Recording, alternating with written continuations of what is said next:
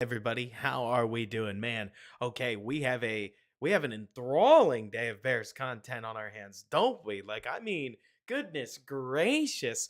uh, I don't know what to say other than like the Bears fan in the sky, I guess, decided that not only were we going to be reviewing Bears Packers today, but we're also going to be reviewing at least the rumors of what we have on our hands as far as what might be a decision, head coach, offensive coordinator, quarterback. And what's kind of funny to me about this whole situation is just like as at least I look at this, I can't help seeing that this decision is the one that we all probably like the least, but makes the most sense, right? Like, I not maybe not even the most sense, right? Because obvious troll that baited you says the that this is the most insane outcome. Let me take a look at turning my volume up for you. Let me see here.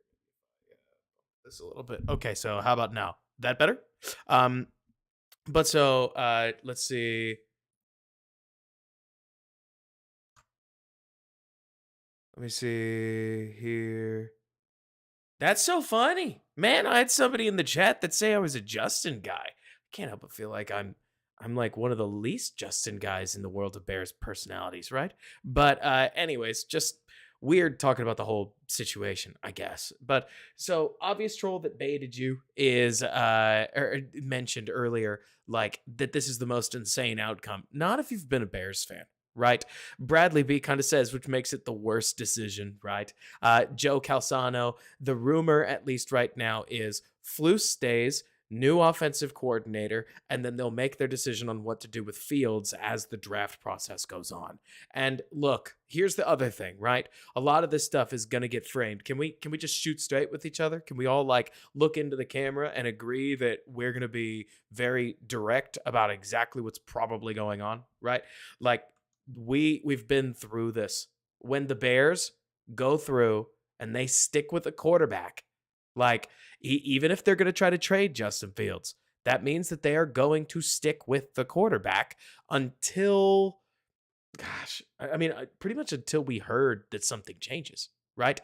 And so either way, look, I would love to tell you that I don't know, it's funny being a media person, right? Because right around now, everybody, like a bunch of decisions get made, and then this person is backpedaling and that person's victory lapping and blah, blah, blah, blah, blah, right?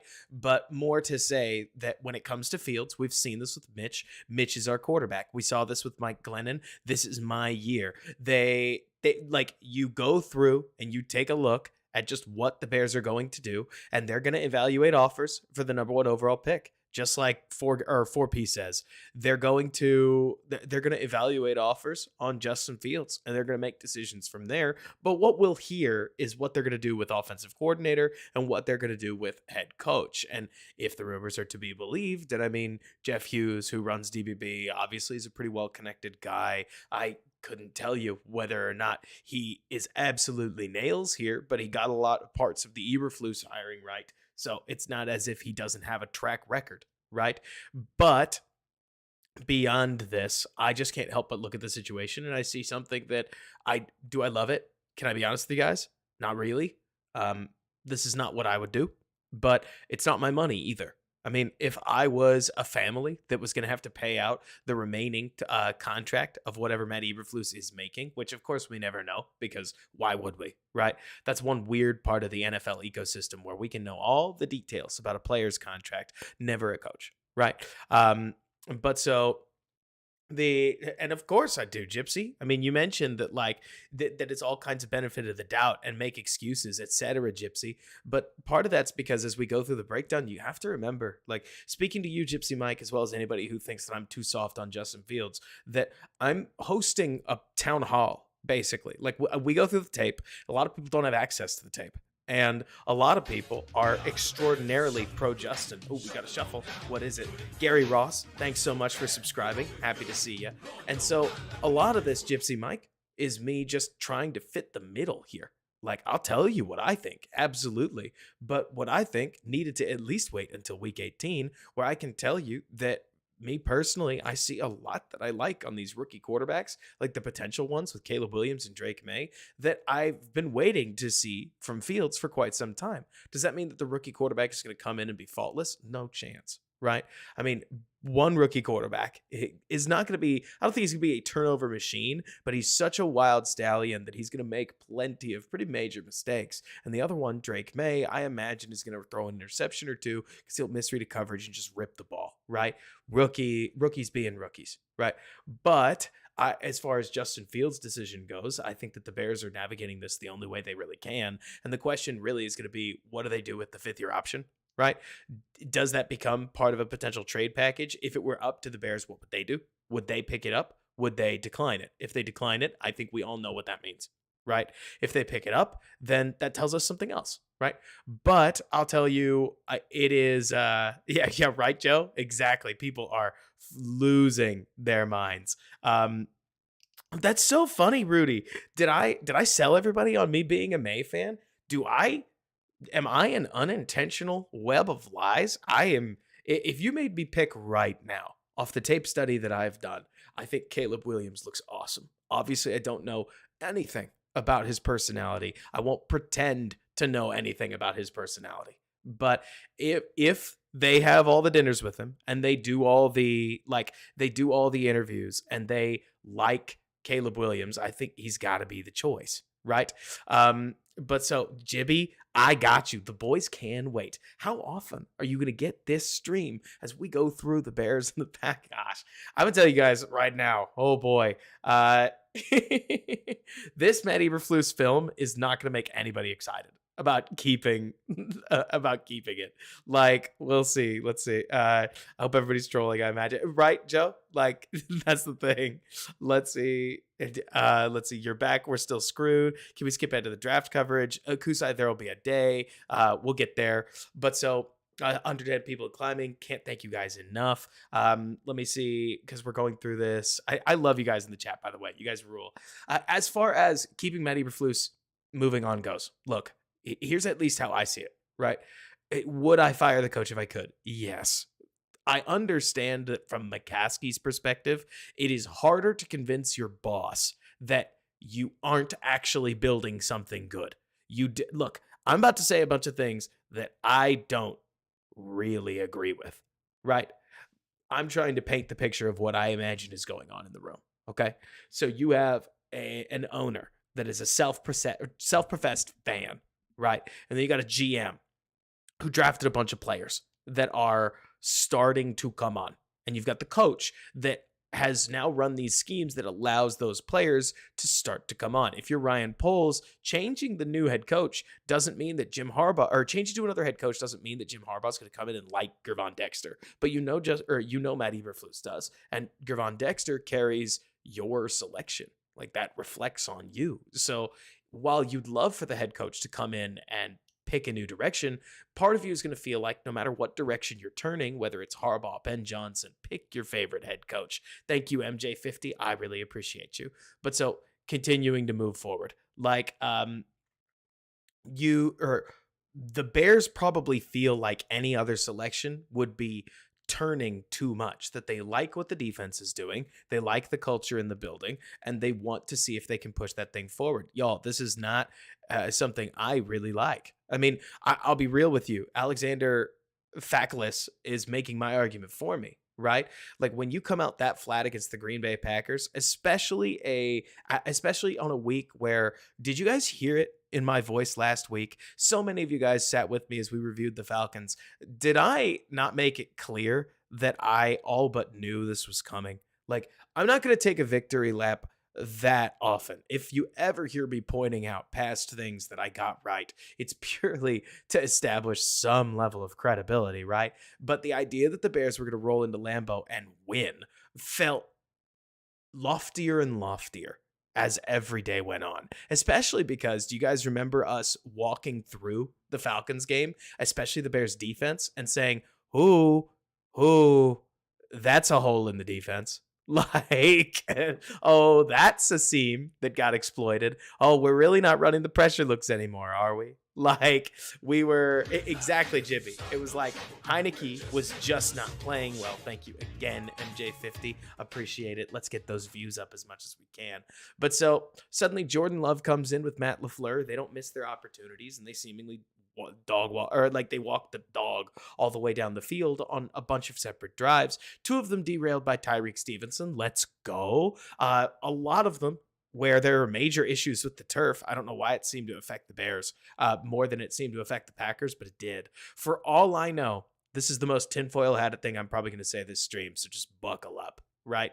But for all I know, the Bears equipment managers picked the wrong spikes for the day, because I saw minimum 5 defenders slip at different times. I saw offensive players slip at different times, and we saw like Aaron Jones slip now and again, but it wasn't near as much of a problem, it seemed, for Green Bay as it was for Chicago. But like you're kind of saying, Falco, it's like, seemed as if they shifted things a little bit in the second half. So maybe they made a change. I couldn't tell you. But so A-Song says, I think the biggest reason to get rid of both Getsy and Flus is that neither have really demonstrated they can adjust to the adjustments made to them. Getsy can't seem to adjust to anything. I agree with you, A-Song, in principle. I promise I do. If you ever hear but, this is me coping. The following statement is me coping. I also understand that an organization is going to have a hard time convincing an owner that just went through a 3-win season and before that went through, gosh, how many games did we win the year before? Could not have been many. Like with Matt Nagy, that the 7-10 win season, worse. To fans, right? To fans, we will tell ourselves, well, they almost are like they should have won 10 games. And we're going to make that a bad thing, right? Like Eberflus can't close. The building probably sees, well, we should have won 10 games as an obnoxious positive, right? Like in a way that I think is really frustrating, but it might be what it is. And so what do we really do with this? Like, that's the thing, Jibby. Gosh, okay. I can't I'm obviously having trouble getting this across because Jimmy says, so you're fine with Flus coaching Caleb Williams? How is that not a fireable offense on Poles' part? To be honest with you guys, the best way I could put this is, no, I don't agree with this at all. But haven't we been around this road enough to where I'm about to say the most raw and real thing possible? Like, haven't we been around this organization long enough where there's almost no more emotion when they do something like this? Like, this is what they do. That's the thing. Like Christopher's right. I'm not trying to defend the front office. I'm trying to tell you what they're probably thinking, right? That's it. Now you know how to disagree with them or why, right? They probably felt as if turning things over to a brand new head coach was overexposing them to potential problems. But I don't understand why they're going to do this way. Like, I personally think that if you're going to turn over the offensive staff, why wouldn't you just go full bore? The idea that you're going to have Matt Eberflus hire a new defensive coordinator and hire a new offensive coordinator, and then we're going to act as if somehow the head coach is going to just keep all the good stuff in place, but now we're going to move on to new offensive stuff. That seems ridiculous to me. I mean, I don't understand how on earth the Bears expect meaningful things to change. Right? Like Christopher says it in the chat perfectly. So far, the majority of playoff teams have been offensive coaches for the last 5 years running. And Vaughn, you mentioned you swear to God you're going to cry if the coach is, or if he's still the coach, this isn't right. So look, I hate to do this. I promise you. I hate to do this because what I'm about to say, for any of my loyal Bear With Us listeners, and if you are, thank you. We appreciate you guys. But so for any of my loyal Bear With Us listeners, you heard me say the other day that finally the Bears don't have to hope that their quarterback saves them. In my opinion, if Matt Eberflus stays, you're back to hoping that you get the magic coordinator and the magic, or you get the magic coordinator and the magic coach, and they got to come in and make it work for us, right? You got to hope that you turn into the Bills with Josh Allen and Brian Dable and whatever you've got going on with Sean McDermott, who looks pretty good right now, right? But he partially looks good because Brian Dable coached the quarterback into a spot where Josh Allen has a lot. He knows what he's good at. And he and his offensive coordinators work within that. If you think Joe Brady and suddenly I can't remember his name. The guy, Ken something. Like, cannot believe I'm forgetting. This is what happens at 9:30, right? But so if you think those Bills offensive coordinators that came in after Dable weren't running fundamentally, Ken Dorsey, thank you guys, that they weren't running fundamentally what Brian Dable ran, but with a couple wrinkles, you're nuts. Because when you've got a quarterback that knows what he does, you're going to do what you know what he does. Right? Poles has said Fields had to show he can run Getsy's offense. He didn't. Why fire Getsy? Because Justin sucks. Well, check out it.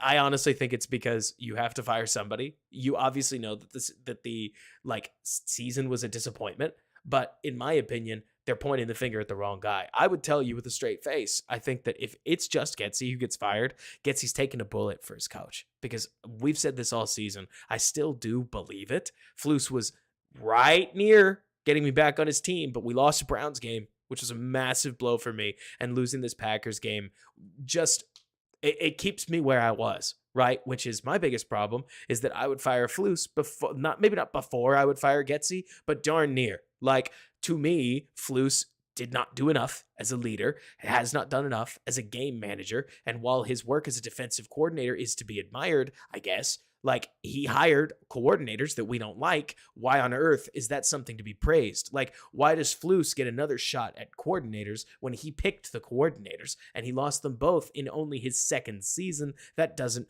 make any sense to me. I'm with you, Dynasty. I think you would send both packing at the same time. I mean, to me, if you fire Flus, you are firing them both. But apparently, that's just not what's going to happen here, right? Like, apparently, that's just not what the Bears are doing. And so we're going to have to make our peace with it. And if you asked me right now, like, here's the thing. Because this is, I think, what you have to ask yourself as a Bears fan. Just say, right? Like, if you had to choose, assuming Matt Eberflus stays, do you still want the quarterback you think might be a lot of fun, right? I probably do. And if they ruin Caleb Williams, that's obviously going to suck, right? The truth is that if I was going to hop off like of the Bears wagon at all, it probably would have been a couple months ago, but I didn't. Here we are. I'm in for life, for better and for worse. You all know what I mean. Donald, you say you're out. You may be out on the current regime, but there's no way you're all the way out. We're too hardcore. If you're here at 9 p.m. watching like this stream right here, then you're probably in. And there's, I don't want to say nothing you can do about it, but we're going to have fun with it together, right? But what would stress me out, just saying, guys. So my whole life, the best opportunity that the Bears have had to draft the unicorn quarterback has been Mitch Trubisky. And instead of drafting Deshaun Watson, instead of drafting Patrick Mahomes, we drafted Mitch Trubisky. And at the time, I thought it was a really good selection. I was also 19 and an idiot. Like, obviously, it did not work out. And the weirdest part was going back and watching Mitch after we'd found out, like, or after 4 years of Mitch in Chicago, I remember going back and watching Trubisky again, and we were like, wow, he looks the same as he did. Like, he looks the same as he did in North Carolina. What about this is surprising? But so, at least as I look at this, part of me sits here and thinks, okay, maybe if the Bears draft the guy, look, I'm about to say some stuff that if you come to this stream for measured and metered takes, you're going to hear me about to say some stuff that sounds very talk radio, right? But if the new quarterback really is that good, if they are the guy, if they've got it, if they just can where others just can't, then I think you can erase a lot of coaching mistakes. I really do. I mean, Justin Herbert, for all that we would complain about the Bears' current situation, is a fundamental product of exactly the same problem, arguably worse, right? And instead, he's fine. Like, he hasn't won, but I don't think that's damaged anybody's opinion of Justin Herbert, has it? I mean, and if you're about to say, oh, it has, like, yeah, it's taken him from potential top 2 quarterback down to potential top 6 quarterback, right? Like, he's still plainly in the he's very good territory, because many of these cases, like, when the quarterback is really good, they're really good anyways. And I don't want to say you don't have to worry about it. It's more that it gets rockier as far as how are you going to develop them. They have to deal with some scars, absolutely. But it's worth, Timothy, somebody's asked that earlier. I'm just going off the assumption that DBB is probably right, but I can't tell you that I know either way, because I don't, right? And the other thing that I want to say one more time, just because Jibby, you mentioned it. Jibby, you mentioned if we're going to keep Fields. Right now, it's January.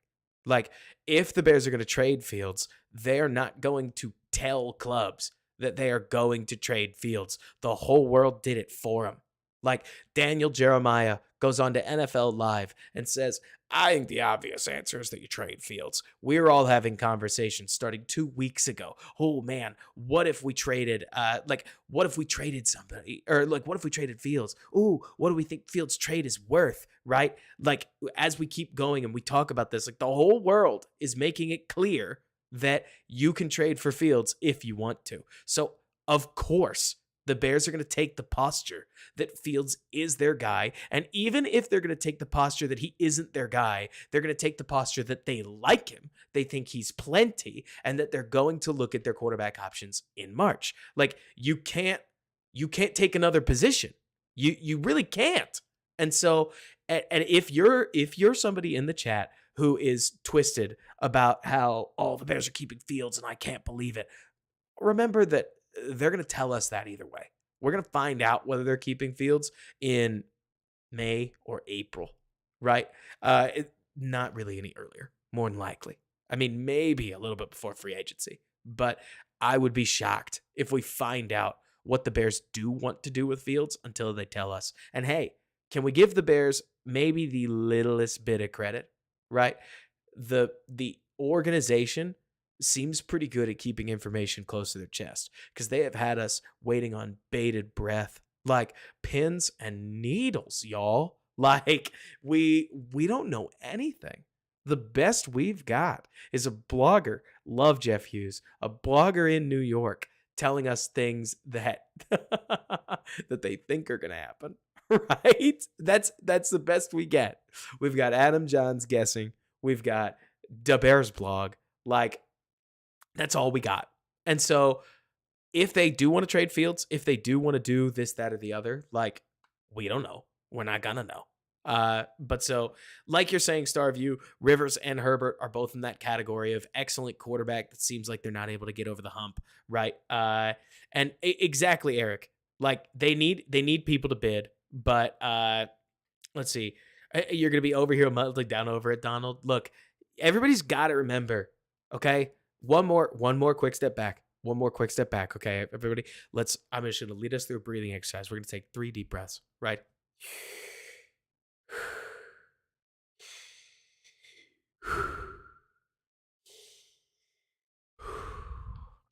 The Bears still have the number 1 overall pick. There is absolutely a world where the Bears have the number 9 pick and they have the number 16 pick, or they have the number 9 pick and they have the number 12 pick, or they have the number 9 pick, maybe the number 5 pick, right? But they don't have those. They have the number 1 pick. So for as mad as you are about Matt Eberflus, the Bears have the opportunity to build a team that is so talented one way or another that it might overcome the problem. Now, what are they going to do with their offensive coordinator? Well, on one hand, I have no idea. On the other hand, can it get much worse than Luke Getsy? This is where I tell you it probably can, right? But for anybody out there that is still in hysteria mode, it isn't going to be Luke Getsy. It gets to be a new person. And we'll find out whether that's for better or for worse, right? Like,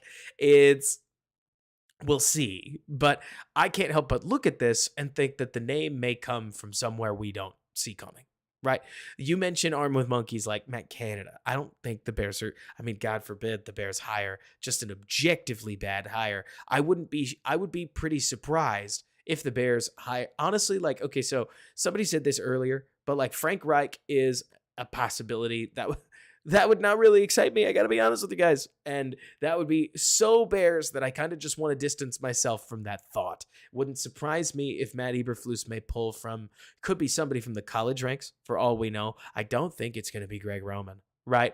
But I also don't know if it's going to be a known offensive coordinator. I mean, just given the chance, there's a decent shot that or given the situation, right? Somebody who's going to come in on, let's call it a shorter term offensive coordination deal, because if Matt Eberflus gets fired in a year, you're done ski, right? Like if any offensive coordinator coming here is not expecting to get long, right? So you could easily pull somebody up. Well, Asong, you mentioned why would Flus gamble on another new offensive coordinator? The idea would be that they aren't new to offensive coordinating. The idea would be that they're new to like NFL offensive coordinating. But good point. Like that it could be all kinds of people. Someone asked, can it be worse than Getsy? And we asked that with Nagy, right? I think Clint Kubiak could be really interesting. Absolutely. I am basically so let me see. Would I trade the number 1 pick to the Jags for Trevor Lawrence? I would not. That's not actually because I don't like Trevor Lawrence. I think Trevor Lawrence is a really solid quarterback in a really bad situation, which, look, I get it. It sounds pot meat kettle because there are a lot of Bears fans that are like, well, aren't the Bears like a really bad situation? I think this is honestly, if you went 1-for-1 on the Jags and the Bears, I think that you're going to take a lot more Bears players by the end of the year than you would have taken Jaguars. Like, I think the Bears have the best receiver in that group. I think the Bears have the best edge rusher. I think the Bears have both of the best tackles in that case. I think they've got one of the best guards. I mean, it's a piecemeal team that the Bears have built, but a lot of the pieces that we have are actually quite solid. It's just the ones that are bad that are really bad, like the Lucas Patricks. Nate Davis has not worked out, and the interior offensive line that we have is nasty. Exactly. Best corner. Like, you go through the roster, there's a lot of things that the Bears have over the Jaguars where you look back and you say, wow, like, okay, so here's Trevor throwing to 2 2s and a 3, which is solid, right? I mean, I think the Bears have the better tight end between Kmet and Evan Ingram, and that's just not something that I was expecting to say last year. In fact, I thought Evan Ingram was a much better player at this stage. But it's more to point out that Trevor Lawrence, you could argue, okay, so if we take one more step back, right? 2 years ago, when Ryan Poles came to town, we wanted him to spend all kinds of money to imitate the Jaguars, right? Poles instead was patient. And I know it's corny. Everybody always wants to just repeat the words, build through the draft, as if that's the magic cure-all, right? But you look at the DJ Moore trade, you look at picking up Darnell Wright, you look at what they have going on right now on the roster. I feel like the arrow is still pointed up. We're mad about the Packers. We're really mad about Matt Eberflus, and I get that. The roster's arrow is still pointed up. And within this process, I think you could argue that that whoever the Bears quarterback is much better set up for success than Trevor Lawrence is going forward for the next couple of years. I think it's a tough situation for Lawrence and the Jaguars because now they're overexposed from a resource perspective. They don't have a treasure trove of resources to build anything up from. And a lot of the guys that they were really expecting to contribute aren't contributing enough. Like, Jimmy, maybe it is, but honestly, I would say that the funniest part about being a Bears fan right now is that we know these resources are solid. We know this roster has talent on it, but they need to bring up the depth. They need to fill in some major roster holes, and we need to see step forwards from younger guys. But I mean, I just described 26 teams in the NFL. Like, could the Bears have beaten the Steelers at the end of the year? I think they got a great shot at it. Like, and that's not even like a massive compliment to the Steelers, right? But so it's a funny position to be in because Jibby mentions you need a good coaching staff right now, or you need a good coaching staff though. Jibby, that's the complicated piece. I know Flus isn't good. I'm not trying to tell you Flus is good. I think Flus is a solid player developer. That's about all we got though. So now you're hoping that the players develop to basically make the scheme do more than it should. Right. And within that, moving through a little bit. Let me see. I had a train of thought. Oh, the other thing, Jibby, and I guess this applies to any Bears fan in the chat that wants something to get excited about, is with Matt Eberflus at head coach, they may win some games next year. Will they win the meaningful ones? I don't know. Maybe not. Right? Like maybe Ben Johnson, maybe Jim Harbaugh, maybe whoever your favorite head coach is, would be like a better option to beat the Chiefs, to beat the Packers, but to beat the Lions, to beat the Vikings. Yeah, I mean, I think Flus can handle that, right? Like the defense that they're going to run is still going to chew up and spit out bad quarterbacks and undergeared offenses, right? And so there are going to be plenty of games that I think the Bears are going to win. They may just make the playoffs and get bounced very quickly. But Bears haven't been to the playoffs in a long dang time. And so I can't help but look, and I'm by no means, that's the thing, obvious troll. If I had control, I would pick something else, right? But given the choice between hop off the, let's see, how many bad head coaches produce good coordinators? Yeah, good question. Jibby, you mentioned what are we doing here? Is the goal to get bounced in the first round? It's not my goal, but they're not making my decisions, right? And so you said earlier, Jimmy, that sounds like copium. And it's like, well, I mean, I have no say. They didn't ask me. So of course there's a bridge that you got to build between what do I like and do I think this is the right direction, but also now that it's happening anyways, what do I think? Right. But so I do think that's hilarious. Settling for less, an age-old Bears tradition.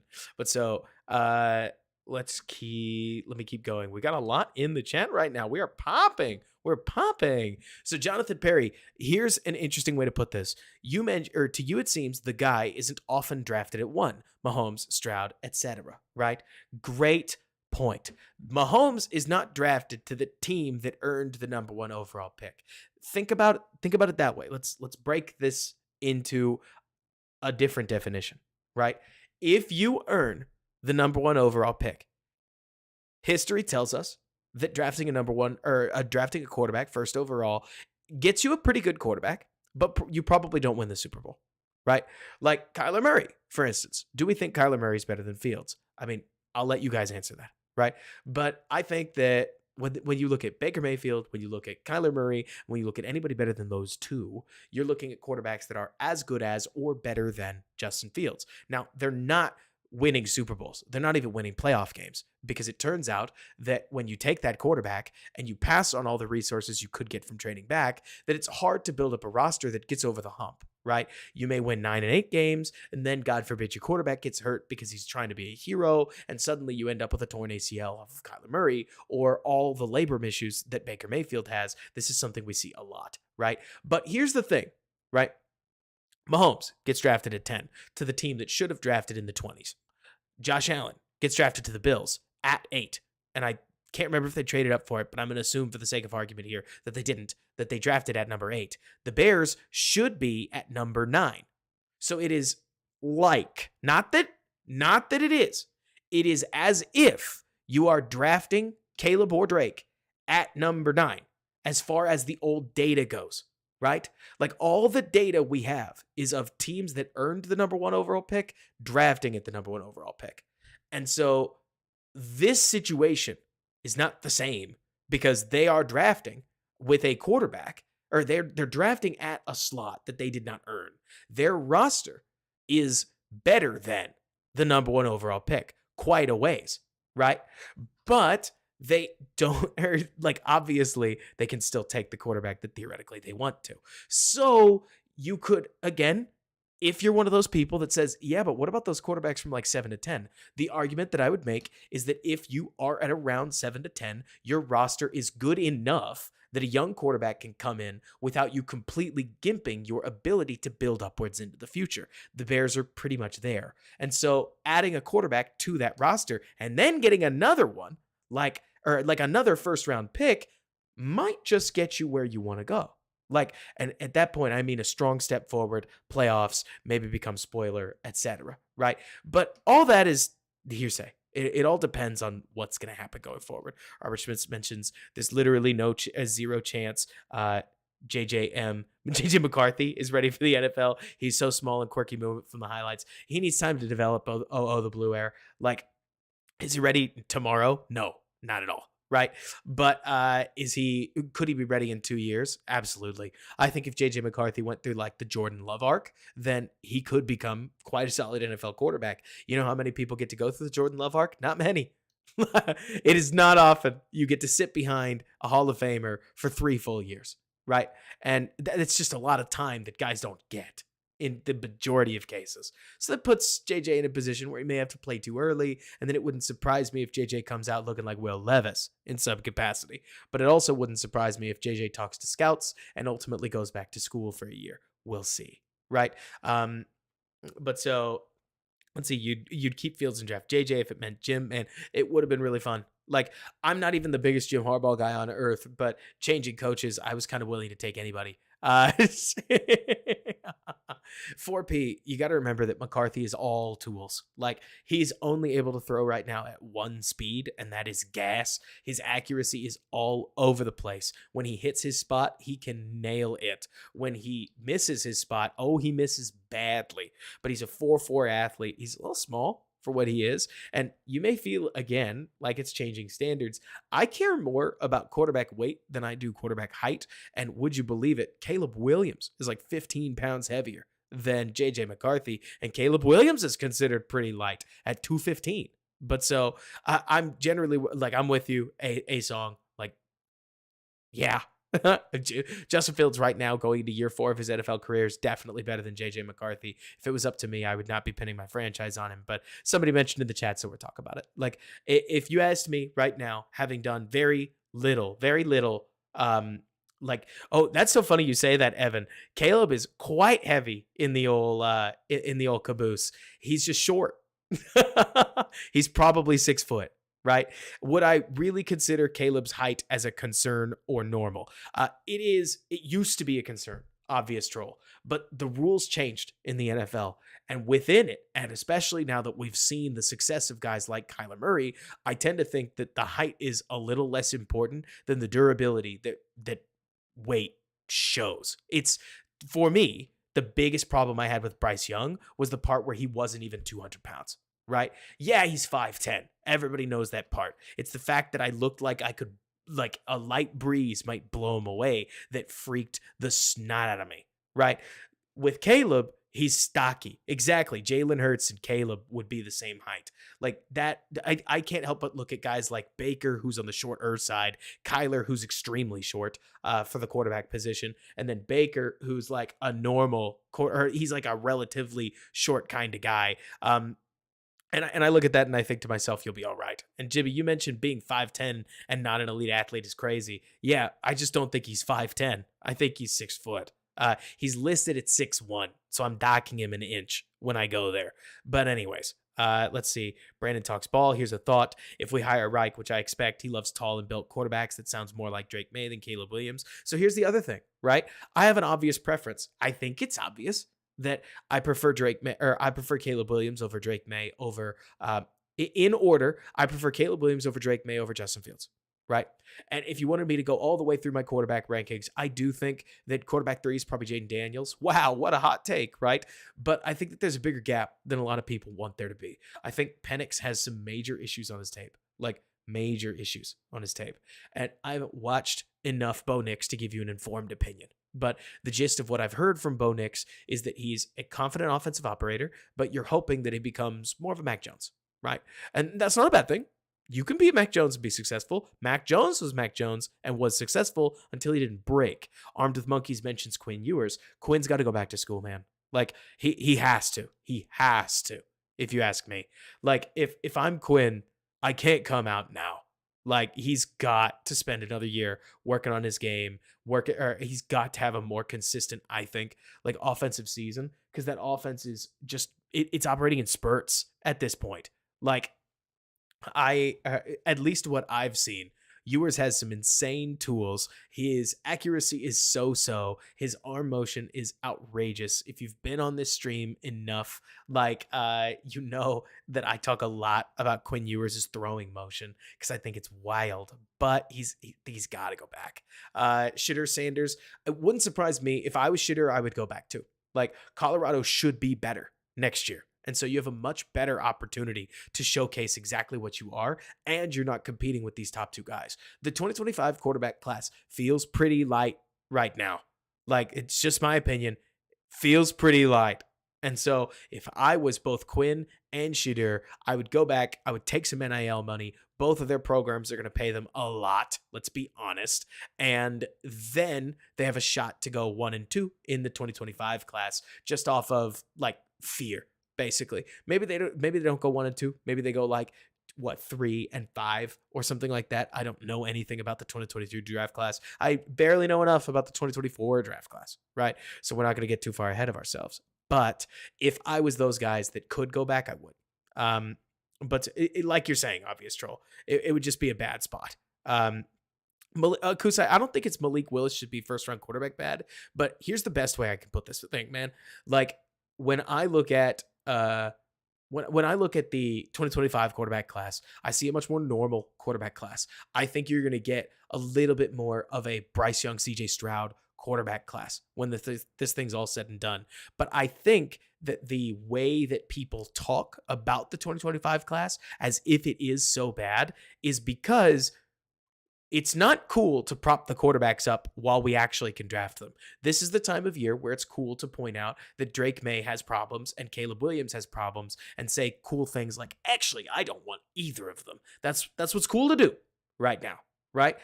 But we look at the 2025 class, and everybody knows that this class is better than that one. So now, because this class isn't all that great, according to some, next year's class is just terrible. But if this year's class is bad, like I can't help but look at myself and say this, okay? They're going to have to do some serious work to convince me that like they don't like either of the top two quarterbacks. If Ryan Poles doesn't end up taking Caleb Williams or Drake May, the main reason I will be surprised is purely because, wow, if you don't like either of these quarterbacks, who are you going to like? What are you looking for in a quarterback? And maybe we find another answer. Maybe it is somebody like Bo Nix. Like, as somebody asked earlier, is it like Bajent, but heavier? I mean, let me watch the tape and get to you, right? Scotty B, you mentioned what OC could come in and potentially fix Fields. The main thing I think Fields needs is to, I think he needs time.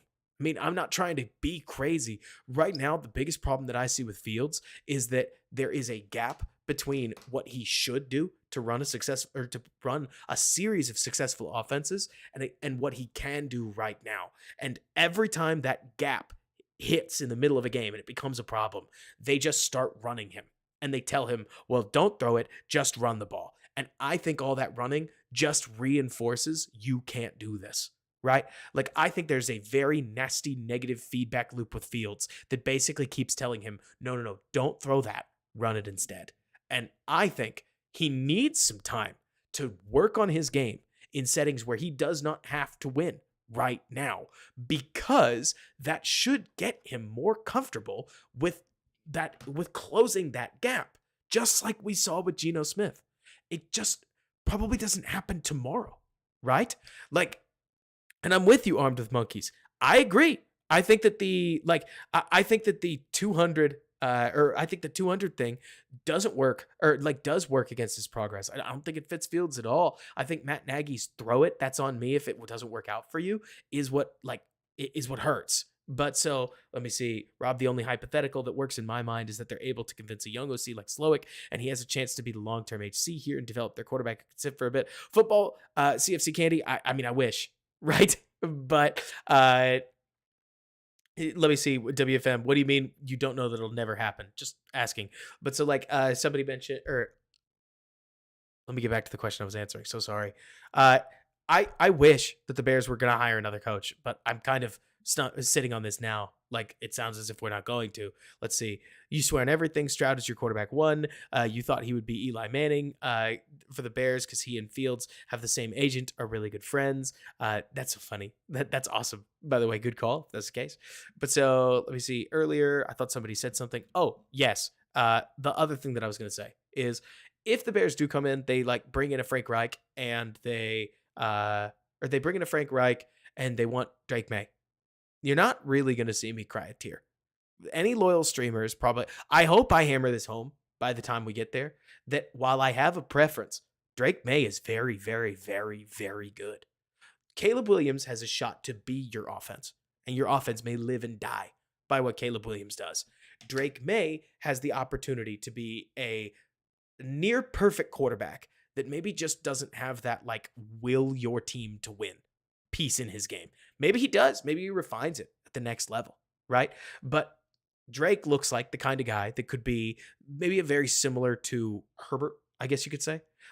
And this isn't me trying to dunk on Herbert. It's more like Herbert is going to get pressured on that final drive on a bad Chargers team and force the ball to a receiver that doesn't catch it. And then it's going to go down as a late interception. Did Herbert do anything wrong? Not really. Did he give his team a chance to win? Not really. Or not really. He did.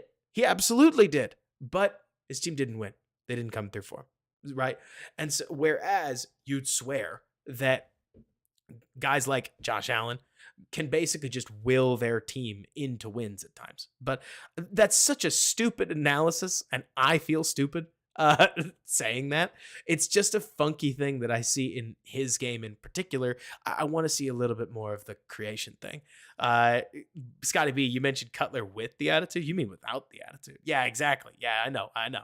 But so WFM, you mentioned you're so tired of making excuses for Fields' lack of progress. I'd rather he be able to succeed despite the team's flaws. WFM, I am always going to be somebody who wants to create the most inclusive Bears community possible. If you can't tell, anybody who's new to this channel, I want you to be able to have a voice, ask questions, interact with people, and love football more. That is the goal in a nutshell. I think it's kind of exhausting going around the fields or like going around the ring with Fields because we keep doing this, right? Where it's like, well, maybe if we add more, well, maybe it's the offensive or maybe it's the OC's fault or problem. Well, maybe it's an offensive line issue. Well, maybe if we add more. Well, maybe it's the OC's problem. Well, maybe it's the offensive line's issue. Well, maybe he hurt or maybe he's hurt. And then you just I did this with Mitch.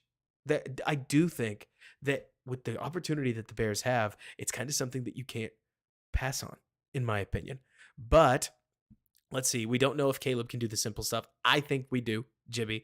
But the problem is not a can question. It's can you get Caleb to be willing to do it? It's the Peyton Manning problem, right?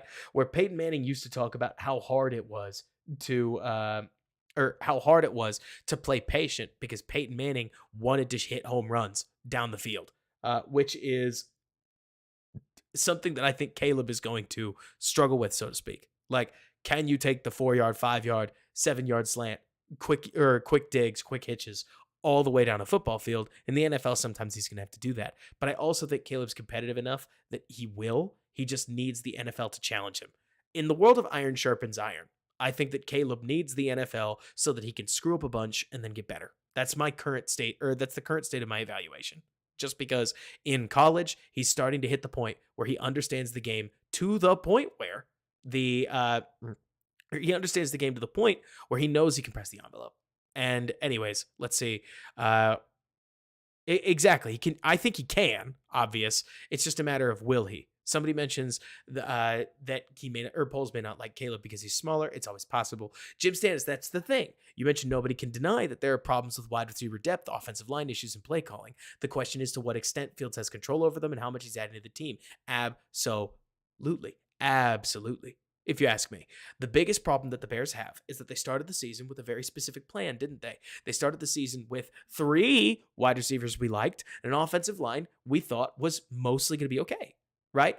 And instead, we got an offensive line that was kind of okay, but the guys that weren't very good were really bad, right? Like Lucas Patrick and Cody Whitehair, and unfortunately, Nate Davis. Nate Davis has shown flashes of being much better than this, but we hit the end of the season. It is like it's past week 18. It's time to just come out and say Nate Davis had a very bad year. It was a year that felt like he was one game away from turning the corner. Like every week. If you felt that way, that's how I felt, right? Like Nate Davis was so close to being the lineman that we signed him to be what felt like nearly every week. And then it never really came together. So instead, you ended up with left to right, Braxton, Tevin, and Darnell. We need probably, I don't say you need Davis to rebound next year, but you also need to draft at least one player that's going to hedge. I think you need a veteran center. I think you need a veteran center. I think you need a solid interior guard that's going to take over for somebody and basically going to Michael, tell me what you mean. I saw your text message, but I don't know what this is. So write out what the Mike Evans thing is, and I'll at least hit you with my take.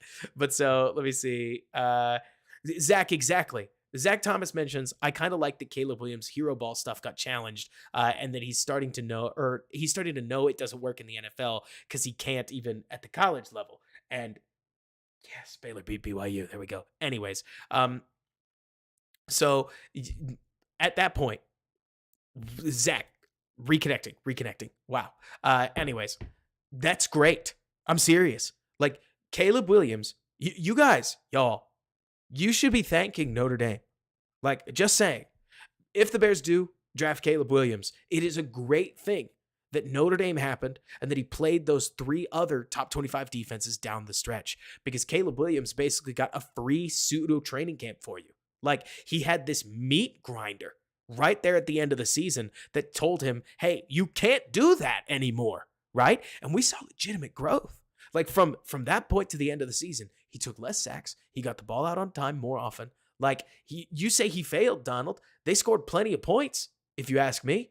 He showed a lot of poise. He continued to make plays. His team just deteriorated around him. Like, at least in my opinion, you got to remember that when it comes to college prospects, we're not evaluating his offensive line and his receivers. Like, we got to have a general sense of what they are, right? But I thought most of the rest of the Pac-12 was geared up and ready to roll. I mean, he hung 42 points on the defense that went to the national championship, right? He played a very solid game against Oregon. And I hear you, Jay Sanders, that you're saying Miller Moss looked better, but you got to remember that 9 defenders of varying quality declared and opted out and either hit the transfer portal or declared for the NFL draft on Louisville's defense. Those weren't the same teams. But like you're saying, Jibby, it's weird to look at it, right? Because you're either going to think he's a leader or you're not, right? But like exactly, Donald, that's the problem here, I guess you could say, is that then the next guy comes in for USC and throws 5 touchdowns. I mean, Donald, earlier in the season, Caleb Williams was throwing 5 touchdowns without any issue. Is it any surprise that Miller Moss, I mean, hang on, let me look this up.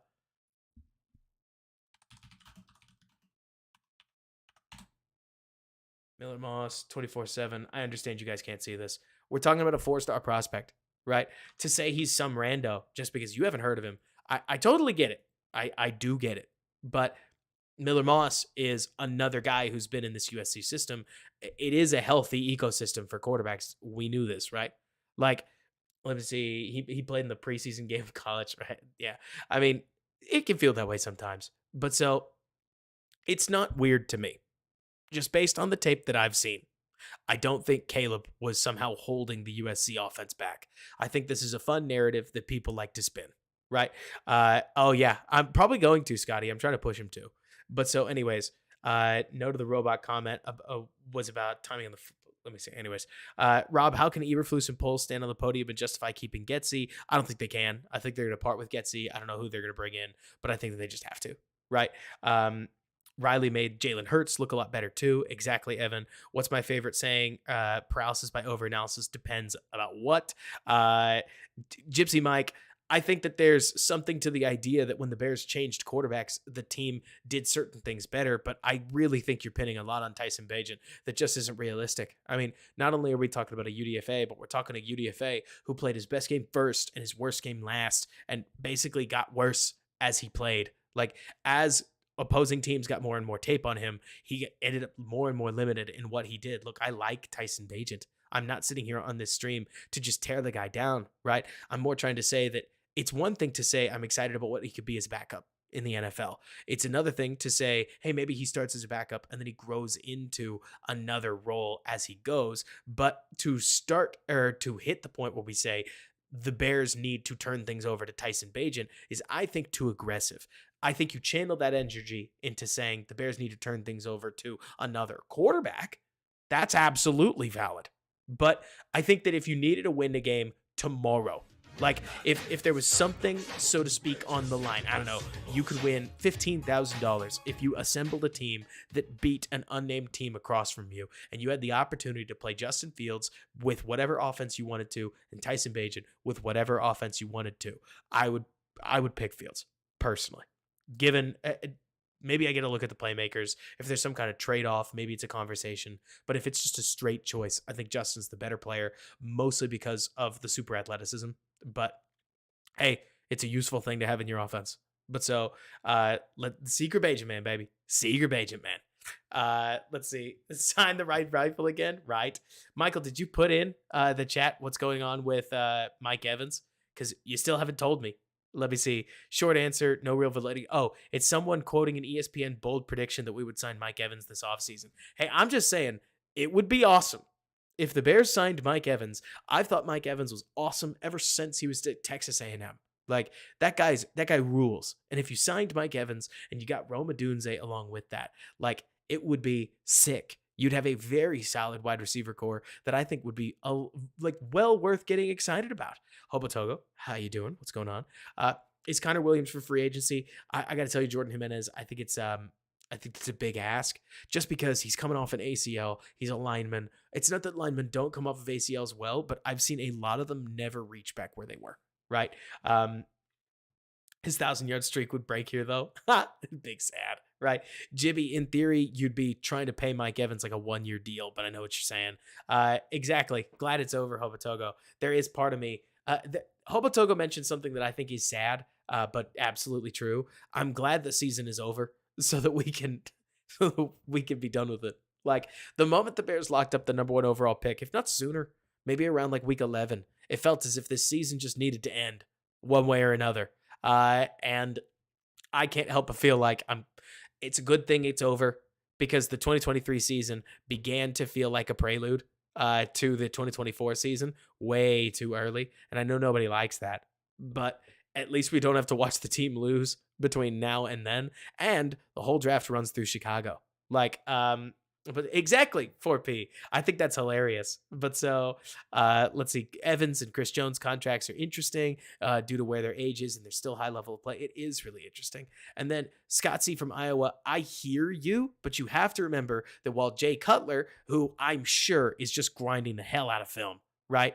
And Chase Daniels, who has backed Aiden O'Connell, he has backed Derek Carr, he has backed Justin Fields, he has backed Tommy DeVito, he said, is built different. And then I can go through and I can look at his channel if you want me to. I'm just pointing out that you can kind of smell the smoke, right? Because then on the other side, here's 2 other quarterbacks that aren't me. They're not me. You've got JT O'Sullivan, who thinks that the Bears are probably going to draft a new quarterback and is disappointed with the progress that Justin Fields hasn't made. And you've got Kurt Warner saying fundamentally the same thing. So in the wide world of quarterbacks that are doing film study, you could pick your favorites. I'm going to tell you, I think JT and Kurt do a lot of work, right? But in the wide world of quarterbacks, you got a split decision to be made, right? And let me see. Fields said goodbye on the media. Exactly. I mean, he did. But so, Demo, who does Chase Daniels criticize? Apparently Trevor Lawrence, which I think is wild, like, at least for me. But so, yeah, no, Mario, I've seen it. I've seen it. But so, Rudy, we're going to go through the Bears offensive tape, but there's just part of me that I just don't want to, right?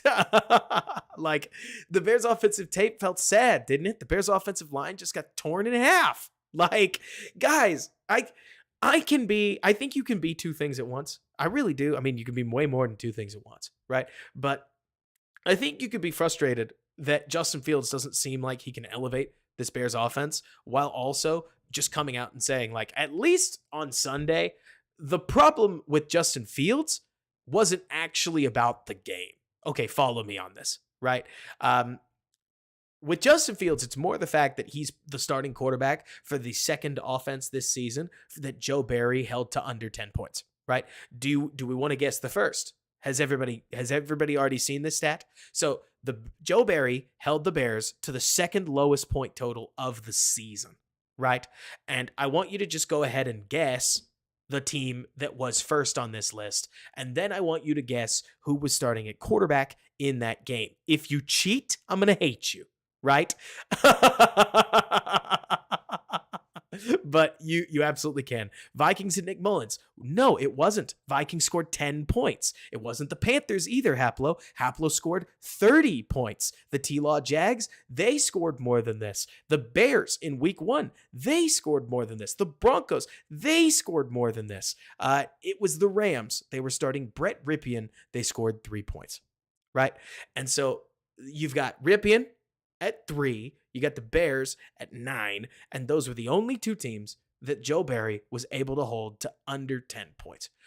And I don't like the fact that somehow we keep ending up on these lists. Like Jay Sanders, no, that's not fair at all. You can absolutely say positive things about Fields. He's been nothing but an outrageously hard worker, a great leader. The locker room obviously loves him. He's one of the most special athletes at the quarterback position that we've seen in like 10 years. Like, Justin slaps we couldn't throw the ball against against a defense that everybody throws the ball against. We took 5 sacks. We basically built a showcase game for the Packers defensive line, and oh boy, did they showcase. Like suddenly everybody's talking all of a sudden about how good the Packers defensive line is. They have been calling them a disappointment for 17 weeks. They play the Bears, and suddenly Tevin Jenkins has the worst game of the season. Braxton Jones has a game he wants to forget. It's so bad on all fronts. And it wasn't, I think, based on the play calls that they tried to execute, it's not like it was necessarily a Justin thing. It really wasn't. It's just the fact that we keep ending up on the wrong side of these performances, and there's only so many variables that we're gonna have, and it's frustrating to me.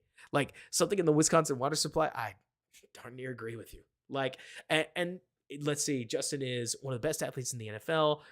I agree with you. Defensive mastermind Joe Barry, am I right? Gosh, no, they should not have started Peterman. Like that's the thing, AC. I hope I'm coming through here. Like on Sunday in particular, the offensive line was a much bigger problem, partially because they just didn't. There's no way it's Ripien. It's Ripien. Come on. There's no way that what the Bears tried to execute, they needed their offensive line to block quite well, and they didn't block quite well. They blocked quite badly, and it all fell apart. Right? Are we sure Barry doesn't spend the whole offensive game planning against the Bears? I think he's got a binder on it. Right. And then Mr. Ozio, like you mentioned that Jordan Love didn't have to do much. And yeah, he didn't, because Matt LaFleur coached circles around Matt Eberflus. Like that's going to be the hardest part for you guys to watch, is when we do blame when we do watch the Bears defensive tape. Y'all, it is a defensive bloodbath. Like the worst part, you know what? Tape time. Let me know with a like if you want to support the stream. Know that it absolutely like goes to a good cause, and hey, I guess the good cause is me. But I'm gonna make the best stuff that I can pretty much all off season long. I'm going to there are going to be a lot of people that are going to hang up their cleats and basically take a couple of months off, and I'm just probably not going to in some capacity. Things may slow down a little bit, but we're gonna keep chugging anyways. So when we take a look at this Packers tape, it's an experience. Let's see. So Ben mentions 17 points doesn't feel like a bloodbath. I am more talking about yards. I thought the Packers left all kinds of points on the field, and that's not that's something that I just don't expect to get those bounces every single or what is this? I don't expect them to get those bounces every single game. Kaiser Klein, thank you so much. Really, really appreciate you. But so to use an example, like just to go through a couple things, I thought Stevenson made an outstanding play to take a touchdown away, but credit that one to the Bears. Anders Carlson needs to make a field goal. So there's 3 right there. Then later, you get that second half drive that gets cut off. Packers cannot wind the clock there. They should have gotten a field goal. That's another 3. So we're up 6 points, right?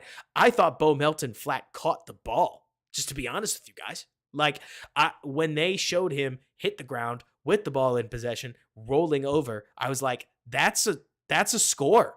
Like, and so 7 points, or what is it? 4 points just came off the board. I was like, that's a touchdown.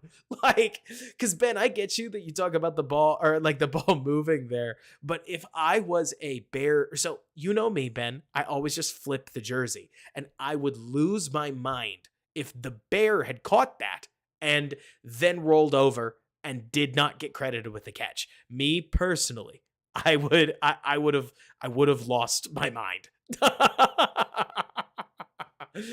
And that's fine, Ben. I'm totally, if you know this, I'm just going to give you my opinion and we go from there. Right. But so let me see. AC, it really did feel like we got a couple calls to legit go our way. The Stevenson fumble, like, love Stevenson. Glad that he made the tackle when he did, but he misses the tackle probably 6 times out of 10. like makes the tackle 3 times out of 10, and that one time out of 10, pop, like the ball comes out. And we love that. So we get a turnover there. And then on the 4th and 1 that you guys are talking about, I didn't think the Bears got it. And the referees gave them the ball by what you'd swear was a quarter's length. I mean, at least for me, it's funny you mentioned that the Bears allowed only 17 points. It's kind of the same feeling that I looked at in the Buccaneers game, Ben. Does this register? Where it's like the Bears got walked up and down the field. They just didn't give up that many points in the process because they made it take forever for the Bears to walk, or for the Packers to walk up and down the field. So when they did kind of get cheated out of points here and there, it favored the score line, but the points per drive still weren't great. Like Dr. Truth is saying, 6 possessions, 0 punts forced. You do some quick back of the napkin math, it's still over 2 points per drive, which is not a positive thing. But anyways, let's see. You do pronounce it rippin', butthead? Like, I'm actually shocked. I thought it was, oh, you're right. Man, there are so many of these times where I defer to the cooler sounding name. Brett Ripien sounds cooler to me. Like, just like, what is it? Olu Fashanu. To me sounds better than Olu Fashanu. But if it was my last name, that's not how I'd feel either. So, Brett Ripien, I know you're listening. I'm sorry about that. Let's see. Didn't they overturn that same kind of fumble recovery that TJ had earlier this offseason? Absolutely. Let me see. Somebody mentioned something earlier. The Blue Air, Love had 30 touchdowns this year. Fields had 40 total in his career. I mean, they had a great year. Like, you guys saw the video that I made. I didn't expect the receivers to come along this quickly. And with that, frankly, let's just get some tape because we've got the ability to do so, Dega. Let's see this thing. Okay. Do I think if the Packers won more that Eberflus would be out? No, I don't. No, personally, I don't. I think that the Bears got beat pretty soundly. So first play of the game, there's a bunch of this stuff like it's just a slip. But the main thing to notice is that the Bears had this habit of the moment that you saw the Packers go condensed, and the Packers go condensed quite often, right? The Bears generally widened out, right? So they're going to try to basically cut off the edges. They don't want to do that thing that everybody else seems to want to do, where they play one linebacker in the middle of the field. They play one linebacker up at the line of scrimmage. I guess they'd probably play TJ there and have Edmonds off the ball so that you can play wide without losing a gap up the middle. This will come later, right? But most of the time when the Bears did this, they lined up in a cover 3 alignment. Here, then what looks like much more cover 2, maybe cover 4, right? But as we see the receiver motion over, we get our first look at a motion that the Packers are going to run nearly all game, where they're going to pull somebody over here into a trip set 3-by-1 alignment, but they're going to do it on the run so that you can't check it, right? The whole goal, a lot of defenses will check into another defense. Like, you'll see them make some kind of hand signal. It could be nearly anything. It depends on the defense, right? But they will check once they see 3-by-1 coming. And when you take a guy like 13 who can carry the ball, if memory serves, and you pull him across the formation, the defense would have to check right now. So many times they don't, right? And then boom, play action fake. It's a screen to open the game up. You get a good look in the iPads at the fact that the Bears ran cover 3 out of this. Specifically, that's probably cover 3 sky with Jaquan Brisker falling into the flat right there. And if Aaron Jones keeps his footing, he probably makes more out of this. I'll tell you one thing that's really frustrating. All right, so if you are a loyal Bears fan, you want to know why we're starting with the defensive tape? You want to know why we're starting with the Bears defensive tape? Because you're about to really enjoy this. I hate to tell you, but if you sit back and you don't look at the jersey that the opponent is wearing, the Packers run a beautiful offense. Like, it is disturbing. Let me use an example. Watching these 2 linemen actually go get somebody. Why are screens so hard in Chicago? You would swear that you would swear that offensive linemen don't ever connect with anybody. You'd swear that they can't. You'd think that 300-pound men could not possibly find a screen target like down the field. But leave it to the Packers to make it look totally doable. Totally doable. And we're a slip away from breaking a big one. Like, look at how easy that is. Look at 71 and 76. Pop out, pick up guys, and suddenly it's Aaron Jones against Tremaine Edmonds. At least I guess Tremaine forced him to slip, right? Gosh, Peyton rules. It really has been, hasn't it? Where it's like, it looks so good when they're running it. Weren't the Bears really good at downfield blocking? Haplo, I couldn't tell you what happened. I think it's been fireable, what's happened in Chicago from this side. So again, we're not that condensed. We're just still playing the wide down, or like the wide 4 down, with now Brisker is just buzzed up outright. So it looks like we're in a clear cover 3 alignment of some kind. Demo asks, that's not ineligible downfield. Let's take a look here. The idea would be he threw it 1 yard ahead. So it doesn't look like it, Demo. The line faded backwards really hard, but the actual snap happened right here at the white line. So he's fine. Good question, right? Got to make sure that our Bears aren't getting screwed. But he did a good job here. Yeah, football CFC. I mean, the gist that I see, just so we're clear, the defensive players are not lying to you. They like Matt Eberflus. We don't. And maybe the offensive guys don't. But that's a whole separate thing, right? Second pass. They're just going to try to attack a cover 3 out route, right? Boom, right at the sticks. Love fans on the ball. Like, it seems like he comes wide, or it seems like he sets wide, as he often does. Love throws with nearly all arm talent all the time. In plenty of cases, it can make him erratic. Kudos to Tyreek Stevenson. I actually think he breaks pretty well on this.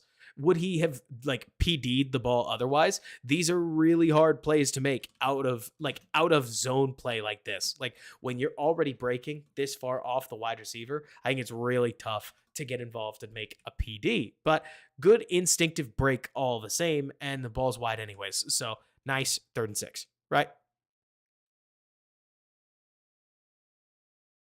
Boom. Brisker, of course, is going to talk his trash. If you want to take a look at what happens up front, one thing I love about this, just saying, is that like, oh, I got you, football CFC. No, for sure. Like, they had their comments. That's definitely.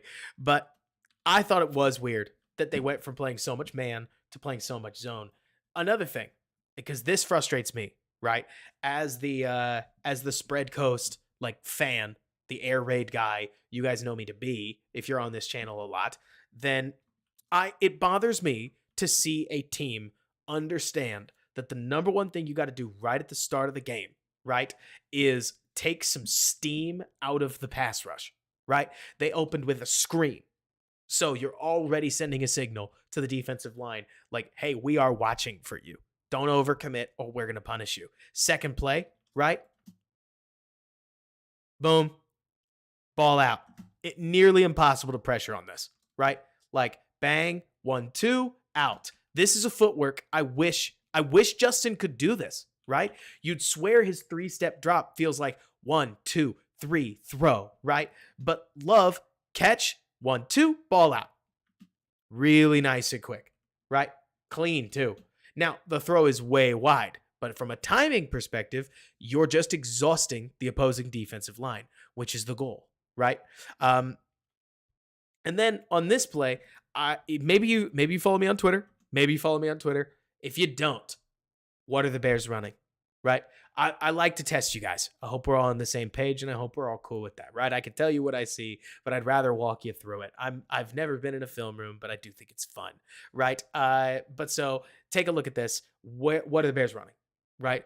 I've given you enough time. I'm going to tell you, right? So they're clearly in cover 1 man. I mean, very plainly, right?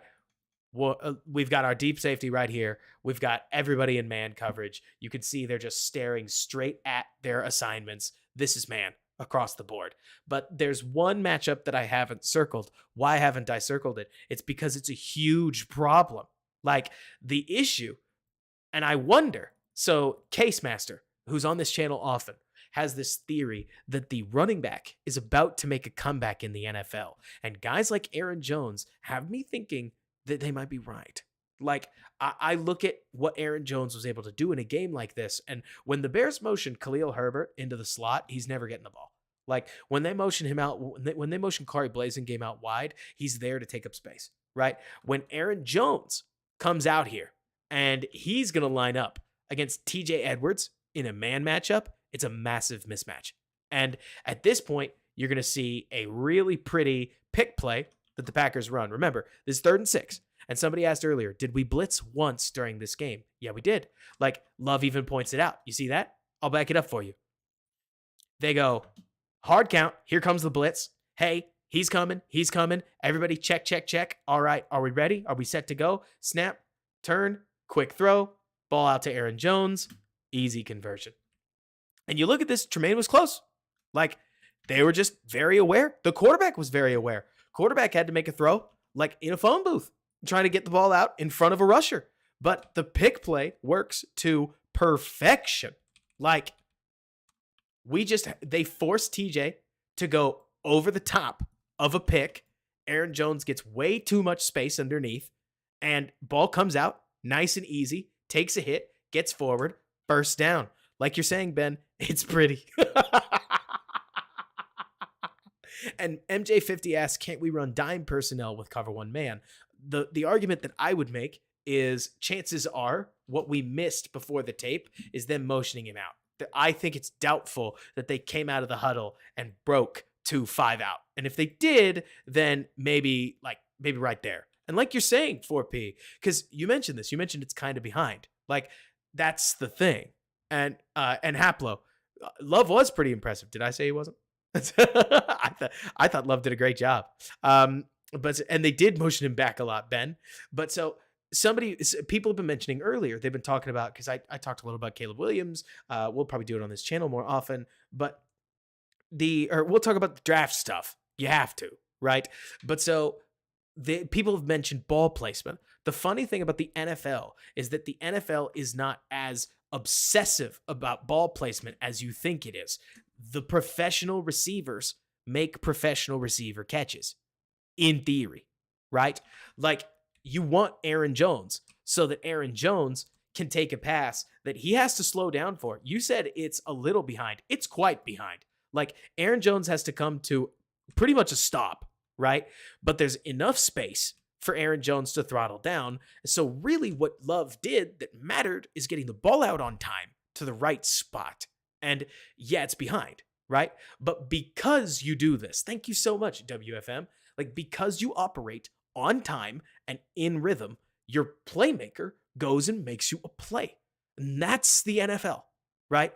The NFL is not all Brock Purdy's. It's just not that simple, right? But so you look at the NFL is not as simple as you need Brock Purdy and you're good to go, right? But there's a reason that Tom Brady, Peyton Manning, Drew Brees, Tony Romo, Phillip Rivers, so on and so forth, went through and they dominated the NFL, basically just getting the ball out to the guy that they need to get it out to. And it's the main thing that I know I've wanted to see improve from Justin, because Justin is a weapon. Justin is an 11th weapon when he needs to be. Like, he's awesome.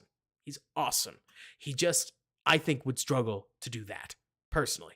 Now, we've seen him do it sometimes, but it's something that we would want to see happen more consistently, so that we don't get just hit by a blitzer and call it a down, right? And that's the thing, Woo. You mentioned if JF1 throws, he might eat a sack, and that's kind of what I'm saying. Is like, you hope the moment if you got stumped by this blitz, that'd be one thing. But the moment you catch that the blitz is coming, right, and it's a well done blitz. I mean, it sure seems as if 76 years ready for it, right? Like, Tremaine originally comes downhill, and they're just waiting for it, ready. But so we'll see. Like, yeah, exactly. The inside receiver gets stuffed, and then the big play wouldn't work, and he'd get sacked. So, Jimmy, it feels obvious, but so, and he did. He threw it to Carr, or which play did he throw it to? Blasingame, who dropped it. But He's done it before. I mean, it's just slant.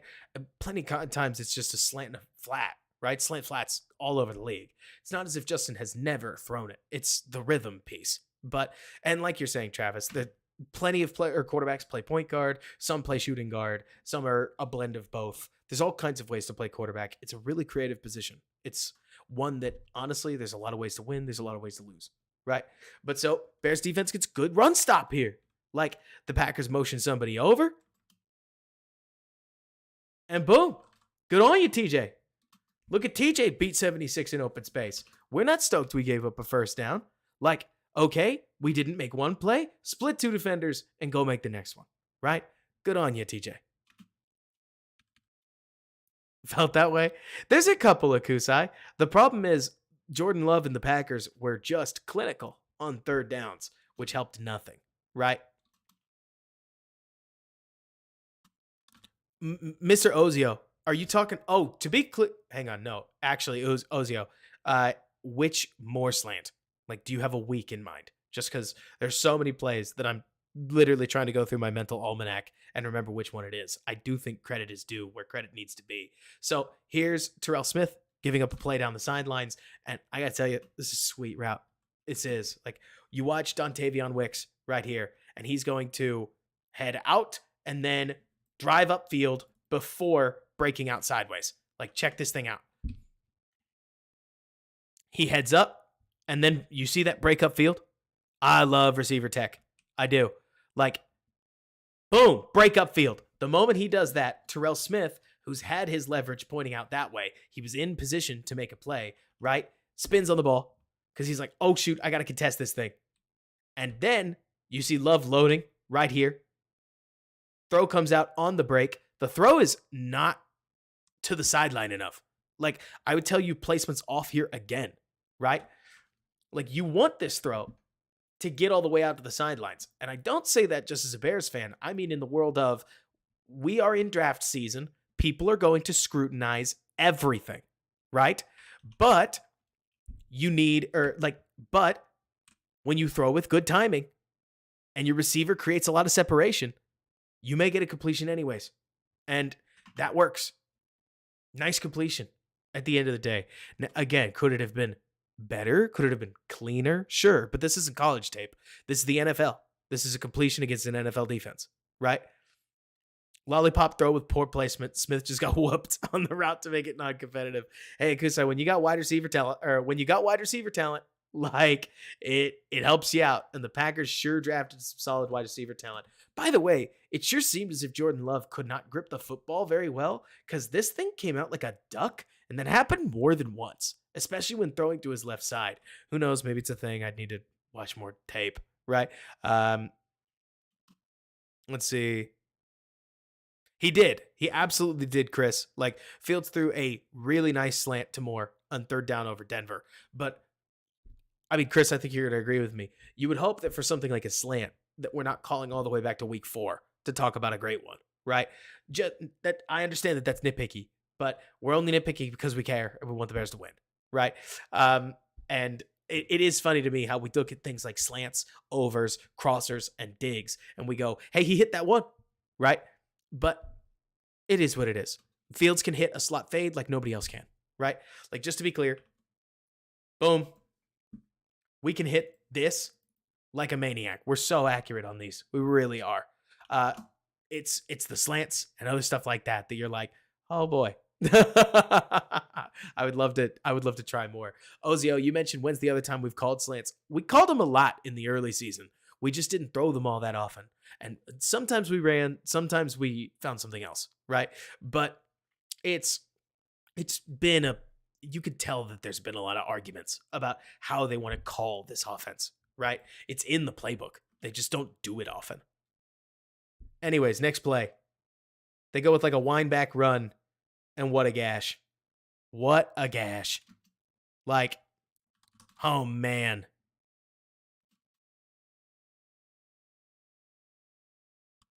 The misdirection is hang on. Let's look at it from the other side. Not this one. Look at it here. So first of all, shout out to Gervin and Zach, who got in this game for some reason.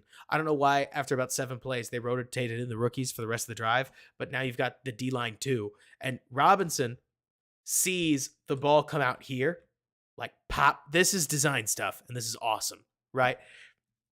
Ball out here, he's going to drive on it because he's sitting here thinking that they've got some kind of run up the gut, right?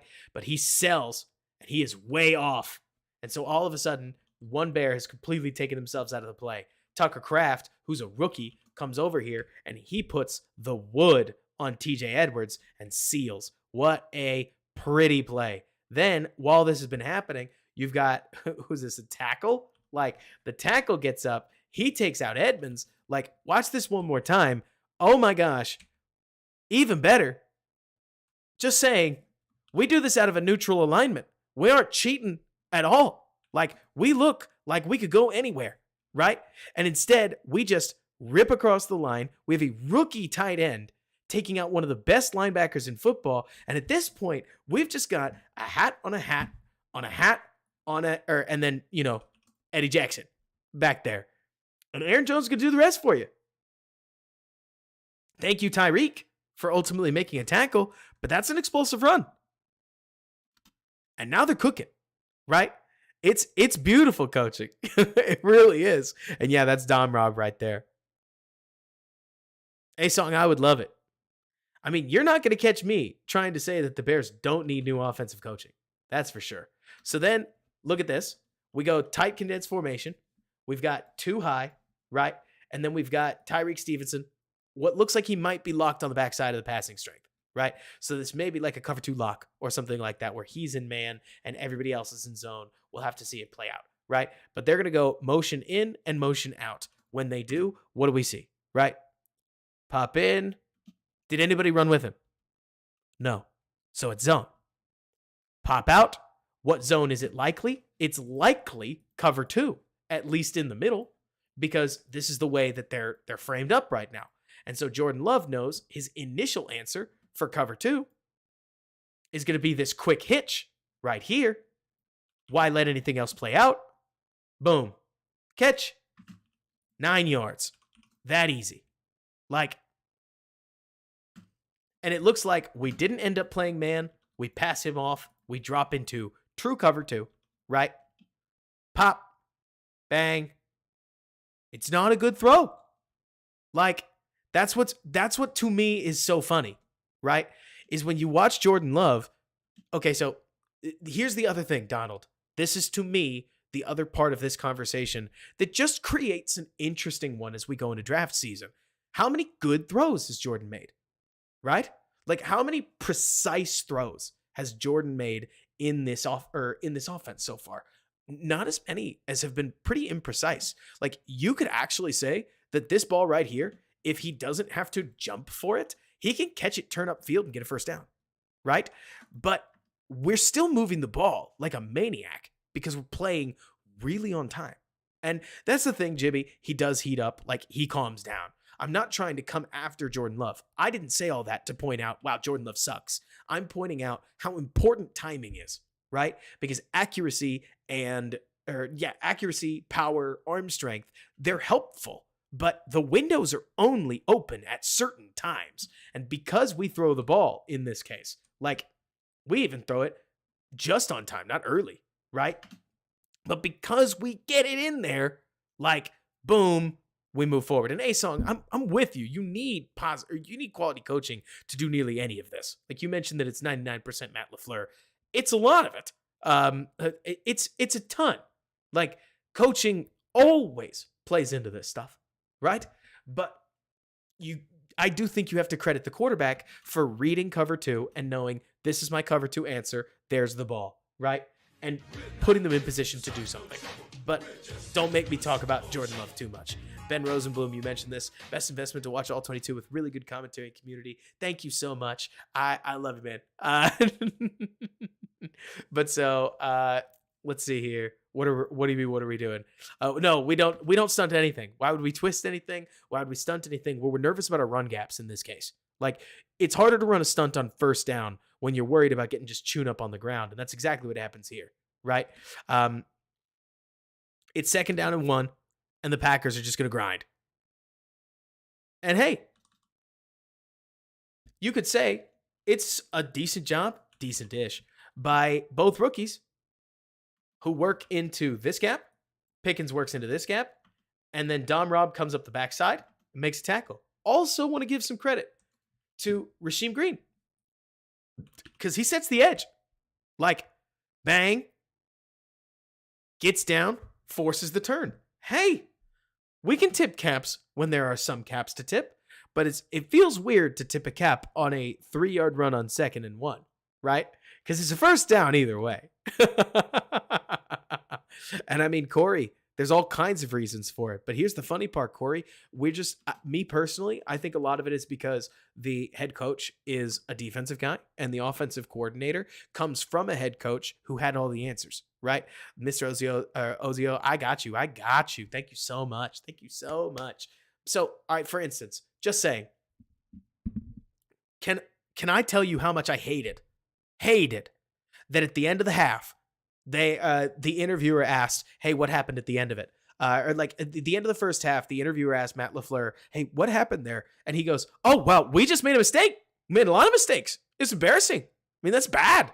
It can't happen. Can't happen in a game like this. But we're gonna head into the locker room. We're gonna talk it out, and we're gonna come up with some kind of adjustment." Like, that's not verbatim, but it was, at least to me, one of those like, wow, he went after his guys. Shoot, because he's right. Like, the Packers did miss opportunities in the first half, and it made me. It was one of those. I thought it was refreshing. Look, maybe I'm just Stockholmed with the Packers, but it was like, AC. Did you feel like that? I was like, damn. Like with Matt Eberflus, maybe he gets frustrated in the like. Maybe he gets frustrated in the locker room, but instead we get Mr. Hey, I've got something up my sleeve. Don't worry about it. Like, I get it. But there's a piece of good teams where you constantly see good teams that have good things going for them. And then they are even harder on each other to be great, aren't they? Like, does that bother you guys? Where it's like the Bears are a bad team that wants to be pretty good. The Packers often are a good team or even a meh team. Thank you so much, Mr. Zozio. Love when we get the Super Bowl, the shuffle going. But and then they push themselves to be that much more than they are, which really bugs me. What do you mean about our HC bothers us if we've been complaining about it all year? No, I know what you mean, Christopher. Like, of course, but it does feel like we're constantly looking at these head coaches that are some realm of positive, and it's my job to be positive. Right? It's my job to be positive to you guys because I am somebody who's trying to make the game more fun, especially because the Bears can be kind of depressing, right? And that's the thing, Dr. Truth. Absolutely. Like, of course he was honest because he was mad at his receiver, but he didn't go, hey, something didn't work out. Like, it's a little thing. It doesn't actually matter near as much as most of the other schematic stuff they're doing. So they go condense set. We're spread out again. We're gonna pull him over, and you see everybody pointing. You see Eddie Jackson making a motion. Here he goes like, what is this? Fist. Point. Because craft motion's over, we're now in a 3-by-1. This is something that I was just talking to a defensive coach the other day. Watch for these. When you see a 3-by-1, generally speaking, there is a coverage you have to check to because you're going to get overloaded on that side. The Packers are trying to figure out what it is that the Bears are doing as far as a 3-by-1 check, but they catch the Bears adjusting, and then they finally hit that wide forefront. And here comes TJ Edwards blitzing. So we've got one linebacker less as far as gaps go, and we're just going to charge up the field and pick up like 5 yards, right?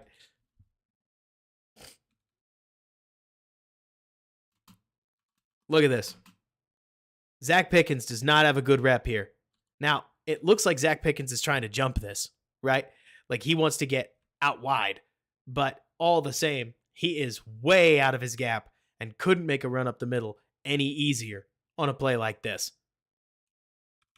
So nothing's going super well. Let me see. Yeah, the 200 club for Caleb Williams. That's what he needs. But so the IDL are slanting sometimes, Corey. It depends. You almost wonder if they're starting to just kind of call their own number, right? And like you're saying, Christopher, it was a really rough day for the OL and DL to underperform. And then we get this play right here. Man, I'll tell you what, it is a sweet rep by everybody in a Green Bay uniform up until Tyreek Stevenson makes a second effort in this case. Like, keep your eyes on Stevenson and you'll see this. I think Stevenson does, let's see. Stevenson breaks with him, but even still, he needs safety help to cut the guy off because he doesn't have his hands on him yet. Rolls up with him. The throw is dirty. Like, you're telling me Jordan Love is moving to his right, and he puts this ball roughly where it needs to be so his receiver can go make a play on it. Across his body to his left, oh, that's who. If Justin Fields made a throw like that, and he has at times, we would go, oh my gosh, that's awesome. Then Stevenson's second effort comes through right there and knocks the ball out. That's a pretty play. That's the thing, Alexander. I would tell you that in my opinion, I think Stevenson took a lot of lumps, but plays like this are exactly what you're looking for from a CB2. Like, my favorite part is the fact that Stevenson competes on this part pretty well. He loses, but he replants, plays through the whistle. Look, this is the coachiest coach speak possible, but we're fans and we need something. We're fans and we need something to hang on to, right? Like, drives through the ball at the end, gets the ball out. Thank goodness. And takes a touchdown off the board, effectively. Nobody really gets pressure. Like, I would love to give Pickens, 96 here, a little more credit, right? But he doesn't pressure the guard does a good job of digging Pickens out. I'll tell you what does sort of bother me is that the Bears are here on 2nd and 5 on a drive in the red zone, and we've still got our DL2 out. Like WFM said, where did Sweat go? Oh, no, they're just out of the game. It's our DL2 up until these guys force a third down, and it gives Love all the time in the world. And I mean, goodness gracious. Pretty high point by Dobbs. Great job by Stevenson to just get that thing out. I mean, could you get it out any later? Look at that.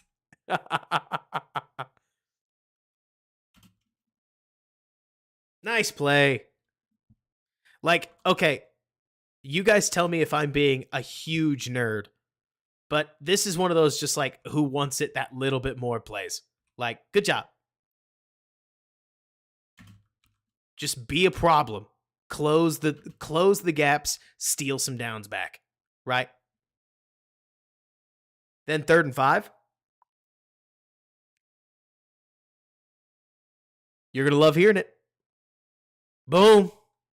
It's pretty much the only positive play, like the only legit positive play of the game. Yeah, Bearsky, that was Stevenson. And I'm with you, Jibby. Like, we always get one, don't we? We always get one player at least in a Bears uniform that shows up against the Packers and decides, I refuse to lose. Usually it's been David Montgomery. Do we remember those games? Bears would come to Lambeau, and yeah, they'd get blown out, but David Montgomery would have like 150 yards on 16 carries or something. Like, in particular, David Montgomery's 2022 Packers game was awesome for that same reason. And yeah, Julian, Leonard Floyd was so funny about those kinds of things. Corey Wooten was a great one. Like, it was awesome. But so we always had special Monty runs. But so we get a really nice DeMarcus Walker play here, but also, just saying, Bears start in a look that's just a little harder to read. I mean, I think it's cover 3, but then the Bears roll out, and it is cover 3. I think Love, the only thing I can think of is that Love looked at this and thought he was getting cover 2.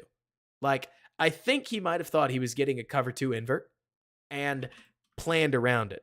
Or the play call just didn't have the answers that he wanted it to, because they motion Dobbs across, and I really, like, his eyes start over here, maybe he thought that because they're going to run sort of like a follow me concept, that maybe he thought that they weren't going to pass guys off, but TJ practically ignores 80 and locks back on to the receiver back here. So not open, not open. Cover, cover. Jaden Reed is coming across here. He's covered, you hope, by Eddie Jackson. And then Terrell Smith does a solid job over here against Romeo Dobbs. There's not really anywhere to go with the ball except the swing. So if he takes the swing, is he going to get it? Who's to say? That's just a lot of space for your running back to try to make one move right here. I think it's a running back, right? Yeah, 27. Running back type at the very least. Instead, we take a sack. We miss a field goal. Big time stop for the Bears, baby. Big time stop for the Bears. Big time stop for the Bears. Am I right? Do we get any pressure up front? No. Did we win enough games? No. But the rest is still there. Man, that's one of my favorite quotes. You know we're going to get another one, right? Like, you know we're going to get one from Kevin Warren too, don't you? Like, do we remember that the Ted Phillips quote? Like, have we won enough games? No. Have we figured out our quarterback situation? No. But the rest is there. Like, that's coming. That's on its way.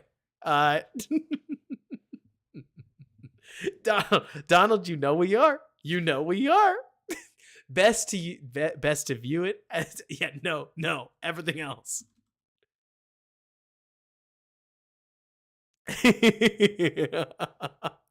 Travis, it was one of the best sound bites you could ask for. So the Bears are going to shift, right?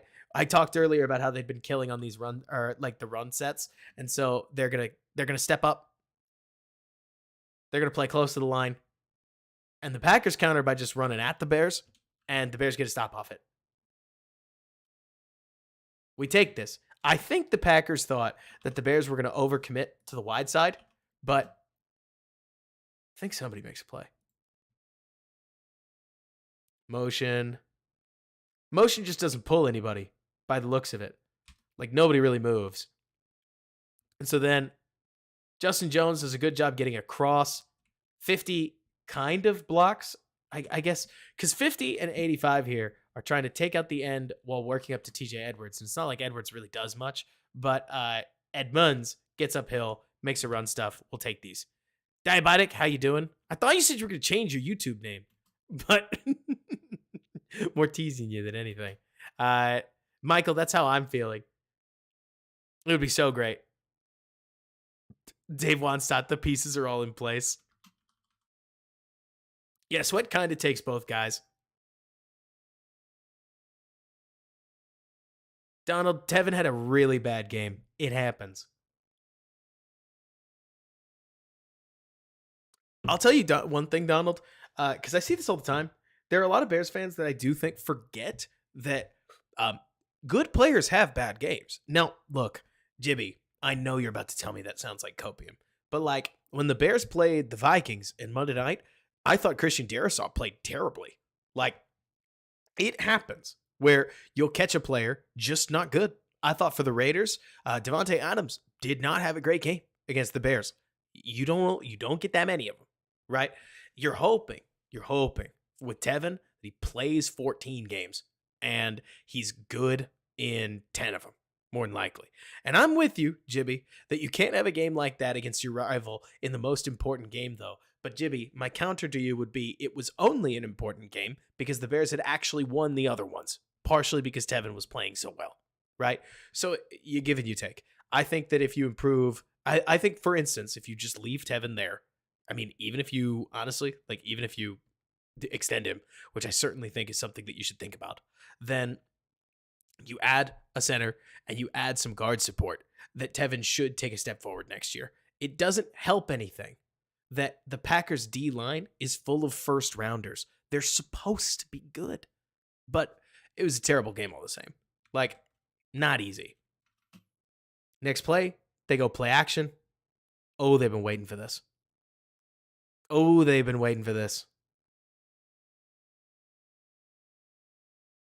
So, same motion from earlier, remember? So now we have showed, haven't we, that we're willing to play cover 3 nearly the entire game. and we get caught playing cover three one too many times. If you ask me, this is what a great offensive coordinator is going to do. Matt LaFleur, unfortunately, certainly seems to be. We go Jaden Reed up the sideline. Well, let me just stop it at the snap. So we go Jaden Reed. We go Jaden Reed motion across, right? Boom. Once we do, we get our trip set over here. This trip set is going to send one guy. Chances are they're going to switch release. Everybody switches releases these days. Like, they're going to split the safeties. That's all they're going to do. They're going to try to pull Terrell Smith over here. They're going to try to pull Eddie Jackson over here. They're going to try to create a massive, massive gaping hole for the guy who is unmarked in Jaden Reed to just run into. And that is exactly what happens. No, they don't even switch release. They just run two guys up the pipe. It backs the entire defense up. And by the time Jaden Reed breaks inside, I mean, nobody's there. Rip. Nobody's close. 30 yards. Awesome play. Easy play, too. Like, you're telling me all Love has to do is just play action and rip it? Easy. Love played great. Or, like, the line was what I intended to say. Played great. Demo, you asked, was anybody even covered? I mean, in case it makes you feel better, the vertical threats were. Like, Brisker looks to me like he's got this covered. Could you throw over him? It's possible, right? But he's got that trapped up pretty well. Then this vertical out here, Eddie Jackson's got covered. So these guys are swallowed. But as far as the other piece to this play that I love, like, so why isn't Tremaine Edmonds there, right? Because if you run this play, you would hope that in cover three, Tremaine Edmonds is the one who stands up here, right? But the gorgeous part about this is that because you dress this concept up with play action, watch Tremaine Edmonds on these. So play action is going to force Tremaine, or play action forces Tremaine to think, right? None of the linebackers really moved. But then, because instead of having Aaron Jones pass protect, you get him out on the flat route, right? The moment he starts running is the moment Edmonds takes the cheese.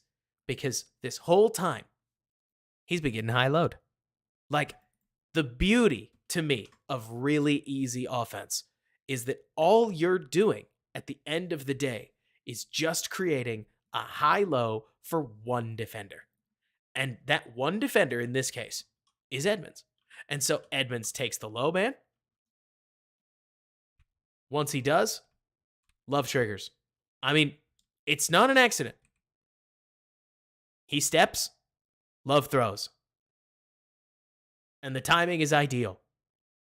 Like, you'll notice that Aaron Jones flashes a brief moment before the he flashes a brief moment before Reed is supposed to come open, so that Love's got a clear decision window on what he wants. Jimmy mentions, why wouldn't the flat defender take that? Well, because in Tremaine's case, he sees Aaron Jones as a problem that's in his zone, right? The flat defender probably should take it, but they're getting run on. So you could just say you busted zone integrity. But moreover, another way to put it, Jibby, is Matt LaFleur broke out the magnifying glass and found the guy that he wanted to zoom in on, and he zoomed in on it in this case.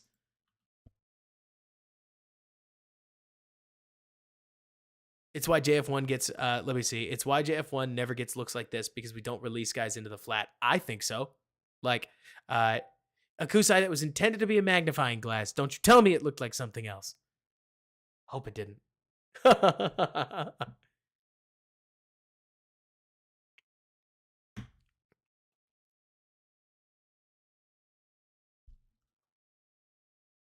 I always think it's so funny, if a little sad, for what it's worth, guys, that I generally, by the way, stream's been growing, which is awesome. We started this season around like 80 on the new channel. Now we're at an average of like 145, 150 in most cases, which is really something else. I mean, We're multi-streaming to Twitter right now, and at least my tool tells me that we're at 141 total viewers, and because of that, I thank you and appreciate you.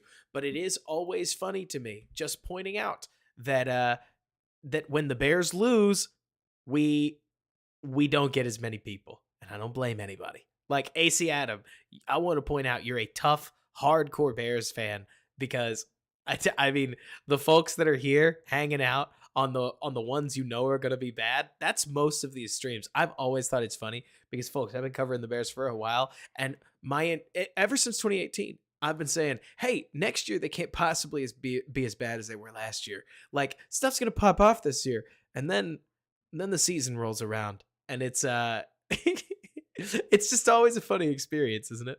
But so one of these days, we're going to have a fun team to follow. I hope it's next year, right? Um, exactly, Ben. Right? I think the same thing. Where it's like half of me is just sitting here interested, and then half of me is sitting here mad. And A Song, we did say we would be happy with 7 to 9 wins. And then we got 7 to 9 wins. And we got them in ways that I think we just didn't expect. Right? But so let's see. They will be worse than you expect, even after you account for the fact that they'll be worse than you expect. Hope not armed. The week one killer really was just like hard to watch. Look at this screen. Guys, it's a wide receiver screen and it works. Look at this. Stevenson tries to set the edge. He's probably got to play this a little further outside, to be honest. Like, Stevenson gets a great drive on this hit right here, but I imagine you have to turn the blocker outside so that Wicks doesn't get on the outside of you. The moment he does, Edwards just can't get there. And we pick up like 8 yards. But moreover, you'd swear in Chicago these never work. Here, 2-on-2. Tons of space. Easy. I would kill for a good screen game.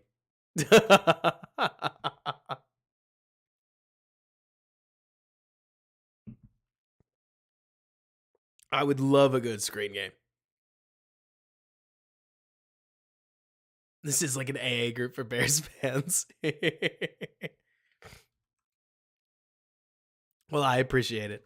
I've been told that our stuff, or that my stuff, is like therapy in a lot of cases, and so I assume that that's a great. I assume that's a good thing, and I will only take it as such. WFM, part of me feels like it's because their guys execute. I mean, so execute is such a silly word, right? Like execute can mean so many things. Most people just say execute when you want the play to work, right? But they hit their blocks. Like the wide receiver there soaked up Tyreek Stevenson. How many times has DJ Moore, Darnell Mooney, and Tyler Scott locked their guy out, right? A lot. Maybe some of it is because the Bears receivers are generally pretty small. So that doesn't help anything, right? And hopefully that would be where Roma Dunze could come in and help out because he's a big dude. But I have bad news. And that's that Roma Dunze does not like to block. But anyways, he's a good enough receiver that he makes up for it.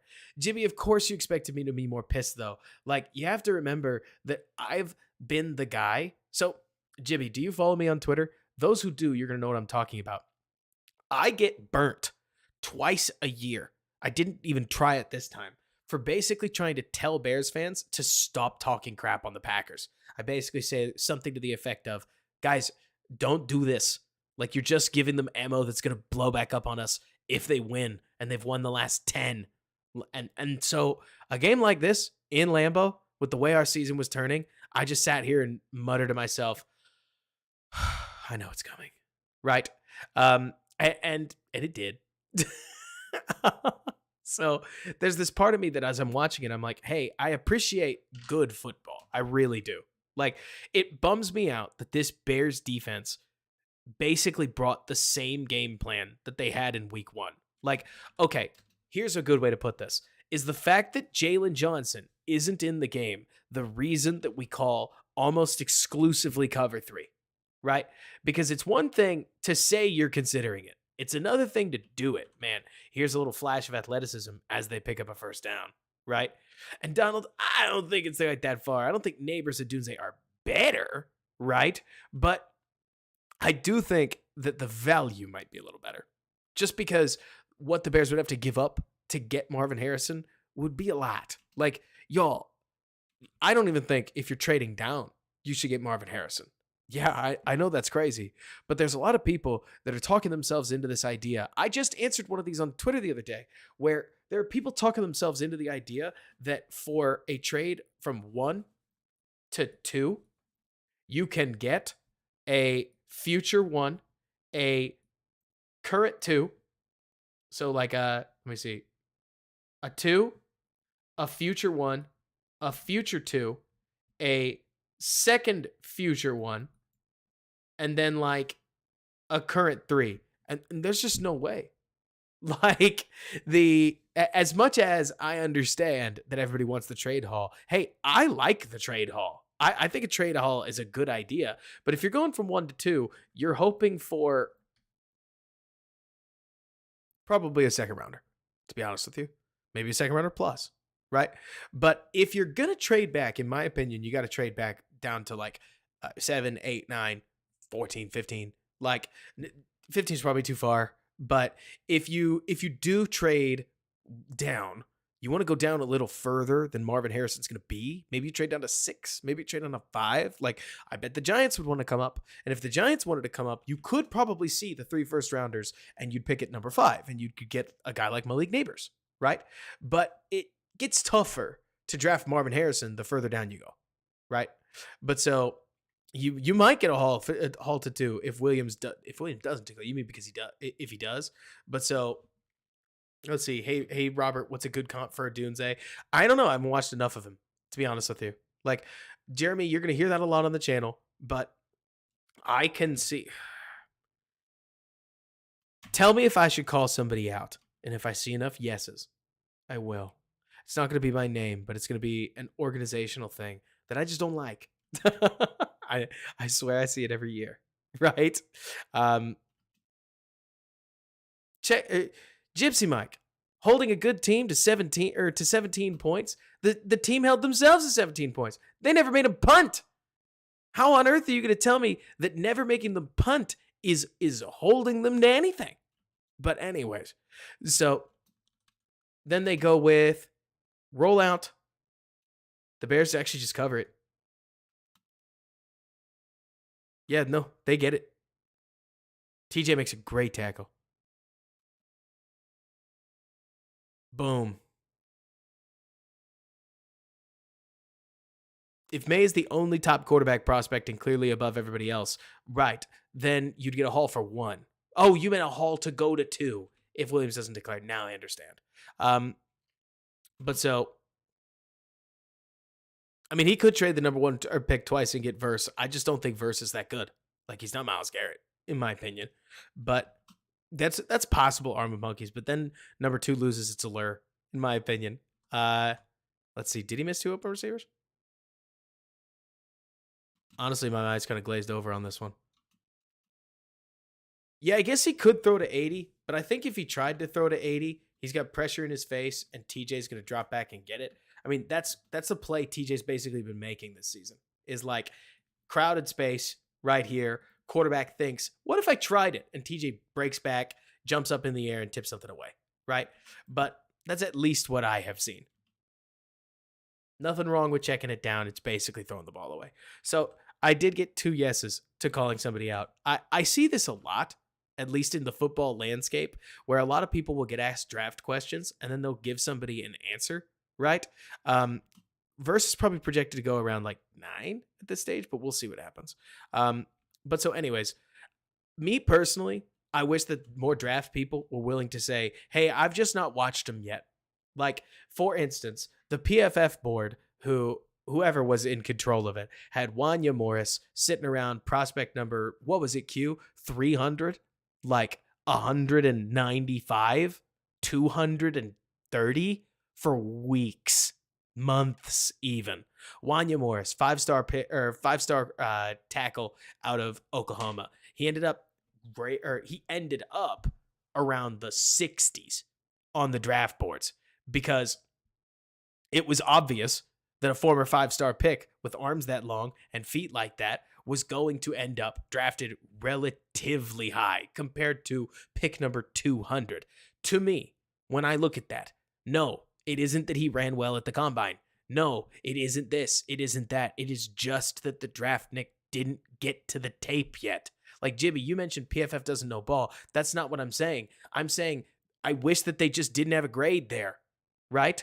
Like there's plenty of these guys, Christian Watson in the fifth, etc. Like there are plenty of these guys where it's obvious that we just didn't watch them yet. So just don't say you did. You asked me about Olave earlier. Who does he comp to? I'll tell you when I get there. Like it happens too much. Where plenty of big boards will have somebody rock it up late. And it's like, did they rock it up or did you just finally watch them? And it's okay if the latter's the case. It is not an easy thing to watch that many prospects that quickly, especially when you're 1 to 2 people trying to watch them all. Like, none of that's easy. So you get to the sleepers late. I get it, right? But Michael Wilson was in the 5th round for way too long. Jaden Reed was in the 5th round for way too long. Like, there were tons of these guys that I remember watching where I was like, they're just not going to get drafted there. Like, we can leave them there if we want to, but that's just not what's going to happen. And then they rock it up all of a sudden. What was it? Was Keanu Benton for a while, like a 4th rounder, like a late 3rd rounder, and then suddenly he rose up into the 40s where he should have been since the Senior Bowl. Like, I know that there are plenty of times where I end up too high on guys and I settle as I start watching more people. This happens to me too. I just do it in reverse, but I want to be a channel. I know this is the boring answer that tells you when I just haven't watched, because I think it's important you know what I actually know. Thank you so much, Patrick Renee. Excited to see you subscribe. It's important for you to know what I do know versus what I don't know yet, right? Like, Jibby, probably the draft is a gamble, song, but I also think that through interviews and through tape, you can get a pretty good sense of what a lot of these guys are going to do. But anyways, that's a conversation for another day.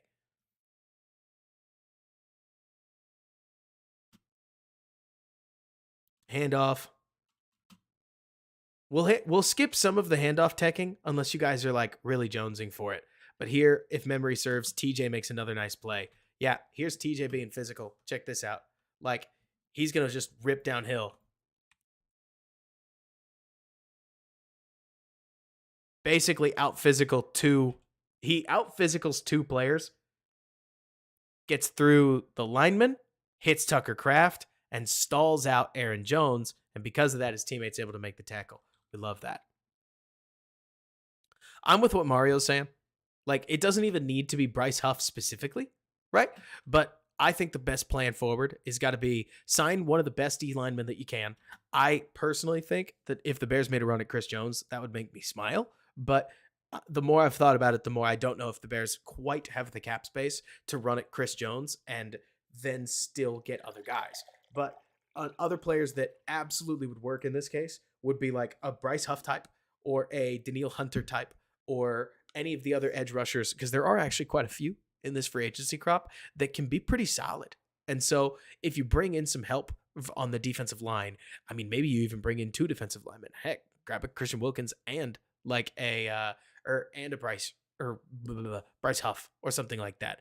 Leonidas, Chris Jones is a little old, but I mean, guy might be a Hall of Famer. So you look at that and you're like, all right, how much longer is he going to last? 4Ps, I think Josh Allen's getting extended by Jacksonville. I'm not worried about that. But so then I think Leonard Williams would be interesting. Certainly, like, I would think about it, but I haven't watched him enough to know if he's a massive impact guy. And obviously he got traded, he traded to the Seahawks, who probably feel like they need to extend him. If they do let him walk, okay. But why, right? Anyways, all this to say that I think that this is a really good draft. Personally, the moment that you start saying, well, we need an edge, so let's grab Jared Verse, right, is to me the moment that you cost yourself the opportunity to draft a really good player, regardless of who falls to you. I think that that's fun, right? I think BPA is a good thing. Now, I also want BWRA Like, I think that the draft offers you an opportunity to draft a receiver that's going to be really good. Like, any of the top three make all kinds of sense. And if you don't get one of the top three, sure, you can go with Bowers. Or maybe you go with wide receiver 4, whoever you think that is, right? But I do think that there's going to be a lot of opportunity for the Bears. Like in this draft, and the more they use free agency to shore up their needs as much as they can, the better. Jeremy, it's funny you say you doubt Mooney's back. I agree with you. I think that you're going to end up with at least one signing at receiver, and I think you're going to get a signing in offensive line. I mean, an absolute minimum, right? And then let me see. You mentioned, well, you can find wide receivers in every round. I mean, yes, Jibby, and I hear you, but it's harder to find really difference making receivers, like really good ones. And I understand that we're playing a Packers team that kind of did, right? But I personally think that you can get some sweet. I don't think you were cursed to be a Bears fan, butthead. Don't you worry about it. But so I personally think, Jibby, that it's harder to find guys that aren't role players the further down you go. I think my favorite example of this is Khalil Shakir. Yes, you're going to find the occasional Puka Nakua, who is a major red flag, but it's a little bit more realistic that you're going to find a good receiver that can make you some plays in the 4th, 5th, 6th round or something like that. And you mentioned that we're looking for a wide receiver too. A lot of teams in football right now are doing the like dual wide receiver one thing, and I think it's working. I mean, the more we obviously the best example of this is Miami, but you look at Green. Nope, I'm suddenly trying to remember the name. Sorry. You look at Minnesota. No, not Minnesota. I am a goober, and I apologize. It's Cincy that I was thinking of. Thank you, A-Song. Like, if you can get 2 really strong passing weapons, plus Cole Kmet, now you've got 3 really strong passing weapons, and you're able to kind of slim things down for your quarterback. Yeah, Rams is another good one when they do get cut back on the field, but it's more to say that, at least to me, you get 2 really strong wide receivers, and then everybody else, your wide receiver 3, 4, 5, 6, those guys can be much more explicit role players, which is probably for the better. And I think, Hobo, that there's a balance between more weapons are better, right? It's never one thing or the other, but I do think that you can't be a one weapon team. I think it's hard to just go wide receiver 1, wide receiver 2, because then it's harder to find a matchup advantage. Like for me, Jibby, the main thing I'd be looking at is you're like, instead of pigeonholing it as wide receiver 1, needs to be like this good, and then wide receiver 2 needs to be this good, and wide receiver 3, what? Wide receiver 3 needs to be like this good. Think about it as 3 wide receivers that you're probably going to start on most plays. I mean, at least 2. If you're going to play a lot of 12 personnel, it's these 2 that really matter, right? And you're going to get DJ Moore matched up on one of the corners, and you're going to get Adunze or Neighbors matched up on the other corner. And that's an exciting prospect, because Tyler Boyd might not always be matched up on the cornerback too, but when he is, how often is he going to win, right? And like you're saying, I mean, edge is a big need for the Bears, definitely. But I also think that the other problem that the Bears have right now, Jibby, is that I think that they're still a little over leveraged on defense. I mean, right now we've got Montez Sweat, Tremaine Edmonds, obviously Jalen Johnson's contract is coming up. So then outside of that, you also have 2nd round pick Jaquan Brisker, 2nd round pick, gosh, guys, we get to 11 and the names start escaping me. Gravon Dexter, 2nd round pick Kyler Gordon, 2nd round pick. There's another one. Well, he's not a 2nd round pick, but it's like a high 3rd round pick in Zach Pickens, 2nd round pick Tyreek Stevenson. Like, we've got 8 major investments, and I am down to sign a 9th defensive end and a 10th DT or something like that. Like, I have no issues investing more, but the moment you throw another 1st round pick at this Bears defense, or this Bears defense on the defensive line, that's a good thing. But yikes, man, we need some young offensive players, don't you think? Like, this would be the draft, not literally, but like, sign a center, draft a center that can play a little guard. Like, sign a receiver, draft another really good receiver on top of that.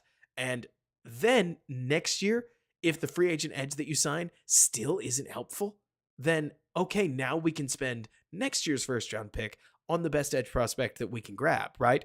Like you can plan this thing out into the future. But to me, at least, if you come into 2024, especially if they're going the Flus route, which we've kind of discussed, then it's not that DJ Moore, Tyler Boyd, Kmet plus a second round receiver isn't a good room. We don't have a second round pick. And also, then you're looking at a second round receiver and you're hoping that he pops. I have one in mind. I would love to draft Keon Coleman, to be honest. If he fell into the second round, holy moly. I think Keon's still going to end up a first rounder. I think Draft Twitter's doing its thing where they go, oh, well, actually, the data says he's bad, just like they did with A.J. Brown, just like they did with DK Metcalf. It happens, right?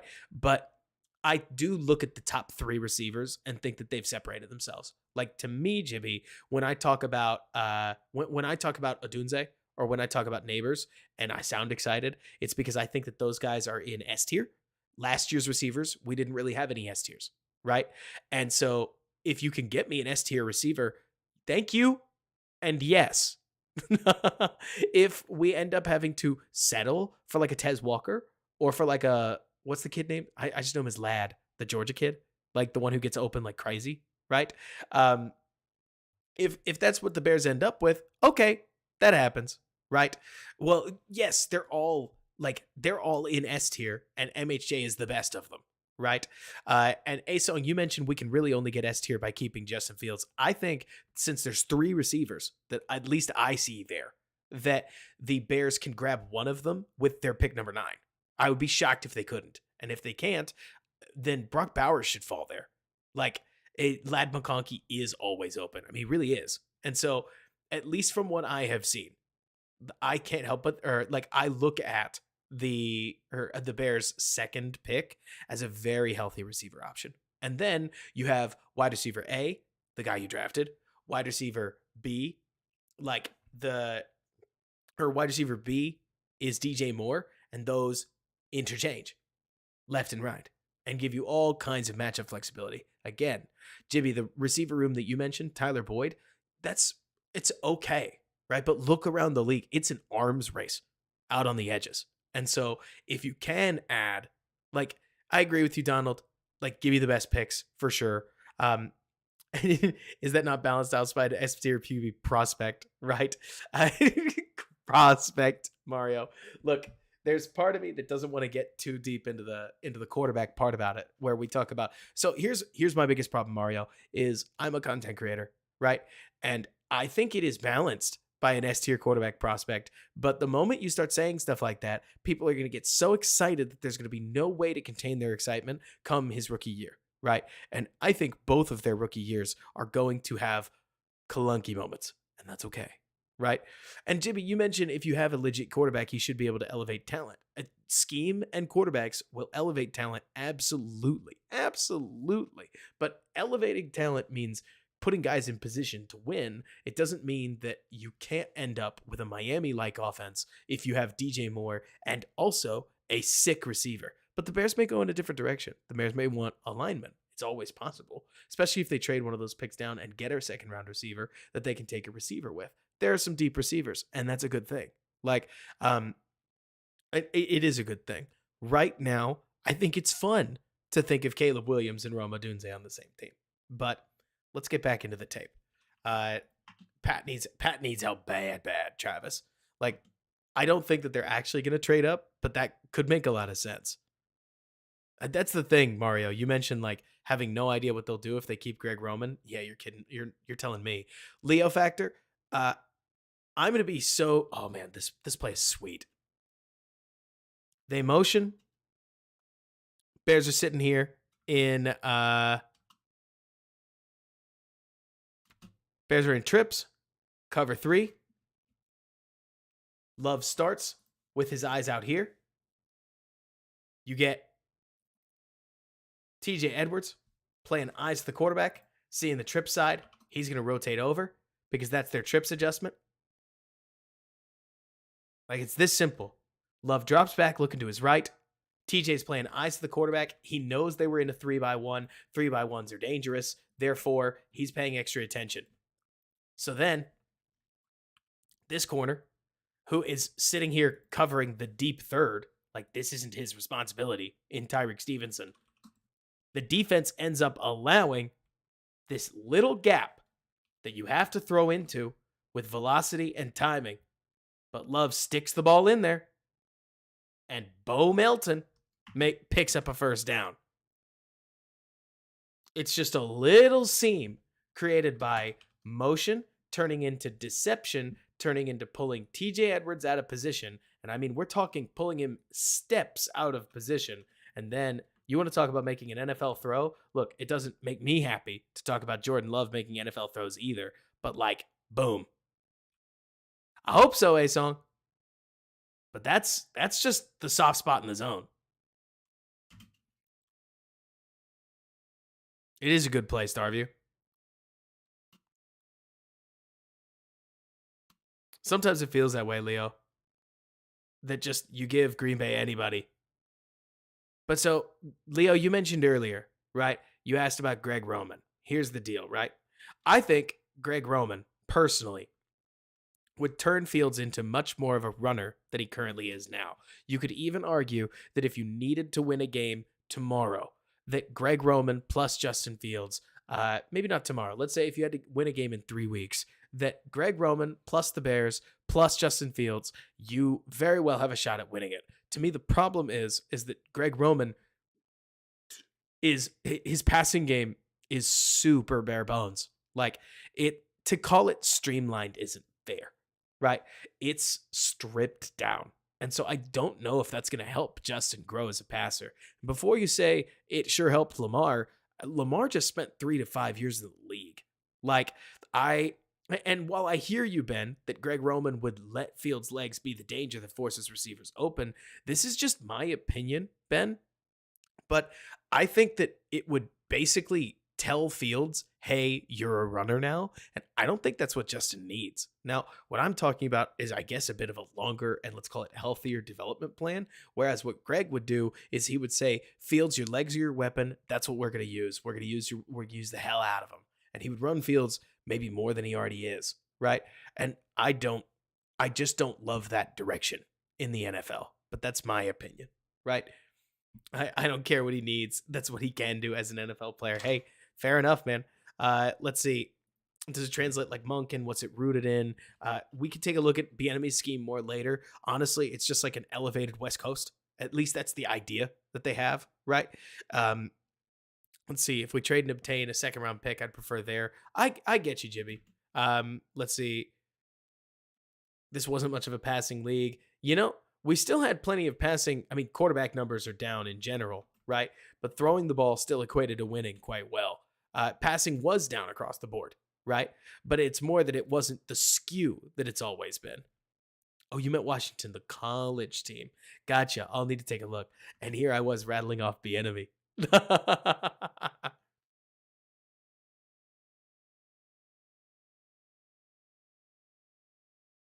Here's just curl flat. Curl. Brisker drive into the flat. Rip. Just a quick ball.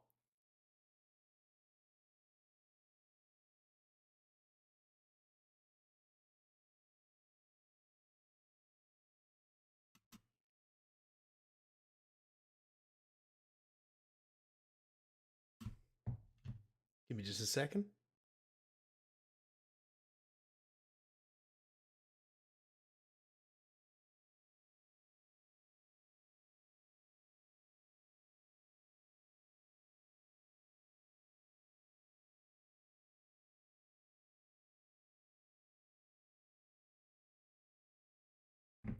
Thank you.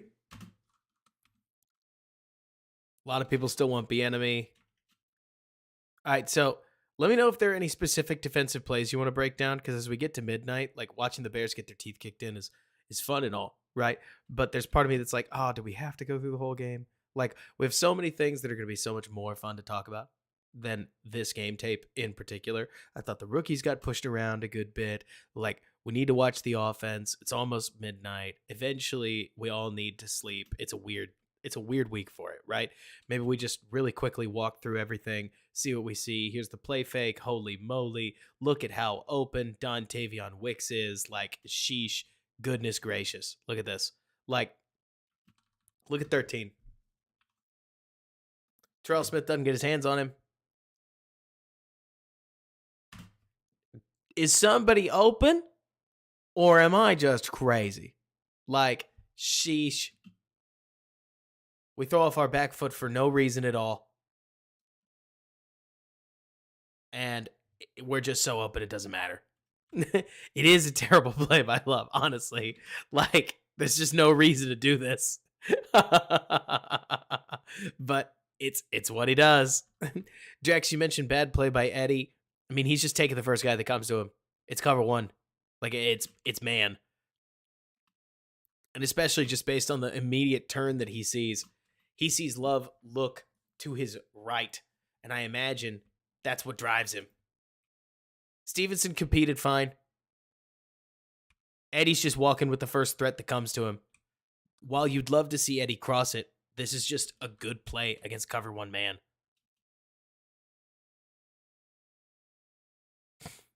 But I mean, the Bears offense does not do near enough, at least in my opinion. They don't do near enough of like either checking out of looks, disguising looks, or especially on offense, the Bears just don't punish opposing tendencies outside of the scripted drive. You would swear as the game goes on that they don't have any answers to what they want to do.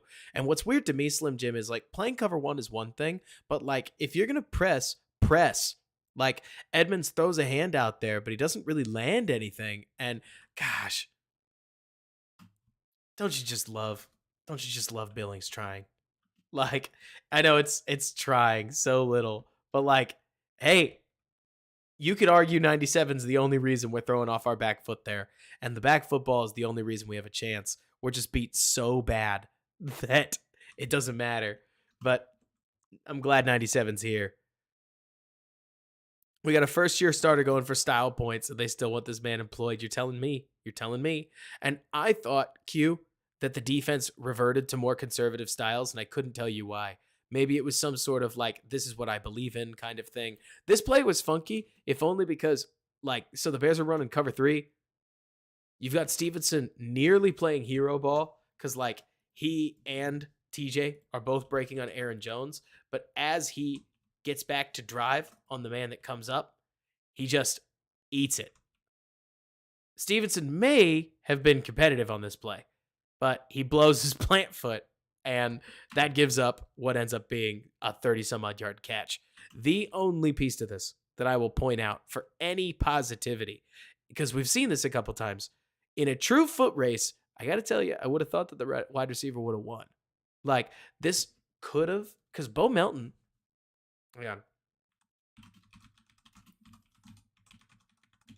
Y'all, it's draft season. You know what time draft season is? Draft season is when we break out the spider charts, baby. And in the spider charts, we're talking about Bo Melton. We're talking about a 40, like a 94 percentile, like 40-yard dash and an 87th percentile vertical split. Like, this guy, number 80, can move. And let me make absolutely certain. Where's Bo Melton? Like, let me see here. He's 80. That's what I thought. I would have expected Melton to win this. And Stevenson catches it. Great tackle. Would love to not slip. Great tackle. And that's the thing, Jimmy. That's all I'm pointing out is in the wide world of speed on speed, like, obviously you want to not slip. It's not a good play. It's not been the Bears defense's day by any stretch of the imagination. Catch you later. No worries, Gypsy.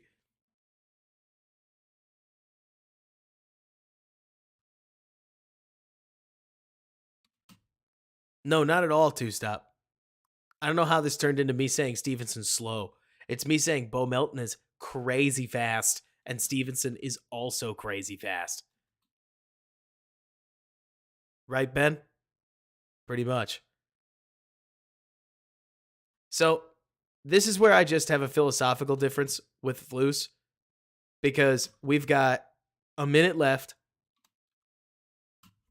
A minute left. Two timeouts, right? In my opinion, sitting at the 50, that is way too much time. This is normal defense. If we get burned, we get burned, right? Instead, the Bears start to the Bears start to go into like a 3D prevent, right? You start to see that they are just dropping, and they're going to leave some massive holes over the middle of the field, and we go from the 50 to the fringe field goal range off of one play. And I think, yeah, it costs him a timeout. But do we really feel like we're winning? Like,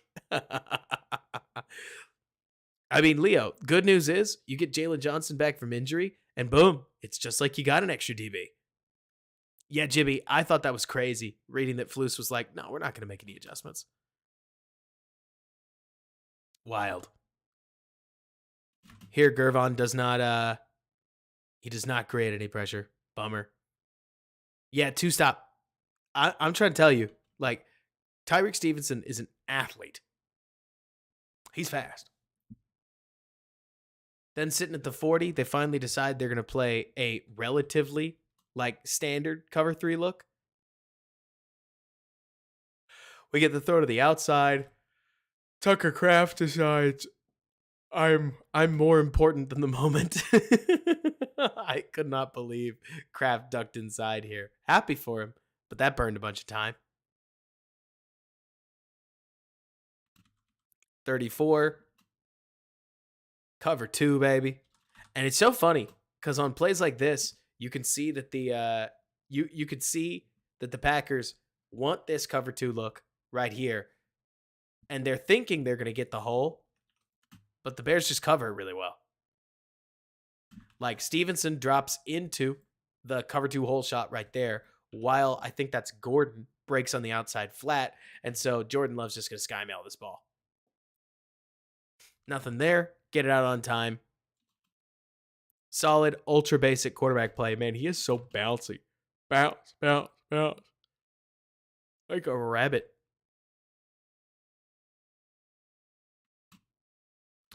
This happened. If you're tired of seeing Bears slip, that's not going to change. Gervon just eats it coming out of his stance. Like, what was going on with the playing surface is part of what I wonder. Just no juice there.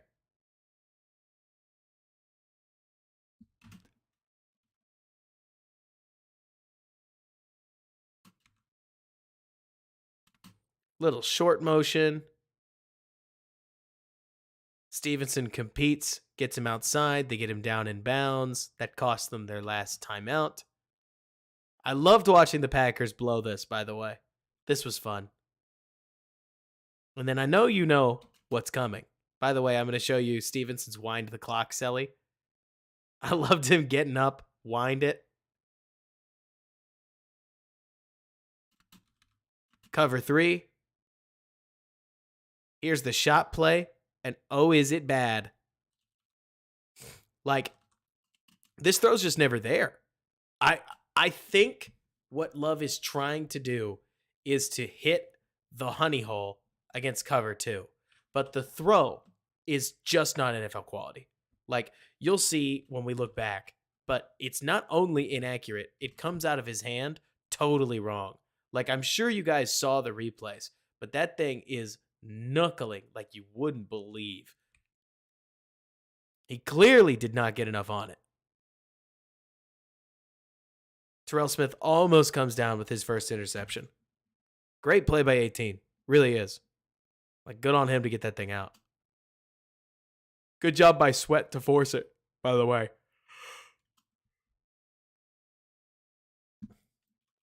Like, good job, number 98. Get the arm in. Apply some pressure. Somebody mentioned earlier DE is a big need. The nice thing about Sweat is that it's not like he was invisible, right?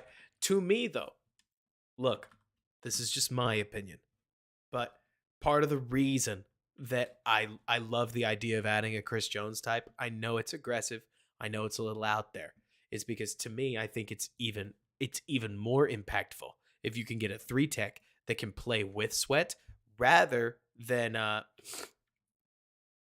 rather than basically trying to win on both tackles when we know that these two players, generally speaking, are the best players on your offensive line.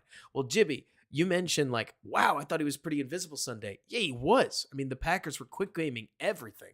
What I'm more trying to point out is like when you watch the tape, you see Sweat winning matchups, but 1-1 matchup doesn't help you like I think some people think it does, right?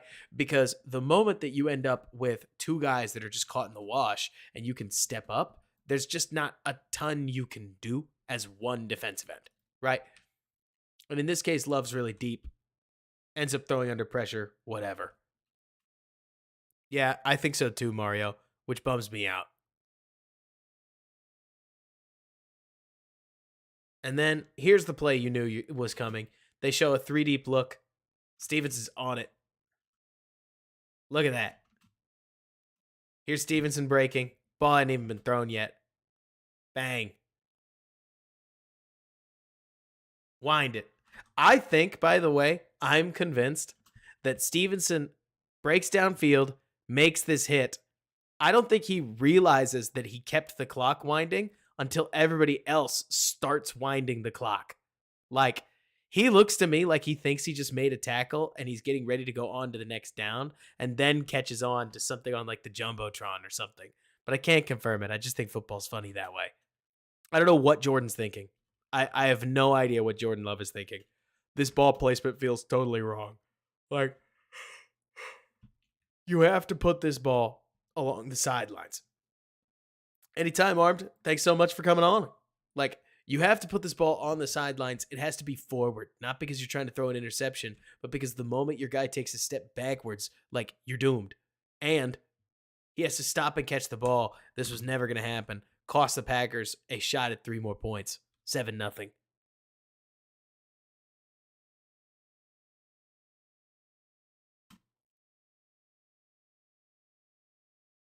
Motion. Bears go 2 high look. Now they decide to blitz, of course, right? This I don't absolutely love, right? Because the Bears go 5 down, and the moment they go 5 down, it's clear that they want to blitz with Jack Sanborn right here. They also, or instead of blitzing there, they send TJ Edwards, so the Bears just get caught in a man-on-man scenario, and Eddie Jackson, love him. He's lost a step. Like, hardest part about safety is that if you don't have the gas to get there, then you're never making the tackle. At this point, you're toast, right? Any NFL receiver should break this tackle, and he does. And of course, it looks embarrassing, right? You could say Nito Burrito. We dropped him inside, and he's just getting older, right? I love Eddie Jackson. It's been hard to find him sometimes on the football field. It's not like he's getting thrown at. I mean, I guess you could say that's the good news, right? But plays like this, at least, I could completely understand the Bears wanting to look in a younger direction. And I know I'm going to be spending a lot of time watching DBs. So find that next. Or like I'm going to be spending a lot of time trying to find DBs because I think a safety's coming for the Bears. And I think that'd be a lot of fun. It's that ankle, Ben. I know you mentioned blowing out his knee, generally like tongue in cheek, but I don't know if that ankle ever got healthy. And if it did, he got older. Here's Jack Sanborn being a competitor. Still gives up a first down, right? But of course, it's Sanborn who just beats a block. Like, pop. Names I'm going to learn. Names I'm going to learn, Mario. Leo, all you're supposed to see with Edmonds right now is a big, hulking athlete. But I hope he finds a better role because he's obviously he's pretty expensive. But here on a play like this, you see some of that sideline to sideline tracking. There are a lot of people that care about that given the length. Pulls and Eberflus are a pair of them. Ozio, thank you so much. Really appreciate you. If you've got a question, go ahead and ask it. I'm here for you.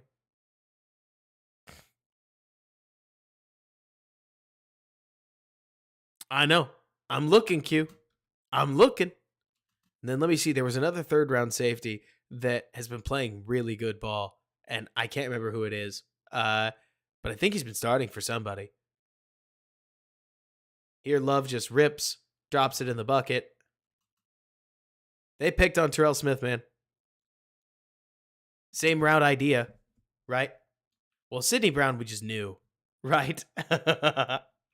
Did anybody have any questions about whether Sidney Brown was going to be good? Breaks out. Boom. Terrible play as the what? Same terrible play as the first route. I mean, look, Ben, I know there are times where old Robert can sound like a cranky booty hole. Like, and I get that. But this is exactly the reason that coming out of the Washington game, I remember I was like, okay, hang on. Are we sure we want to sell ourselves on a rookie DB that has not been challenged yet? And then through the rest of the game, or like as the season wore on, you started to see him get challenged more often. And now, look, it's a different problem than a guy like, say, Kendall Vildor. And I'm not trying to make the comparison yet. I think Smith is a much better reserve DB, but he's somebody that's gonna have to learn like how to challenge receivers out of zone coverage a little better. And you're gonna need to see like the DB coach probably get in his ear a little bit, because you're hoping that the blitz that they send gets home. But like you're saying, I just don't think he has the hips to basically flip his leverage and then win back. But like Albono's saying, rookie CB gets beat 101. Are we really shocked? No. It's just funky because now Albono, we're talking about second years and rookies that are beating the rookies. But like you're saying, AC, I mean, especially coming downhill to play the run game, Smith has been really solid. Let me see. Oh, that kind of Kool-Aid. Yeah. Uh, why would you ever? Why would you spend it first on a position that's not a need, man? Mario, would you give up Darnell Wright, Mario? Knowing what you know now, would you give up Darnell Wright to get Christian Gonzalez on this Bears team, or were you happy? Are you happy enough with Tyreek Stevenson that you would give it up and take things as they fell?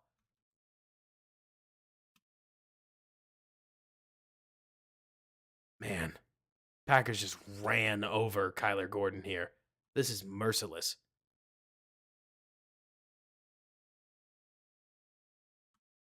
89 just flies around. Gordon looks like he kind of misreads it, but also the Bears just don't have enough bodies over there. Honestly, Aaron Jones does a really good job turning this thing. Like, look at this. This is this is what a lot of the Bears have been doing. Like, it is a great time for counter, and also the run tracks over here, so you get every Bear winning the gap to their left as the Packers and the back work back to the right. This is nice. This is nice. Like, Aaron Jones always kills us, David. You're absolutely right. Man. Ooh, that is pretty stuff. I got to tell you, as somebody who was really high on our running back room, I do think that if the Bears got an opportunity, gosh, am I becoming one of these people? I think I just really believe that running back is about to make an impact comeback within the NFL. It doesn't change the short lifespan problem that everybody always talks to death, right? But I don't think they need to go sign Saquon. I just don't know what the answer is, because I watch a guy like Aaron Jones, UDFA by the way, and I think to myself, okay, there's got to be a running back out there that could be a beast. And obviously, you generally look at those running backs and you're looking for a guy that you think is going to be a beast in somewhere in the middle rounds. So maybe they find one. But it's tougher than that, because you mentioned Trey Benson. He's supposed to be pretty high, right? And exactly like you're saying, Albono, like Bijan is trying to fight that theory, right? Like, you look at plenty of these running backs and it's just really it's really hard to get proper value, because it's a position that you look at an Aaron Jones type and you know you need one, but finding one is as easy in the UDFAs, you'd swear, as finding one like way up high in the draft. And way up high in the draft, it's just too much. And so it's it's a funny balance to walk, but I know there's going to be plenty of people that are going to be calling the name, so to speak, like, or yeah, calling Saquon's name, and I wouldn't do it. I don't think Saquon's got it anymore, which breaks my heart, but I don't think Saquon's got it anymore. And I think the Bears are better off with who they have there, but I'm never going to be upset about adding a running back in the draft. Tell me about it, Haplo.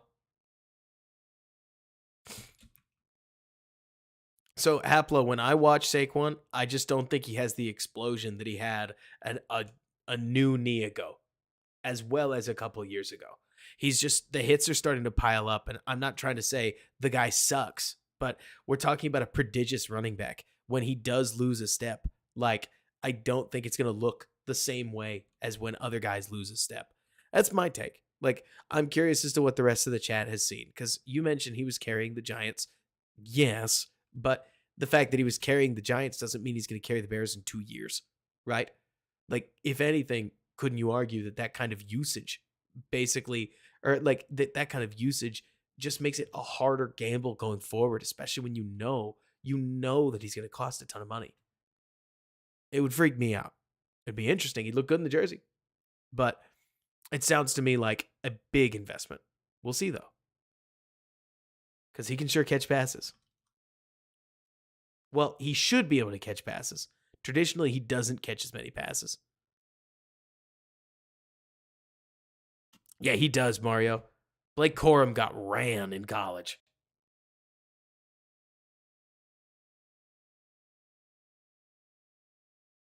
Well, Starview, I mean, they're not $30 million, but they're definitely $11 million or maybe $12 million in many cases. So it's not like it's inexpensive, but I get what you mean. Gosh, Hobotogo, the Eckler full speed clip was brutal. Asong, the Bears for some reason just decided that they were going to play zone coverage. And then in the run game, they really couldn't win. Oh, man. Here's Dexter getting duoed. I mean, it's like a full-on return to week 1. Thank you, Zach Pickens, that we got over the top. Like, Pickens establishes his gap, beats Josh Myers, and is ultimately able to stop what could have been another nice gain. Very reminiscent, isn't it, AC? Which, like, why did they think this would work? Like, we've been killing everybody with pressure looks and blitzes that have been nasty. Like, they've been risky, but they've been nasty. It is as if the Bears gave up that loss to Joe Flacco and said, that's it. Scrap the stuff that works. And that bums me out because it was working for a reason. But it feels like we just ran away from it.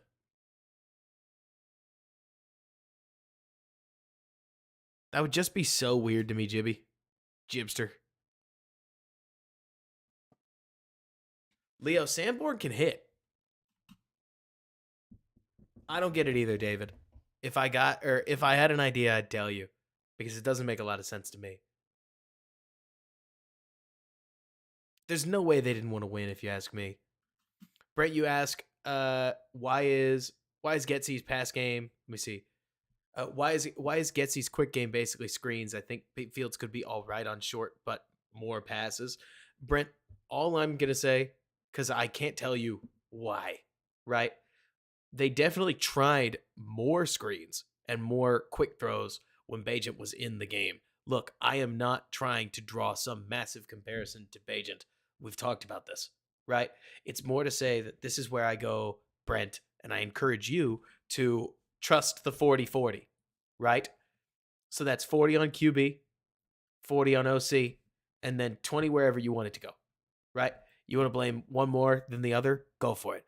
But at least the more I watch ball, Brent, the more I have started watching every scheme of football. And the offensive coordinator needs some credit, and the quarterback needs some credit when they're cooking.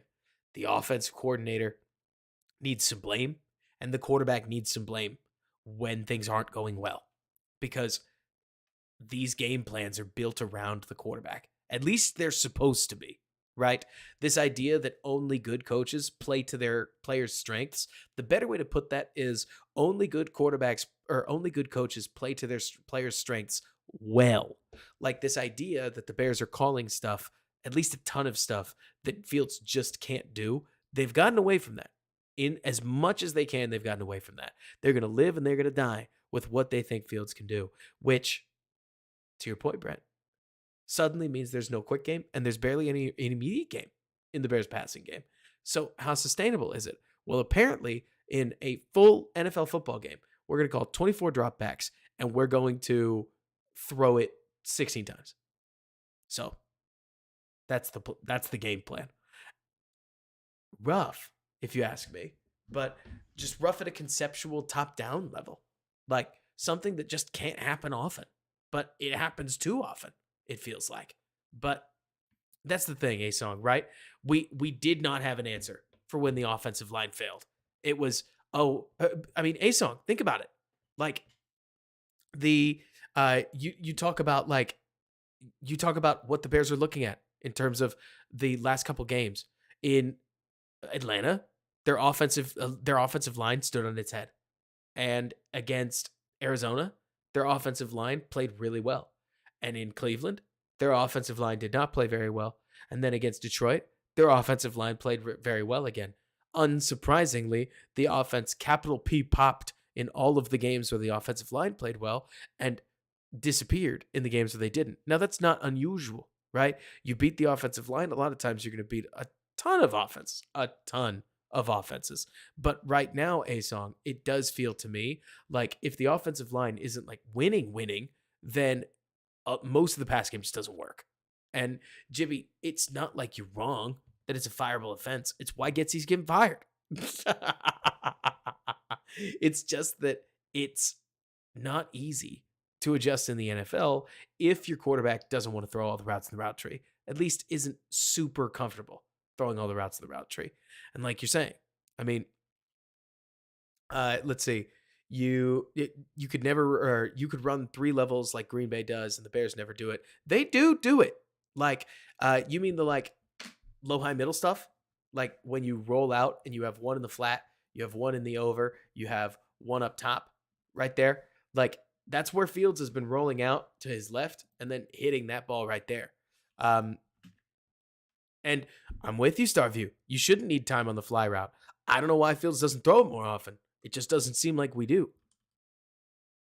Man, good for him, Haplo. Dr. Truth, I would be shocked. I would be shocked if Luke Getsy wasn't gone. I mean, like, call me insane, right? But the Bears have to know that they can't just run this back with everybody and not expect season ticket holders to have a legitimate problem with this.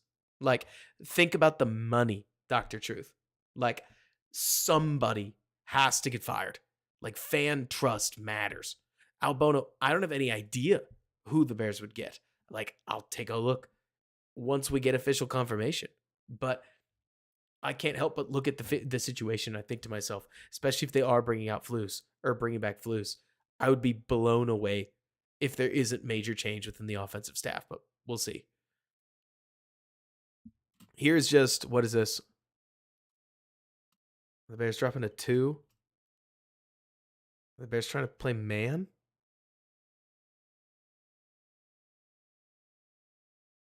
This looks like a bust. Because it looks like everybody's playing man except Gordon. Like, Gordon seems like he's playing zone. Or maybe that's just incredibly uncompetitive man coverage.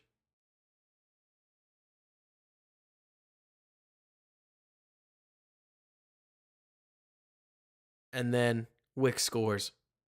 Rip us. Sometimes it feels that way, Eric.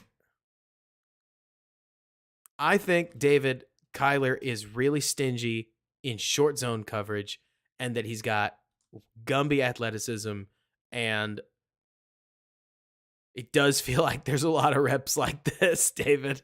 But his footwork also doesn't tell me he's playing man coverage.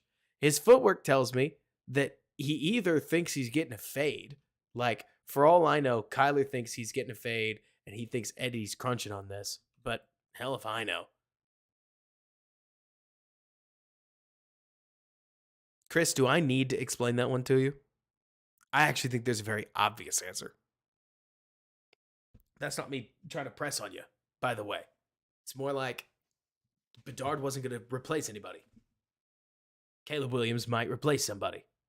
And it's Chicago quarterback. People are way more fine toothed because the moment you tell Chicago that there's a can't miss prospect, they honestly want to figure out how he's going to miss as pre preparation for the idea that he will. Right?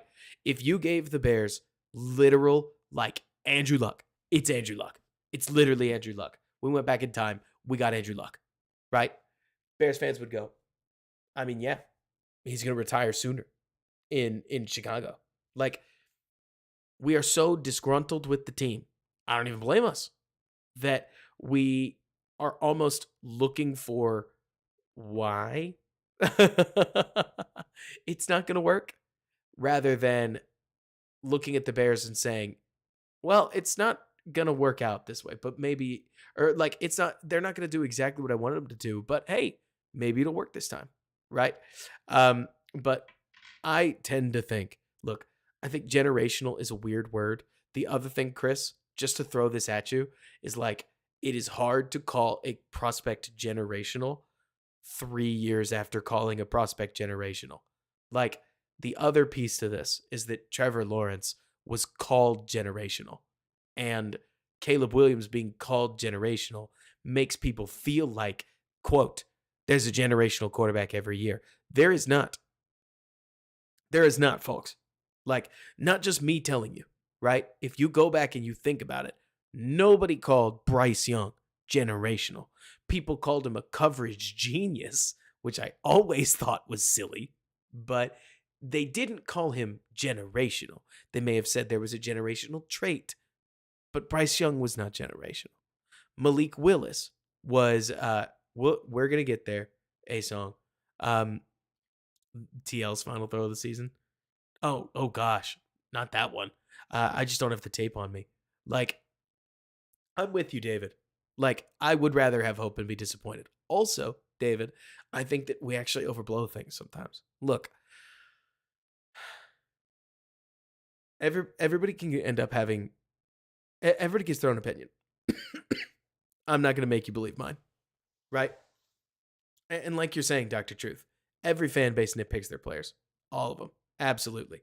And Jimmy, I don't blame you or any Bears fan that feels like bringing back Matt Eberflus is a polls trust ruining decision. To be honest, the funny part, Jimmy, is that Ryan Poles' process makes a lot of sense, but the Bears have gotten undeniably lucky.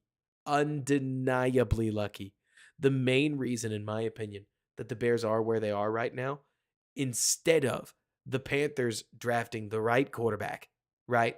And then the Bears ending up with 2 top 10 picks, but us talking about Jaden Daniels, or if Jaden Daniels isn't even going to be there, and suddenly we're left with Michael Penix or whoever else. The only reason is because the Bears got lucky, and we should take that, guys, because any Bears fan in here, D Gooch, John D'Italia, anybody in here, like, the Bears don't normally get this lucky. It really doesn't. And I'm with you, Albono, that I think Caleb and Flus sounds awful. We'd be betting everything on an offensive coordinator getting given an opportunity. But I don't know that Flus and Fields and trading down and maybe never getting the opportunity to draft a quarterback that good again sounds better. It just sounds less awful, or a different awful, right? All this to build up and say, like, generational is a weird word. You talked about this earlier. I'm still on this tangent, Brent, and I hope that's fine. But like, Marcus Mariota wasn't generational. Carson Wentz wasn't generational. Obviously, Andrew Luck was. Derek Carr wasn't. Jared Goff wasn't. Like, Mitch Trubisky wasn't. Nobody thought Baker Mayfield was generational. Kyler Murray was really good. Nobody said he was generational. They said he was really good and that he might play baseball, right? Um, People said Joe Burrow was the best college quarterback ever, but I didn't hear the old G word pop out. It came out the next year with Trevor Lawrence. So now you got Andrew Luck. Now you got Trevor Lawrence. I think Joe Burrow was in that category by the time he finished his season, and now you have Caleb Williams. And I do think, Brent, people are tired of the word.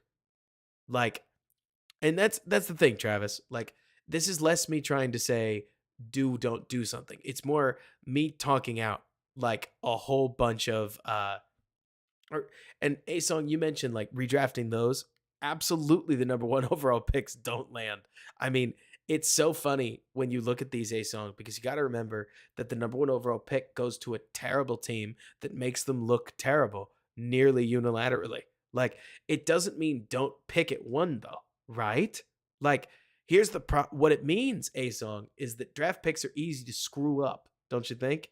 And maybe that means that you want to trade back more. If you do, hey, I don't, but you can absolutely want to. It's every bit as valid a way to try to build this team up. You just have to figure out the quarterback position with a little bit more of a lucky break, right?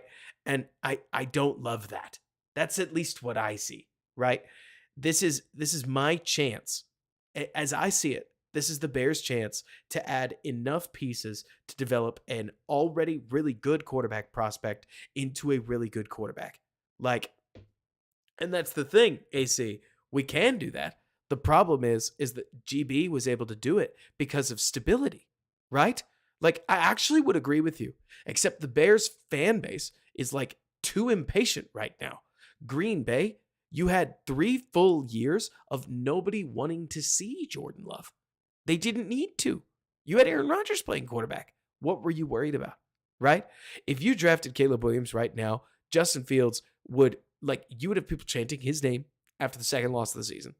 I mean, honestly, first three and out. Like, it's an issue, right? Like, the Bears fan base to me reflects the Bengals fan base more than the Green Bay fan base, where it's like you started Burrow and you kind of needed Burrow to pop quick because the fan base was just like the fan base was rabid for something new. But I'm right there with you, Brent. Like, I'm not trying to pretend that Caleb's temperament is going to play perfectly in Chicago when he's basically the villain of the story to some people. The hero of some, the villain of others, right? And it's just going to split. It's going to be hard. Like, whatever happens, we'll see. But hands in the air. Like, do we feel like we've watched enough Bears tape? I assume we've probably watched enough Bears tape, right? Does the Packers game look that much different with Caleb at quarterback? I think that the Bears likely run a relatively different offense. Not that it's like that much better, but at the same time, Bryce Young threw for 300 yards against the same defense. Does that mean that I know that the Bears like would have done better if they had a different quarterback? Heck, that seems like kind of a reach, don't you think? Like, the Bears offensive line got mollywopped, but it, I don't know. I think so, Leo. At the end of the day, I wouldn't be telling you that I'm down to spend the number one overall pick on Caleb Williams if I didn't think that by week 18, Caleb Williams wouldn't have the Bears offense looking different. That's how I feel at this point. But let me see, because A-Song, the Packers defensive line just didn't play that well against like anybody else. Leave it to the Bears, right? Oh, Khalil.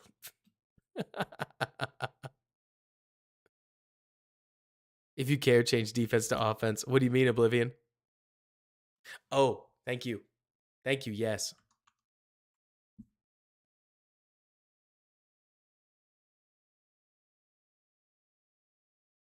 Love it. Hey, I got to tell you, man, Oblivion, I appreciate that you guys keep me honest. This was something that I added on a whim once, and you guys have really liked it. And thank you. I want to make the stream better.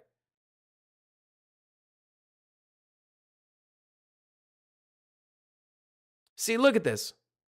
I'm so upset. We just watched everybody. we just watched everybody on Green Bay hit their marks. And here, Cole Kmet comes over. We are staring at our man, and we just don't block him. Why? Why? Why? We have the guys. We got him. Like, we dug out Rashawn Gary. We did the hard part. DJ Moore took Rashawn Gary out of the play. Like, what needs to change so that Cole Kmet attacks the DB and lets KB go get the safety and get us a gash? Instead, no way, man. You would think this stuff is impossible.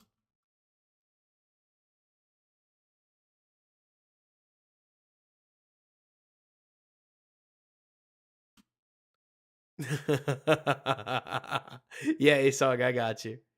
I'll tell you what, Kmet, when he blocks, can block. Kmet is nice pass. Justin opens the game really nice. Like, Justin was ripping into early zones. They knew they were going to drop into a bunch of cover 3, and they do. Nice rip, early gain. Needed it too. What does he do? Start left? Looks for the slant. Catches 7 moving into it. Rip it. Never run that route again. It worked. Exactly. All right. Real talk, boys and girls. I think we're going to try to go till 1. I stayed up way too late watching film last night. Body's got a toll. We'll watch as much as we can. Who got beat here? Nobody. Thank God. Here we go. Motion. Zone. Maybe man. Probably not. Be shocked if it was. It is man. Justin sees man. Runs. There we go.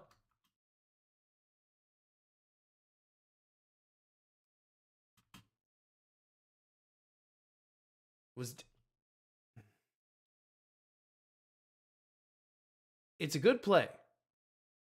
But is it the pressure that stops us from throwing to DJ? Am I being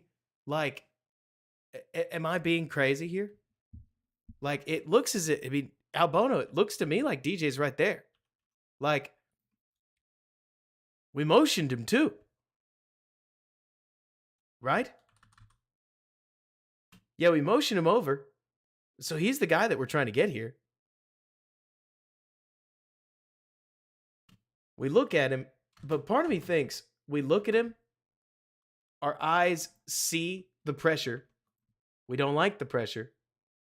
So the first things we got to do is step up away from it. And then we run upfield. Let's take a look behind. What are we looking at, Justin? He just comes off it. He doesn't like the leverage. He looks up the middle. Wasn't obsessed with Tyler Scott. Scrambles, gets a first down. Hey, you know what? It's a good play. I mean, as far as just results go, it's a first down, right? But when somebody asks me, like, would Caleb Williams throw that? Yes, Caleb's throwing that. Like, that doesn't make it, by the way, amazing. Like, just because we throw to DJ Moore here does not make you a Hall of Fame quarterback. Like, there's some of this stuff where it's like, we got to calm down. But in the world of play style differences, that's just something I see, right? Like, I don't think Caleb's throwing this. And if you did, it's a pick 6. Like, he's not open. So that's not it. It's just weird that we're running stick. We get the stick, right? And we don't throw it. It just feels strange to me. As somebody who's trying to sit here and evaluate, there are all kinds of these concepts where you have to decipher, like, what are we doing? We're just running stick on the right side of the field. We've got a backside, like, post up the seam. And it seems as if Fields saw cover 3 and thought to himself, oh, I could rip this post over the middle. But then once he looked, his boy Lucas Patrick was getting handled, and he was. Like, Look at Kenny Clark on this play. Look at Kenny Clark on this play. Whoosh. Oh, it's Feeney. You're right. And he goes and makes a play. Justin is athletic as hell. We know that. What if it's a Dunze, somebody says? If it's a Dunze, I think he separates a little differently, but too much undiva.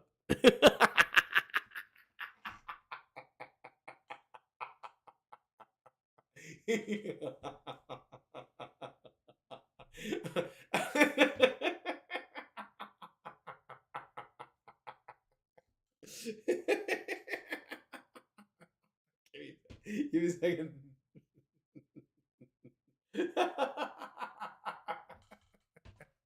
Okay. Okay, Damo. I gotta tell you, that is hilarious, in my opinion. Just because I think it's so funny, this idea that DJ Moore, who has 1,300 yards, would get in his coach's ear to be like, why is he not throwing the ball to me? And then I look around the league, Stephon Diggs requested a literal trade. Like, AJ Brown is constantly angry, and he's the only one who gets the ball in that offense. Like, it is hilarious when you look at then the fact that, like, DJ Moore's over here and he's like, nah, man, Justin rules. Like, I love Justin Fields, and Justin's great. I bet they're great. I bet they're really good friends. But it is just hilarious to say he's an undiva. And you look at all these other just psycho wide receiver ones and the way that they handle their teams.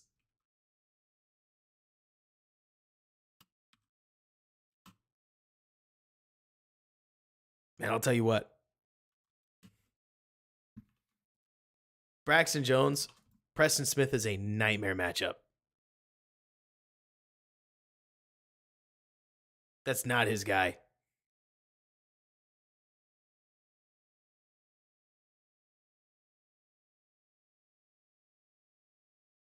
Yeah, we did trade a draft pick for Feeney. Mario Wright. Darnell Wright rep against Rashawn Gary. Good rep. We like it.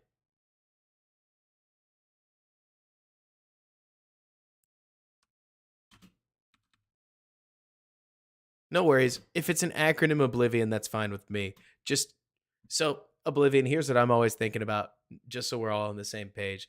I assume that there's somebody out there, because I used to actually have this. Or at least somebody mentioned it. And if you're one of these people, I love you. Thank you. But some people will put me up on YouTube TV and they'll just stick me up on the screen and they'll like me, or it could be a dad and his son. I just assume that there's going to be kids in the area. That's all. So you don't have to take it too seriously. But I think about it. It's the main reason that I try to keep all my stuff swear free. But if it's an acronym, that's what the frick, right? Here's Tevin Jenkins with a block to get it up the middle. Yeah, exactly. What the freak? Man. Middle school. The days.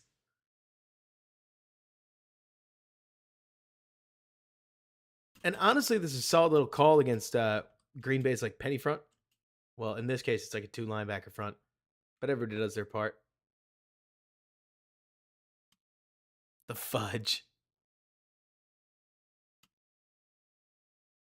Rollout. Is this? Yeah, snipe. This is a sweet throw. Get him, DJ. Just so naturally athletic.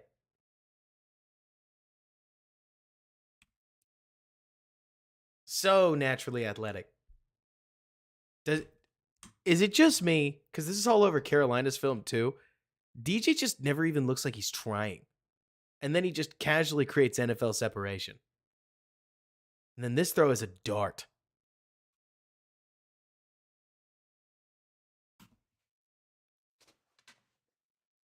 When you do get Fields outside the pocket, man, he can throw the football. Like, one thing that I think is becoming a bit of an issue. Now, this is me being very specific. All right, I'm going to throw a theory at you, right? And we're going to test it as we watch this game. But one thing that is starting to really speak to me is the concept of a platform. I'll write the word out. Platform. Basically, how much distance does a quarterback need around him to throw the football comfortably, right? And Fields' platform has started to feel like it's very, very wide to me. Like when you get linemen around Fields and he's got, let's call it an NFL normal pocket, right? You end up in positions where the moment that the pocket condenses a little bit, now it's still an NFL pocket, but it's one of those like deeper in the rep pockets where all you've got is just a an arm's length of space, maybe. It sure feels as if Justin doesn't feel super comfortable throwing the ball there. Or at least you don't see the accuracy that you see when he's got all of the room in the world to throw exactly like he wants to. And when he does, you get the Denver game and plays like it. Like it's it's awesome when he does. I mean, when he gets space, he can thread the needle and you see all the talent that we've all been obsessed with for quite some time. But it does feel as if tighter pocket throws, which is like kind of the NFL-iest NFL stuff. Hang on. I just realized something. Let me see.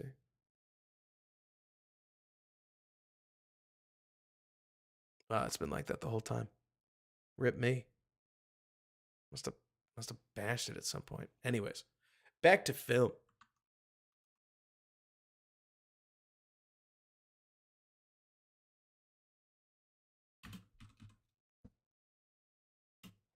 It's something at least I look for because when the pocket gets tight, you still have to hit it. Oh yes, ESB. There we go. Would I trade Fields for Bijan straight up? Hell yeah, Dr. Truth. No way we're getting that deal done. But would I do it? Yes. Oblivion, you said no? Like you get a number 7 former overall pick and a sweet weapon? Like, yeah, why not? Like or no way that not. Hang on, he's still going.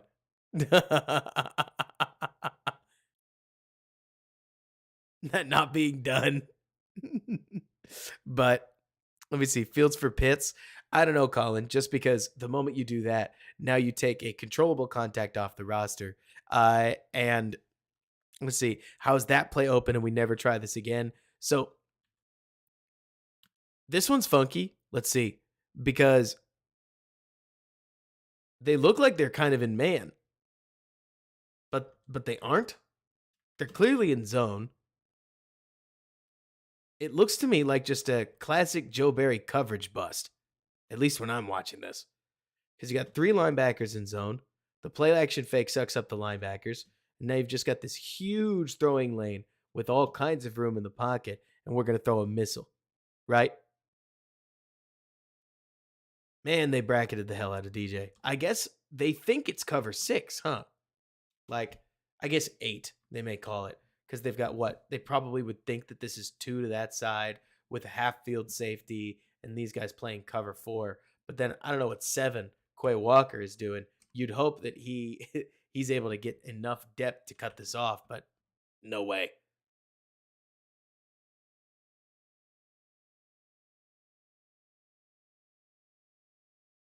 Oh man. No, I get you, Dr. Truth. It'd be sweet. It happens against zone. You'd be surprised, A Song. Like the 2-man routes against zone can work more often than you'd think. I remember circling one that Green Bay ran a while ago where some no-name receiver did exactly that. Billy Lasso, thank you. I appreciate you, man. I appreciate you so much. Love it. Can't wait for the shuffle. Ask a question. I got you. Low snap. Okay, so look, the low snap sells us. We're sold, okay? I'm going to try to walk as middle a line as I can on some of this, all right? Because the Bears gave up 5 sacks. And this one is really low.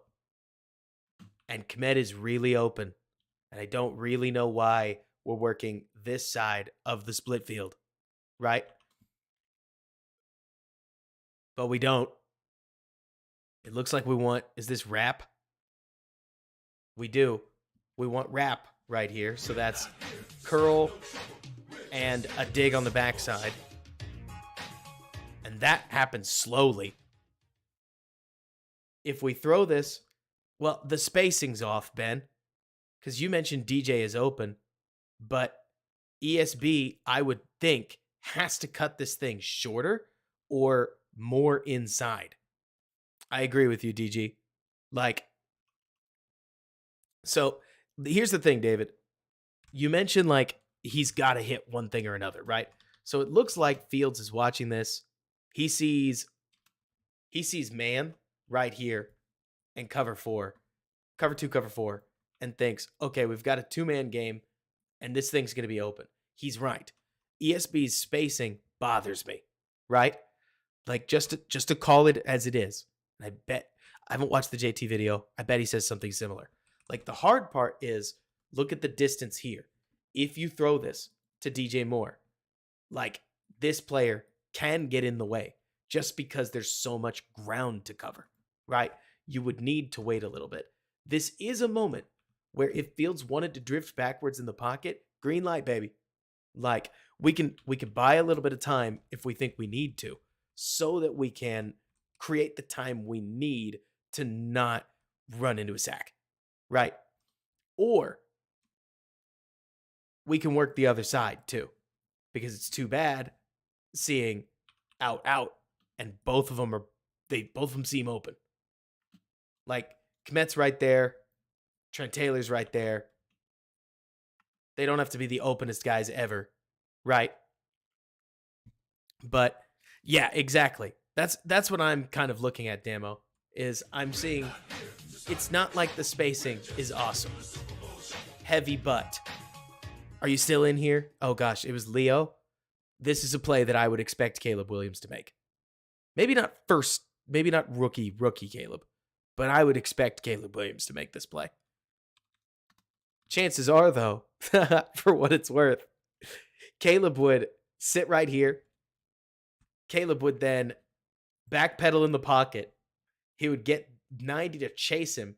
Then he would accelerate up through the pocket. It would be a matter of whether he would catch him. DJ Moore would spin around. ESB would spin around. And then God knows what would happen from there. Like, it just wouldn't be a first down sack. Would Caleb hit a guy in stride? Man, I don't know. But like the low snap does not help. Like in the world of can we be better? Yeah, the low snap absolutely sucks. But I feel like this is one of those plays where Braxton gets made to look worse than he is. Like it's not a good block by 90, or it's not an amazing block by number 70. But the moment we slide up like that, we kind of give this thing away.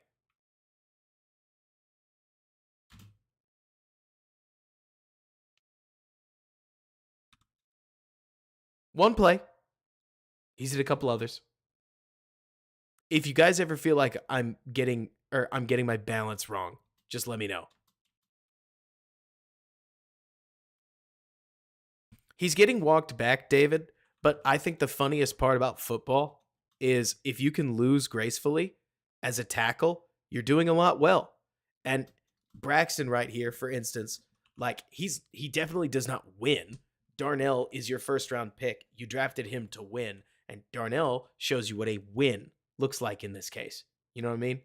But it's funny because Oblivion, you mentioned Davis. You're right. Davis is eating an L, but it takes a long time. Same thing. And so this is one of those like, oh man, right, Demo? Like, let's see, Darnell can't play left tackle. Well, Darnell can, but there's no reason to move him because pass rushers are lining up on the right side more than ever. There's more. Man, if we just stand here and we throw to Moore right now,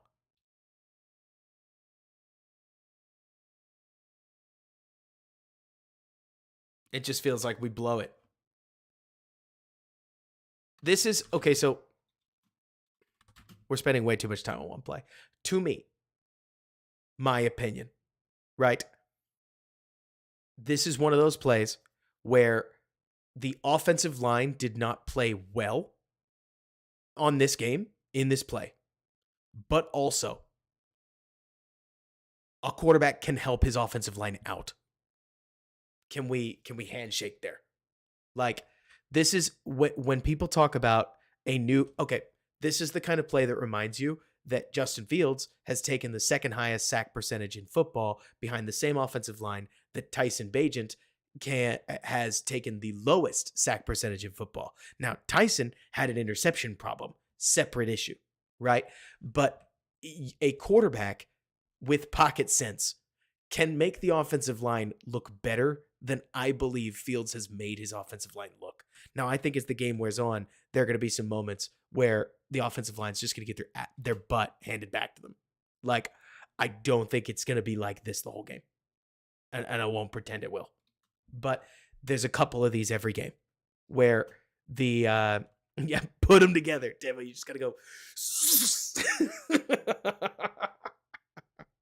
You stick them together. Man, now you got QB1. I love the quarterback draw call. We just, honestly, they're kind of ready for it, and then we eat it. It's funny, too, because from the moment this ball is snapped, man, we've got a 2-on-2-on-1. Oh. I don't think you're throwing the screen. It's a draw, right? Very little chance this isn't an option. But then at that point, it's just too many guys in open space. We got to get down. I love the call. I think they should do it more. But like any draw, when you don't get the exact look you like, there's not a whole lot you could do about it. Donald, was your son okay? I was thinking about him, not in a weird way. Like, just in the world of he's the youngest Bears fan I know that isn't 16 months old. So was he able to get through that last one? I mean, we're really hoping things change. We really are. Like, even with Flus, I bet he hated the game. The worst part about the game, if y'all felt like I did, was that it never felt like it was in question. It felt like it was just a matter of when we could finally give up. Am I the doomer saying that, or did y'all feel that way? Like, that was what I didn't like, is from the moment they scored to go up 7-3, it was like, they are going to lose. I know they're going to lose. When do I get to let go of this? And then they just never quite got outside of one score away, which sucked. Because it wasn't technically out of reach. It was one bumbled play away from absolutely tied. And it felt, and every break the Bears got felt like another kick in the stomach. Because I was like, oh my gosh, we are getting all these things and we still can't win. We can't even tie it. Like, it was awful. It was awful. And I really did too, Brent. Like, it was crazy. It was like the Stevenson play that kept the game tied. I was like, ha, that's hilarious. Should be down. We're not down. But like, then it just slowly but surely squeezed. But like you're saying, Michael, it showed that we needed changes. And that's why we're going to keep Matty.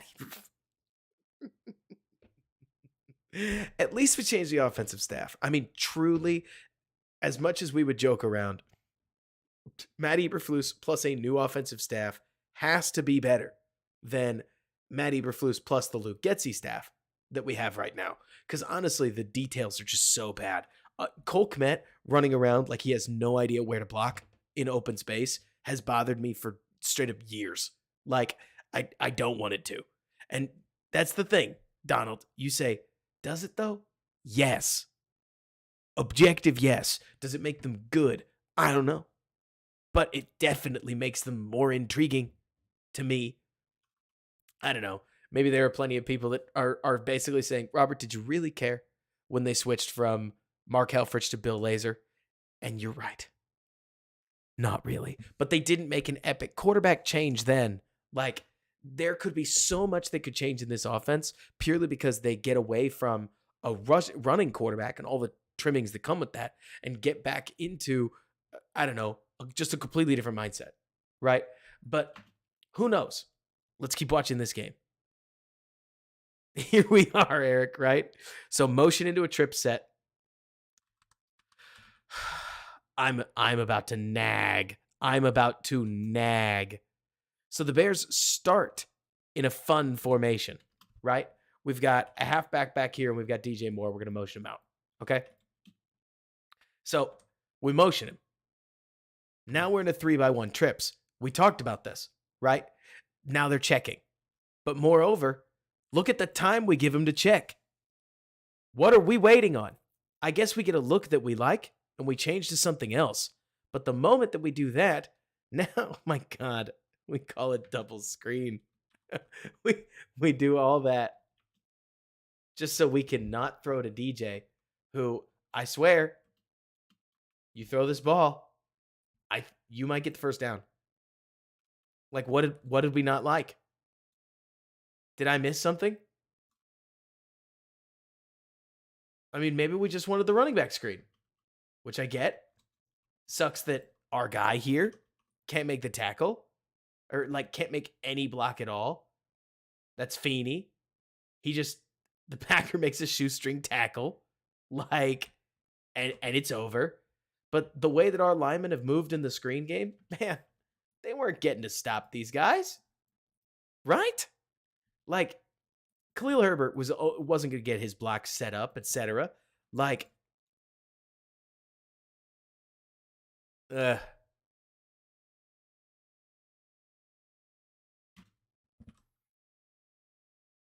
would just love to know what he was checking to. Like, obviously, he wanted to check to something. It looks like he checked to getting a double screen of some kind. But 94 makes a really nice play. Really must have been, Ben. Damn, that's a horrible observation, and I hate you for it. By that, I mean, I think that's hilarious. We threw one screen and we went, man, our screen game's going to be good. You could tell they've been working on this. And then we went, lol, what if we got nothing right for the rest of the year? Okay, so again, look at this. We go short motion, zone. Are we going to snap it? No. We're going to motion. Nothing changes. And hey, I'm glad we get the look we want because we know that Joe Barry is going to basically with this off corner is either going to sit in cover 4 or he's going to sit in, this looks immediately like a cover 8 look, which is quarters to this side. It's quarters here. It's 2 here, right? But it just bums me out, as I'm sure you guys can see, that we just went from an offense where you motion and you snap it. You motion, you snap it. You motion, you snap it, right? But then you get to this offense, you motion, and now we're just going to sit, and we're going to hope our concept's there, right? Good throw, though. With anticipation, bang. Where's been the out route all season? Why don't we throw more of them? It's obviously a route that Fields is willing to throw. I mean, it's why we run so much stick. Just call them. Kill people with out routes. I don't care. Also, can I get a holla holla? That is some solid tackle play, baby. This is Rashawn Gary, baby. He already got a massive extension. Good feet.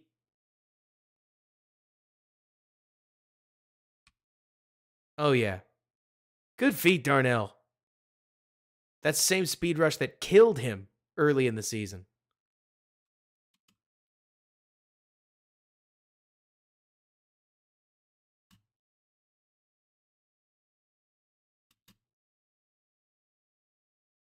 And This is the perfect play for Braxton, by the way. Yeah, it's a wobbly ball, kind of, but I'm not worried about it. Like, Braxton gets beat, or not beat. He gets pushed, he re-anchors, Fields rips the ball. When it's on time, Braxton's no issue.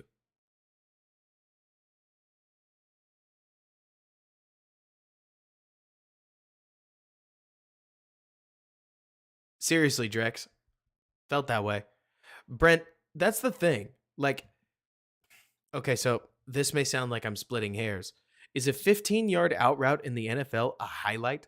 Like, you would hope that that's a throw that all kinds of players could hit. But to re-speak what you're saying, it's not like Fields can't from the pocket.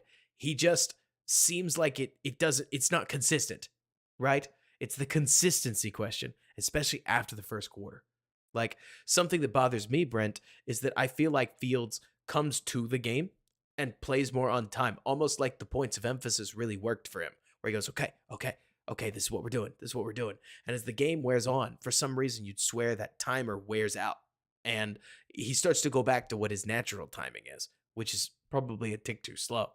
And then all that stuff disappears. But they also don't try any of it anymore. So it's really frustrating. It's really frustrating to tape to watch as the game kind of progresses because you swear the offense just gets less effective as the game wears on.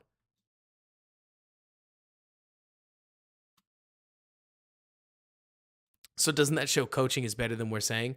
Eric, you mean the idea that, well, that's the thing, man. Like, Eric, I hope, I hope if I have done anything on this channel, it's to basically make you doubt everything. Because, Eric, we don't know. Like, I think coaching gets overrated in terms of how bad things are, but I also think quarterback impact is massive within every offense. I think the offense with Zach Wilson is going to look like the offense with Zach Wilson. I think Zach Wilson's going to change teams, and it's going to relatively look like the offense with Zach Wilson.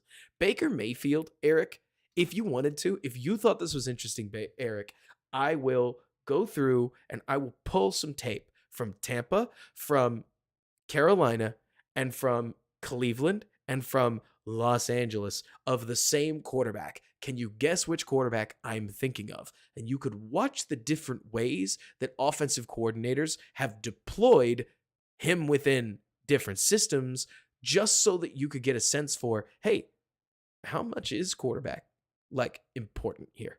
Did you pick up on who I'm talking about? But for those of you who have figured out the guessing game, because the stream delay should be hitting right around now, if we wanted to try to case study off of it as sort of a post-mortem for Fields, that's Baker Mayfield, right? Who's about as humdrum a quarterback as you're going to find, right? But to me at least, I start to wonder, like, what happens. Did I say Baker beginning of the thought? Dang, Zach, that sucks. But so the point being that, like, I do wonder how different quarterbacks function in different systems. And like you're saying, Haplo, you're absolutely right. Like, when a solid quarterback, Haplo, the guy I would respond back to you with is Nick Foles, where when you take a guy like Flacco or like Foles and you put them in a talented offense like the Browns, you get very different results than when you put them in a garbage offense like the Jets. Would you agree, Haplo? Now, we could potentially pick apart the Jets and what they do with the Browns compared to the Browns, and maybe their concepts are totally different. That's always possible. But especially with the guys like Flacco, I always have felt like it's an offensive line limitation as much as anything else, because those guys just can't handle pressure, and they're not going to, because they ain't going nowhere. They don't have the feet for it anymore.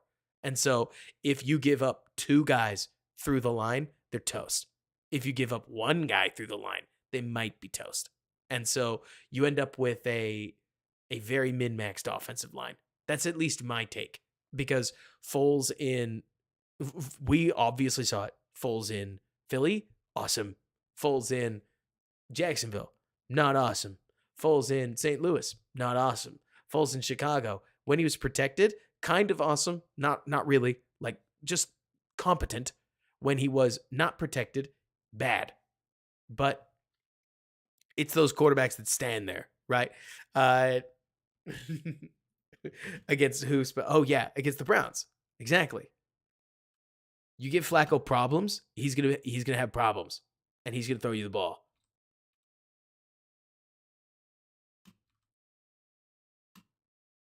It is, Zach. It is so hard to judge. Offensive play calling is so hard to judge because the first thing you're going to blame because of the broadcast is the play calling because you literally don't know why the play worked.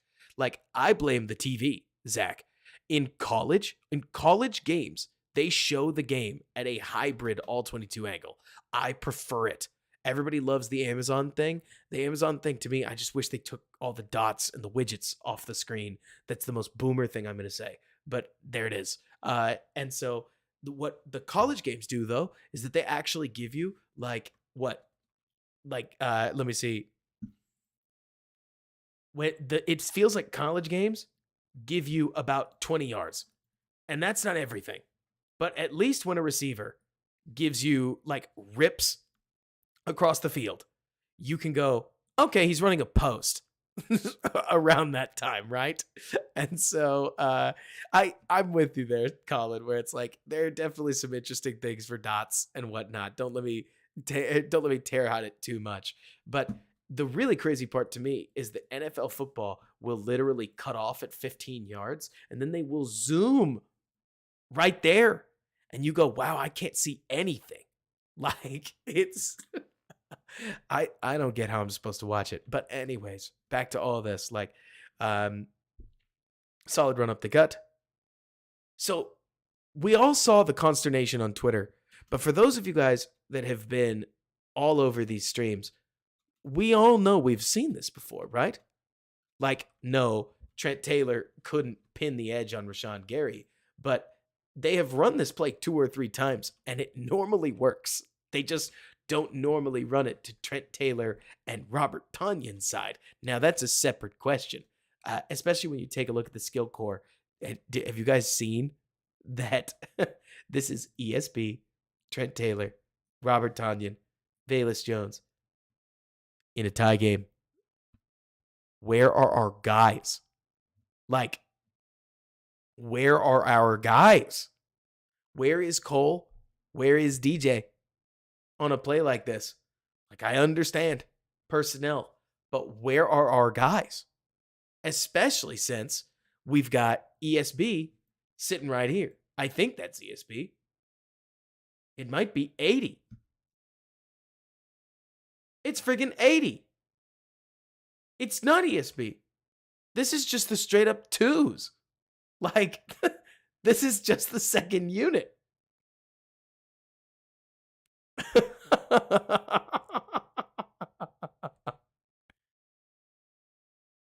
Why?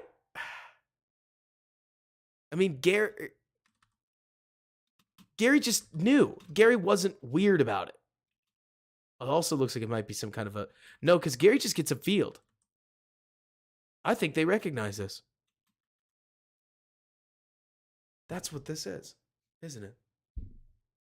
Haplo, you say the field should have checked out of that. No, okay, so, all right. This is me. This is me trying to unwind what happened. I don't freaking know. I don't know. My guess is Trent Taylor has been their lead blocker for an obnoxious amount of runs. I don't know why. Like, Sushil, you mentioned this. Like, Trent Taylor is their lead blocker a lot, right? And they have a tight end out wide, and he's going to motion in behind 2 wide receivers with the back on the other side. The Bears have run this play a couple times, right? And so in the NFL, for as much as we make fun of the fact that Getsy doesn't Shanahan spam a bunch of plays, Shanahan redresses the formation. Because if you run the same play twice in the NFL, these guys pick up on it. They are crazy good at football. Like, it's hard to line up in the exact same formation. Now, if you're going to condense the formation to where there's 1,000 things you can do out of it, then yeah, you can run outside zone literally all you want to, right? So there are limits to this idea that you can't spam, right? If you want to line up in 5-man empty right here, you can run as many slants as you want to. Yeah, it's 5-man empty. You can do anything else. Like, it's fine, right?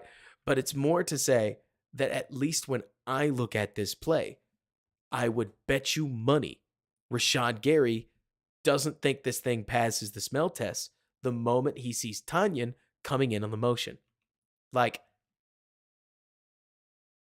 because it's only Trent Taylor and because it's a tight end who's moving. Oh, that's it. That's it. Tanyan stops. Gary sees it. He's off. That's it, isn't it? That's why Gary has no questions. It's because the timing is just such that Gary catches Tanyan's spin. And at that point, like, he doesn't know what's coming. He just knows something's coming. We can file this one under bad formation, bad coaching, if you'd like, and I think we should. But it's also a hell of a play by Rashad Gary. Good for him. Fields takes a hit to the face again.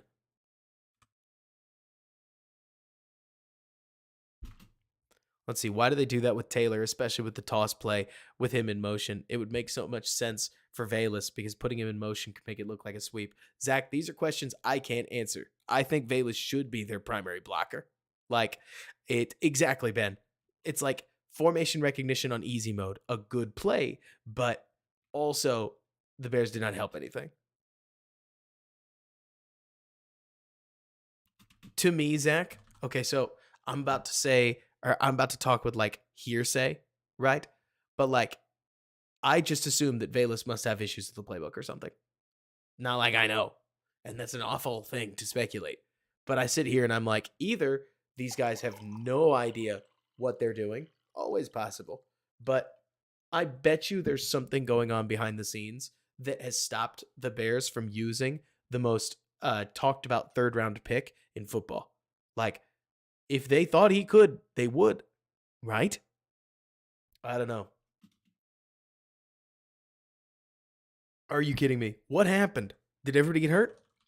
Like, okay, so second quarter, right? Second quarter, we got a break. We got a TV timeout, right? They always go to TV timeout. 3rd and 6. 3-0 game, okay? This is a big down. Can we agree this is a big down? Trent Taylor, Tyler Scott, Velus Jones, right? Or is that DJ? Honestly, they look the same. Sometimes I think that's DJ, the more that I look at him. Motion to a trip set. Oh, yeah, this one. Deadzo. It's DJ. The problem is we get beat up. Khalid, how you doing? What available of OC are even out there? We'll figure it out. So this is something the Packers did really, really well. They lined up 5 down on major pressure downs, which is going to force the Bears to go 5 out in protection. And then they'd blitz so that they'd engage Roshan and get you 6 on 6. Well, I guess it's not quite 6 on 6 because they're going to have Tanyan stay in. So they're running a whip route. Fields doesn't have a chance. There is a world, maybe, where Superman himself slings it to Trent Taylor with mega anticipation, and there's an equal chance that this linebacker picks that off. Like, I cannot make an argument that quarterback really should have done anything. So it's just a sack, and Tevin Jenkins gets mashed. 96 does a great job here. I do think, for what it's worth, that everything the Bears are doing takes too long. Like, the Bears want a high-low. The Bears want to create a high-low with DJ. They want to go bang. They want to go bang, right? But I swear, every play in the playbook, like for 3rd and 6, doesn't need to be, what if we took a 3-level shot? Like, the question you're going to have to ask yourself is, do the Bears just like splitting the field in half, Or is there a reason they're splitting the field in half? And like Haplo's saying, where is the hunt route? Why isn't there one? Why is the answer to every problem, let's just block with more guys? It's an unsustainable, like, there are going to be days where your blockers are not going to play well. Like, that's the other problem, right? Wouldn't you assume that there are going to be days where you just know your left tackle is going to get whooped? Like, it's going to happen. But when these days come, the Bears don't have answers. And that isn't good enough. It's why you're almost assuredly going to get another one.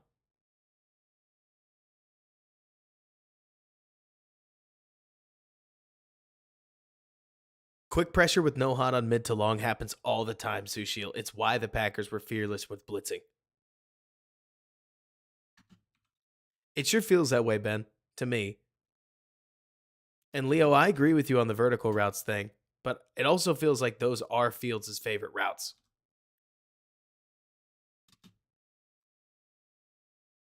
So you kind of end up with like a middle problem. Okay, 7-3, we're losing. Bring Scott over. Pause for dramatic effect. And now we run the ball. Nice gash, though. Yeah, A-Song, I thought Roshan looked solid there.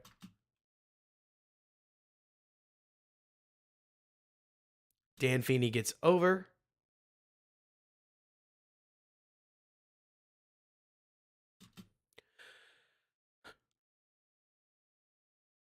Oh, good run. Tyler Scott across the formation. Finally, we snap it with relative timing. Come on. Okay, right idea. What happened here? That's what happened. Oh, that's a beautiful blitz by Quay.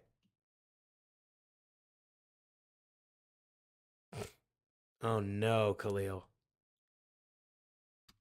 So first of all, this goes back to one of the common problems we talk about on this channel, which is that everything with the Bears offense takes forever, right? We're running like an inverted dagger almost. Just watch the receivers here.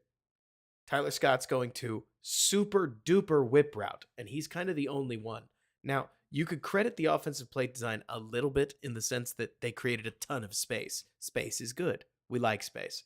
The problem is that the Bears catch you later, David. Catch the VOD if you want to see more.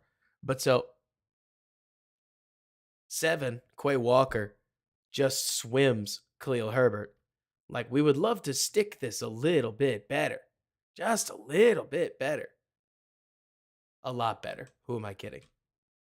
So that we create an opportunity for Fields to step up. Hey, kudos to Fields. He steps up. He gets out of a jam and then tries to give Tyler Scott a chance in the guy's trip. It is a bad combo, Brent. I don't know if the release is all that slow because he's getting a free release. Would I welcome ESB back even with an OC change? Sure, but that's assuming that the OC is actually impressed with ESB, and I'm down for whatever. Let me see.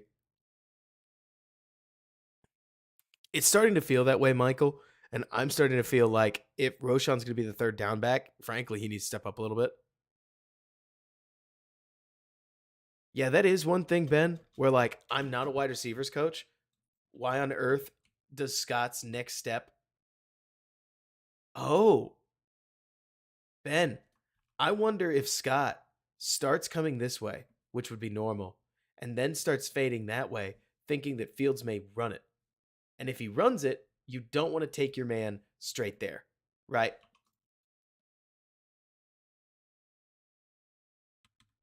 But just a bad play.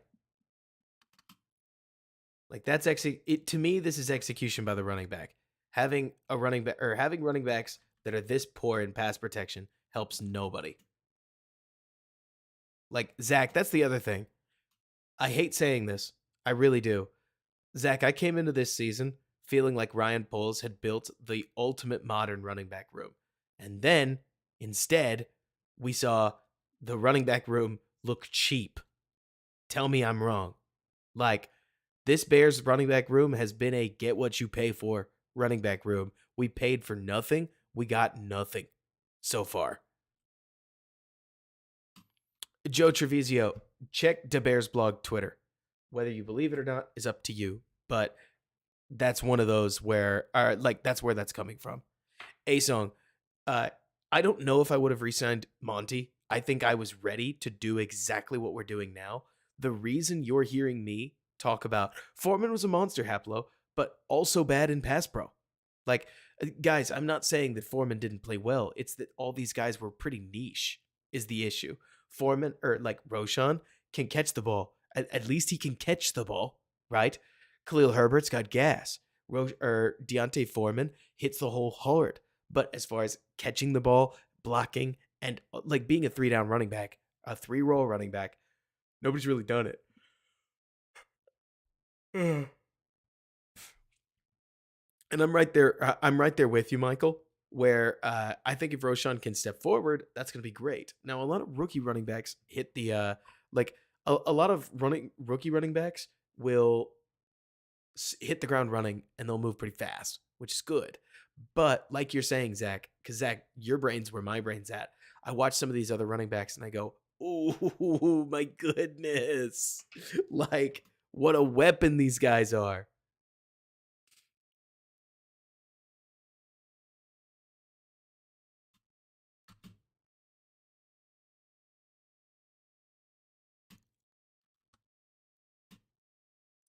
He just missed 95.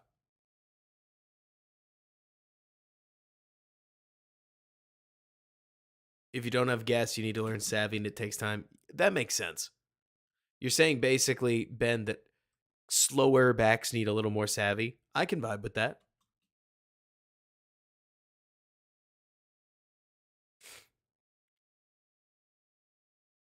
Here's the sneak.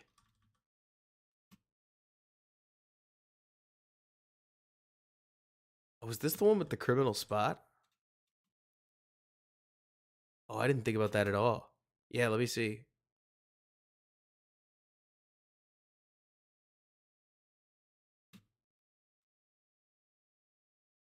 How many yards do they need?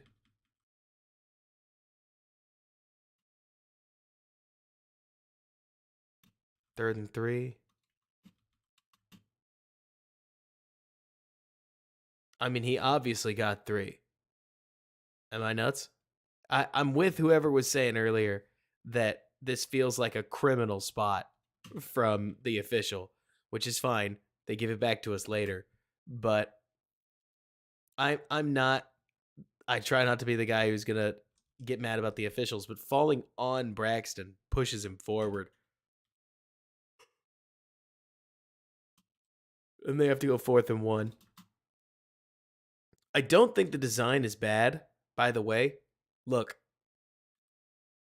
have you ever in your life asked yourself why defensive players line up or why offenses line up in the shotgun before sneaks? You are about to see why. The whole point of lining up in the shotgun is that then if you can get this thing snapped, like you can catch the defense not lined up in sneak formation. But instead, well, they basically get just enough time to collapse right there. It's less momentum, Brett, and it's literally just you're trying to catch them spread out.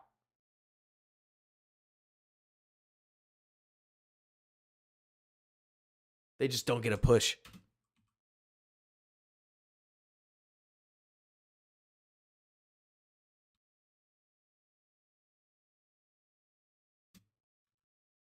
Yeah, the snap does feel late to me. Is it really?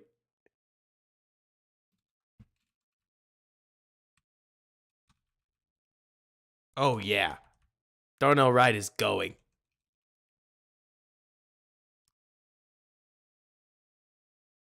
We still don't move him. I'm telling you, Ben, they got all the breaks. Good night, Oblivion. Catch you next week.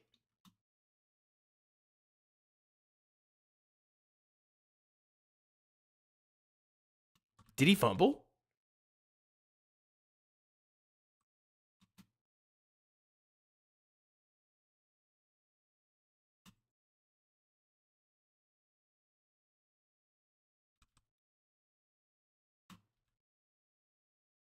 Okay, we check. I don't know, Zach. We'll either watch something playoff or we'll watch something draft, maybe a little of both. Oh, gotcha, Brent. Preston Smith versus a tackle. Or what is that? Preston Smith versus Cole Kmet. Preston Smith wins. We might find. I'll probably pull like a playoff matchup. Plus whatever else we're going to talk about.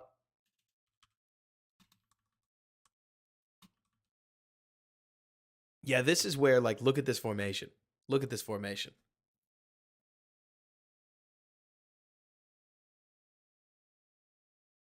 Let's see. Can we do scheme breakdowns in the offseason? I want to.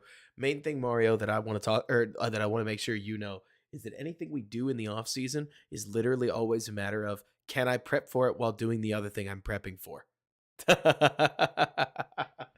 And that's like, for instance, I've got a stack of playbooks you wouldn't believe that I just haven't had time to read. But so, anyways, like Drex, I hope so too. Like, I don't know how anybody's feeling in the chat, but I assume we can all agree like go Cowboys this weekend. So, anyways, look at how wide this front is. Like, really look at how far off the line of scrimmage Rashawn Gary and or how far off the tackle Rashawn Gary and Preston Smith are. To me, I don't know what Fields is checking into this for. Like, he checks into this thinking that they're going to be able to crack Preston Smith, but they don't have a crack blocker. They have an arc blocker. I don't love that. Personally, good play by Preston.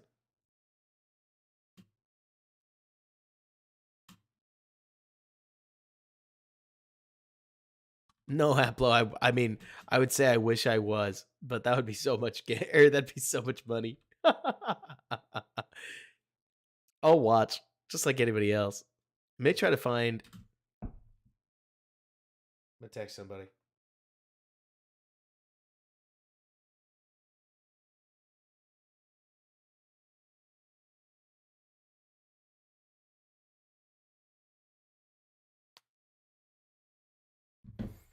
If Kmet wins, it becomes a big run. It's just a really hard block. Maybe he just saw hat on a hat and checked to it.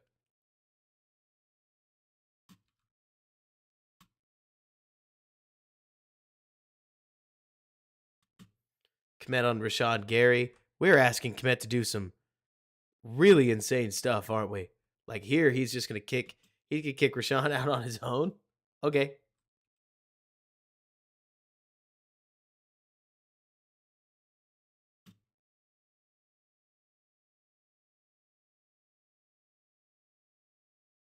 Boom.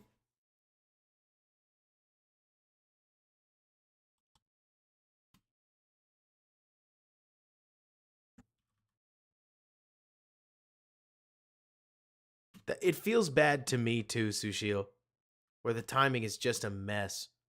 But I love empty. You can clearly see, in my opinion, that these Packers DBs, first of all, their empty check is man. Like that much is becoming more and more obvious. So you just run a mesh like, and suddenly DJ Moore is wide open on Quay Walker, and it couldn't be easier. We even lose up front. Look, he takes an L. Woof. Is it demo the new stadium? Are you Cincy? Nice.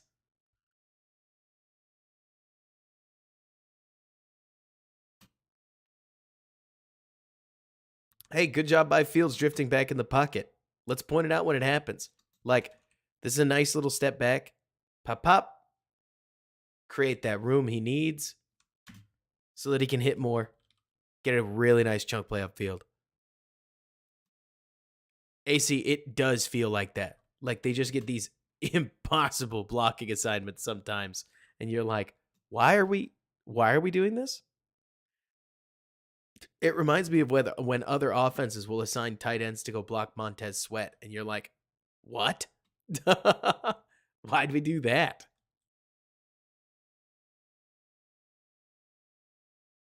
Khalil, what are we doing? Okay, so take a look at this. You're gonna see it. We've got Darnell Wright over here on Braxton Jones's side. Looks like we're running some form of inside zone. Okay. Okay, no, I see it now.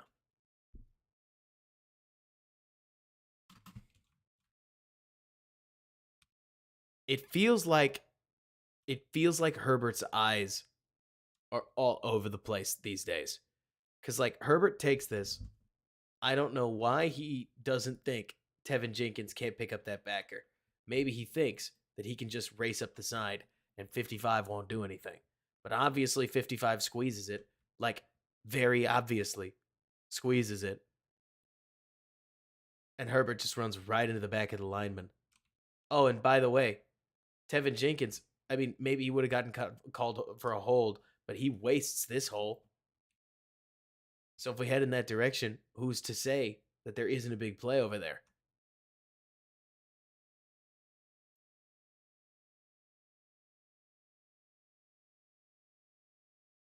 Ugh.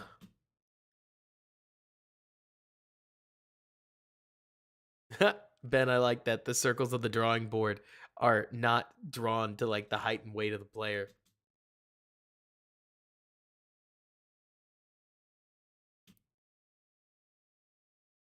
Nice rip into what is this?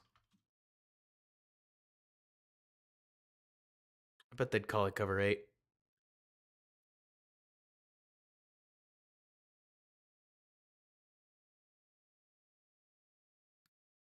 Man, the fastball Fields can put out there is awesome when he throws it. Boom. Look at this motion. Bang. And yeah, I mean, Zach pointed this out. But like, DJ Moore obviously has a different on field persona than off field persona because we just see this a lot.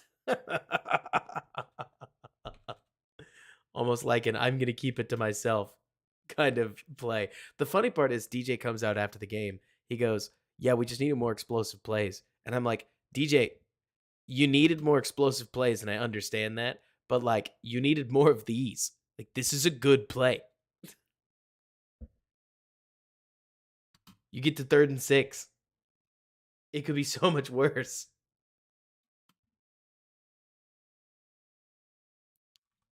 Let's see here. So it's a sack. We get mollywopped up front. No, well, there is no hot route. There's not supposed to be a hot route.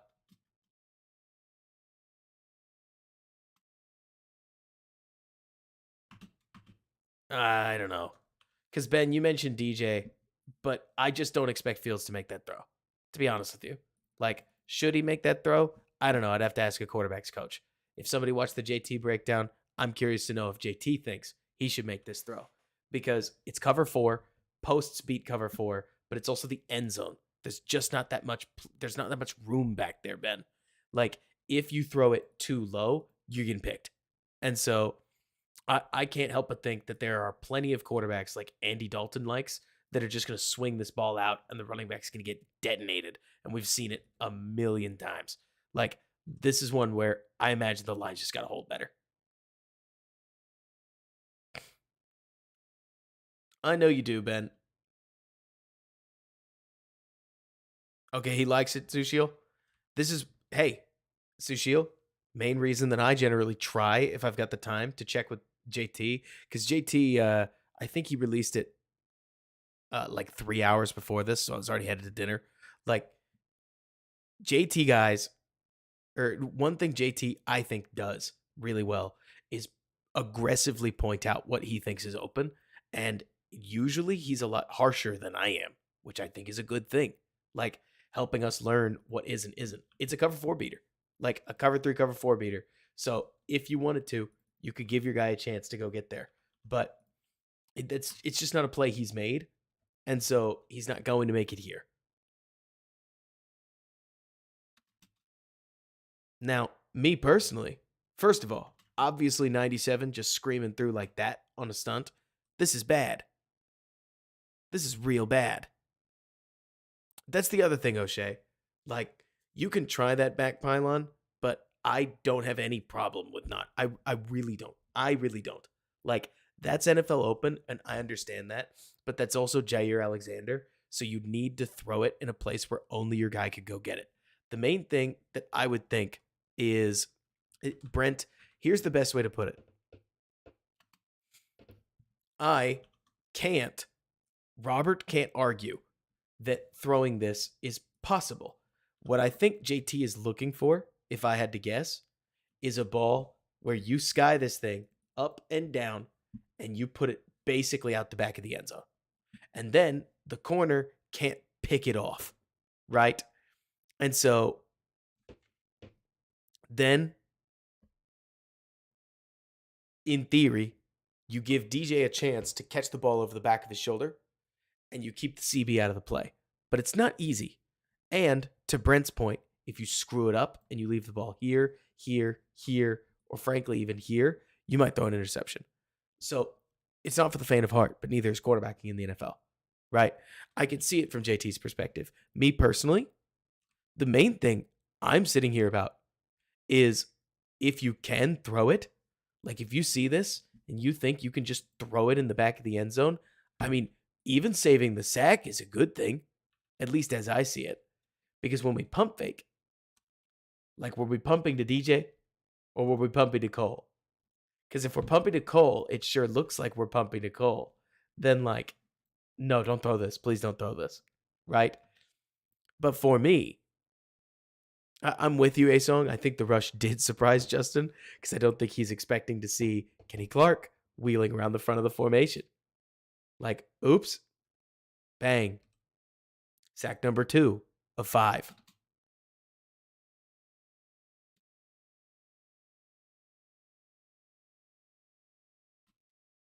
Yeah, because Fields is opening his foot to the left, which just has me thinking that this was supposed to be a Kmet ball, but that now his eyes are locked on, like, Kenny.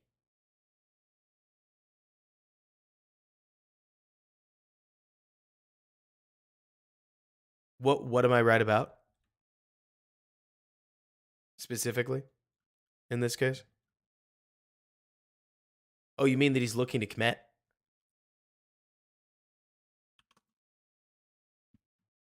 He could have been afraid of a tip ball. Absolutely, Brent. The main thing that I look at is, and what I'm about to say is pretty harsh. Oh, yeah. I don't think he was. It's totally just my plan. Let me see. That's the kind of throw made earlier last year that we would be saying he's figuring things out. Right. The main thing, yeah, Davis is out of the game now. The main thing that I look at, let's see. Well, yes, Sushil, you're absolutely right. Like that stuff that it's 1:30 in the morning and I'm kind of leaving let alone, right? In theory, okay? Let's talk about what Jordan Love would do, unfortunately, right? We do get emotion. So once we get emotion, we are thinking that they are in some kind of man. But then we see Jair creep down like this, and this two safety structure plus the zones we get over here is an obvious tell that we're up to something, right? We've got 4 DBs in a line. That's as close as you're going to get to a clear and obvious quarters cover 4 look. And against that, you know you're going to high low right here. So the idea is that this is the 1-2. And we talked about how in Green Bay, they do a whole lot of highlighting one player. This is a play that does that. We have highlighted one player, right? In theory, not Justin Fields. Takes the snap, looks. We've bit down. We throw this thing over the top. We just do it. Like, maybe one hitch, right? And if we needed to play off one hitch, we don't have one hitch because our offensive line blew it. This is your classic moment that a lot of Bears fans are going to say, you can't play behind this offensive line. And on a day like today, they are not wrong. Like, it, I don't know if you had time to try, right? It would have been an elite quarterback moment. And if you're not elite, sometimes in Chicago, you're wrong, right? But exactly like you're saying, Ben, it would look like a blown coverage if you just saw that and threw it, but it's not easy. It's not easy at all. And for Justin Fields, who has a slightly longer release than others, it's even harder. Caleb might back up and just flick it off his back foot. And who knows? He might get picked off because he might short ball it. Caleb, love him, is not that accurate. There are a lot of guys, I think Drake May, for example, when Drake May is accurate, he is a dead eye. When Caleb Williams is accurate, he is very accurate. And there's a noticeable difference. The difference is that Caleb can give you a throw opportunity in the most unbelievable moments. Like the whole ethic with Caleb, in my opinion, is that it's a safety, not a backer for what it's worth, Ben. Not that it matters. But like the whole goal with Caleb, when you're talking about like why do you care, is that Caleb has a release and he has footwork, basically, that lets him throw whenever he wants to. Rolling left, rolling right, crowded pocket, he's going to throw you the ball. Whereas Justin, it feels like there's clear moments like this, Rusher bearing down on him, where it's like, yeah, we're just never throwing this. We're never going to get this out. 1, 2, 3, 4, 5, 6, 7, 8, 9, 10, 11, 12, 13, 14, 15. Ball is out if it's Tyson Bagent. Ball is out if it's Caleb Williams. But Justin just takes a little longer. And that's okay. It is who he is. It's why you hear me grade it a little differently. I think he uses him differently, Asong. I think he'd have to. Because there's some of these quick trigger decisions that he's just not making. But I also think, Asong, it's part of why Kyle Shanahan didn't take Justin Fields. Now, granted, he took Trey Lance, who's arguably worse. It's not arguable. He's worse. So it didn't back that up. But let's see. Can you explain how throwers like Caleb can generate so much torque and power without their lower half versus throwers like Drake? Honestly, Mario, do you know? Like, are you looking for an answer? Because I don't know. Like, I think Caleb Williams has insane hips. If I had to guess, Caleb's thighs and his hips are absolutely outrageous, right? Like, I think he just twists and gets it all out of his shoulder and just explodes through all that, which just has to be hell on his body. I mean, for all I know, maybe Caleb Williams has a shorter career than we think because he's just pushing it all in his back, just like Tiger Woods, right? But what it creates right now is, I think, one of the most beautiful natural throwing motions that's going to enter the league here soon. And I really don't say that lightly. I love a lot of these guys. Like, you guys know how much I talk about Carr, for instance. Carr has a naturally beautiful throwing motion. The difference is that Caleb plays so much freer than Carr. With Carr, you'd swear all you see is worry. Like with Caleb, I swear it's like he seems like he shakes off nearly anything. Like something bad happens, okay, next play. Everybody talks about and you're exactly right, 4P. We are being hypercritical. We're being hypercritical because we have the number 1 overall pick. Right. And because 4P, this is a tight football game that reminds you that anticipation is Fields' weak point, but it's the end of year 3. Don't we hope that we're better than this by now? Like that we're better from an anticipation perspective at this stage. That's totally your call. You may disagree, but I personally totally understand anybody. I think I'm one of them that's like, I thought we would be better at this. At least some of this. And 1 year of Nagy, it's not been fair. It's not been fair at all, A-Song. Like, when you say year 1 equals Nagy, like you're saying it's just screwed up.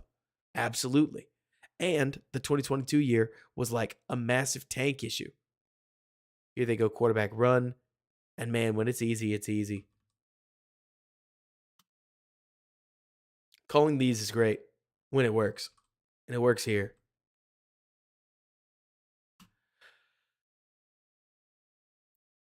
The trouble A song, at least that I see, is that when you play a defense like the Packers, where you need to be able to throw at them, it bugs me, right?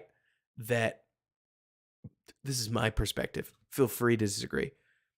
It bugs me that we're playing a defense where you know you need to throw on them, and our quarterback isn't releasing the ball. Like Justin Fields ended up with a great completion percentage on the 16% throws that he attempted, but we have seen this in the NFL where guys will just throw the ball up sometimes, not up for grabs per se, but just release it. And if you're high and wide or if you're deep and wide, whatever, right? And I can't help but look at Fields and wonder, would that have helped him? I don't know. And Brent, you mentioned Fields may have been better for the KC offense. I do think Greg Roman would suit what he's going for, right? Or at least the direction he's flowing. Maybe it would even give him time to get better. But I think he just needed quarterback coaching with a specific idea, right? And Asong, we'll get to we're in the third quarter now, so we'll see because we're just running the ball.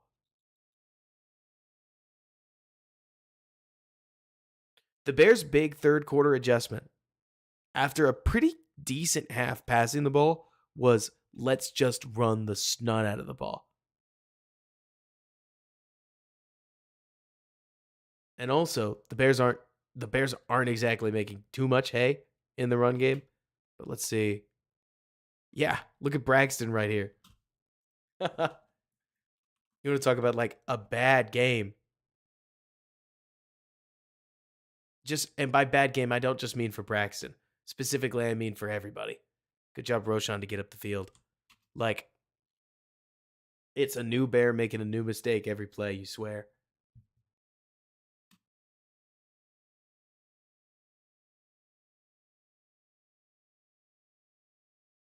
There's a mesh like.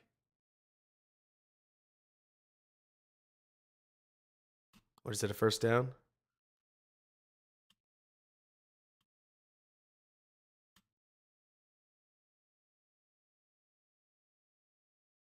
These kinds of plays are so weird. These are so weird. It's not illegal to throw this. If you want to, knowing your receiver is breaking out, okay, he is not wide open. He is not wide open. Not wide open. But you can throw this. Like, just stick it on the sidelines and give him a shot, right? But if you don't, that's totally fine. Cause we're good. like just hitch. It's second down right now, Ben. It's that's Kmet right there. 85. But we can hitch and we can just throw it to Kmet. We can also run. We do. We get the yards. I think it's a first down. Are they going to give it to us? They're going to give it to us. But the main thing that I'm looking at is just like, we don't throw the ball. And DJ's totally open in the middle. Don't let me take it away from DJ. I just think Kmet is. I'm basically watching the way that the quarterback pushes out. And once he pushes out to the left, throwing back across his body is a little harder, right? But if theoretically he stays in a passing posture and pushes out this way, you would think Kmet would be the easier one, right? And Asong, you mentioned 18 over the top, but Quay Walker is going to pick you off anytime you try to throw that. It just feels like we make this so hard. You know what I mean? And yeah, Dr. Truth, that's Valus. Like, somebody mentioned he doesn't work with the pocket. Like, it feels as if we have our passing posture, and then we're going to take it off, or then we're going to take off. And taking off is fine. It's just kind of the crux of the issue. Because if we're never going to throw the ball, defenses are going to leave that stuff open. And 4P, you're totally right. Like, of course, this is a little bit of critique. You know, it's so funny, A-Song, that you mentioned JF wants to play hero ball. Because truly, Caleb Williams is not going to not play hero ball. Like the what is let me name some guys. Like Joe Burrow is a hero ball addict. Josh Allen is the hero baller. Mahomes is the other hero baller.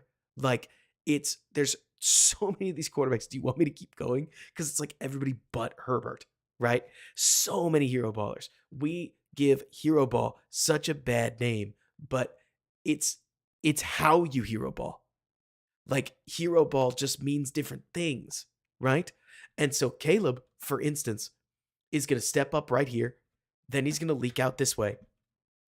Then he's going to reset his feet. And then he's going to fire a rocket to Cole Kmet for a grand total of 8 yards. It's just not a big deal, right? This is not a Canton play. We talked about this a lot. Nobody's building you a bust in Canton for hitting this play, right? It's just weird we don't try it. That's what I'm saying, right? Is like we see a pattern in Fields' game where there is a throw open, but instead we run it. And a lot of times when the game gets really tight, like this, or when the games get really tight and the Bears aren't scoring points, it's these plays that you look at and you start to go, we're just bleeding yards on some of these. Like, and that's the thing, 4P. We're talking about a play where we still pick up the first down. But 4P, imagine being the play caller, right? You have to wonder why your quarterback isn't throwing this. And you have to keep it in your head that, okay, quarterback didn't throw it. So if the quarterback didn't throw it, I can't call it again. Now, obviously, this is Luke Getsy.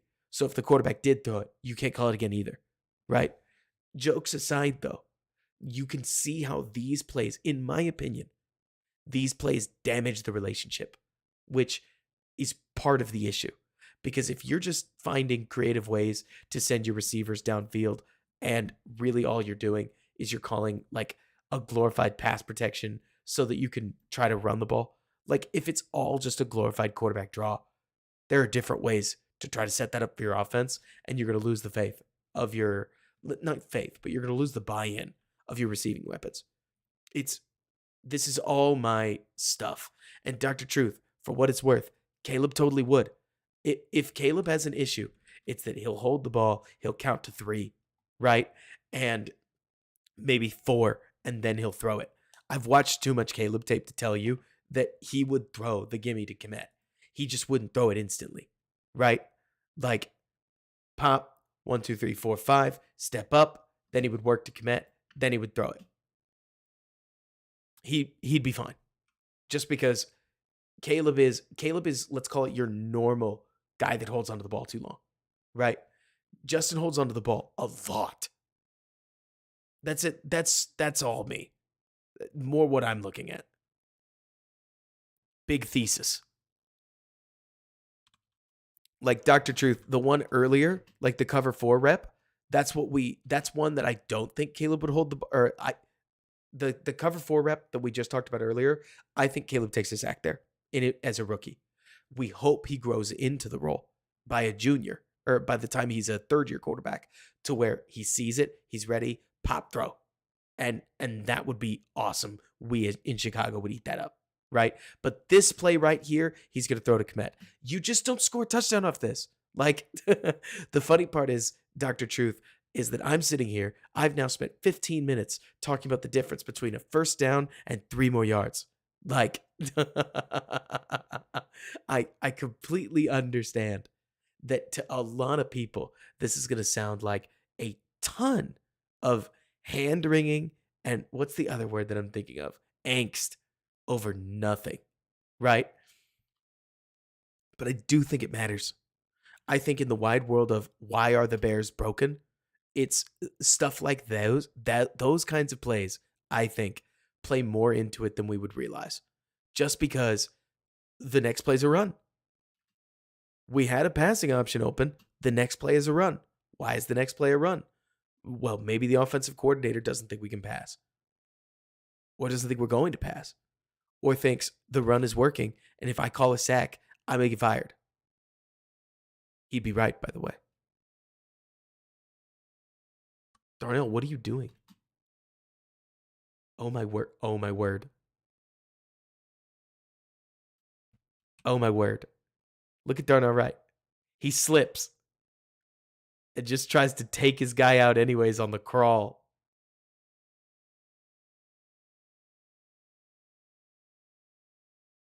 That's awesome.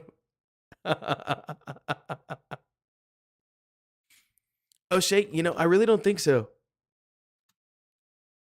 I mean, I know we're going back to the play that we just talked about.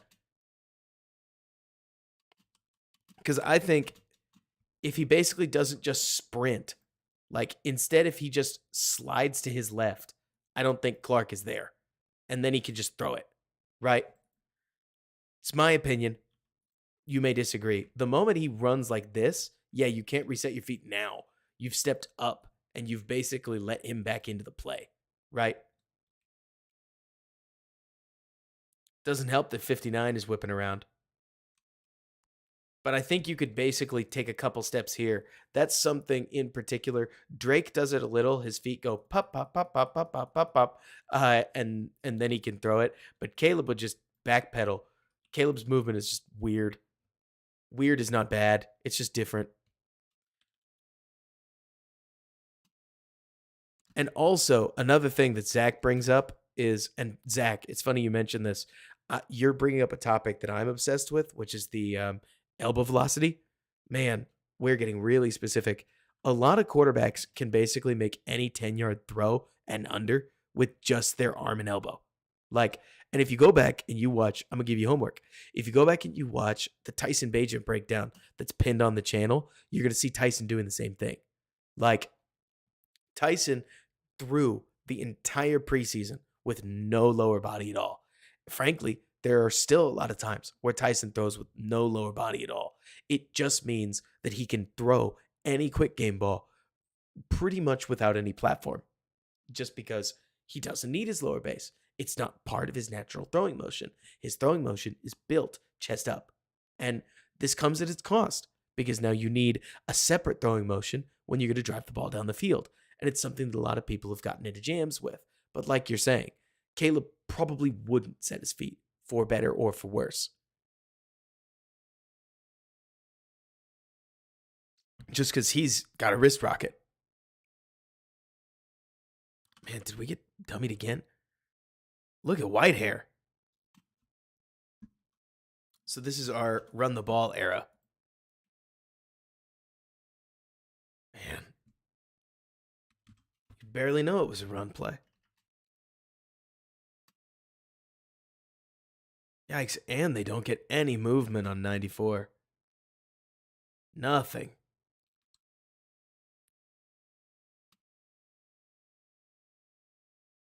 Tons of slipping. Ben, call me a conspiracy theorist, but I'm going to go back to it.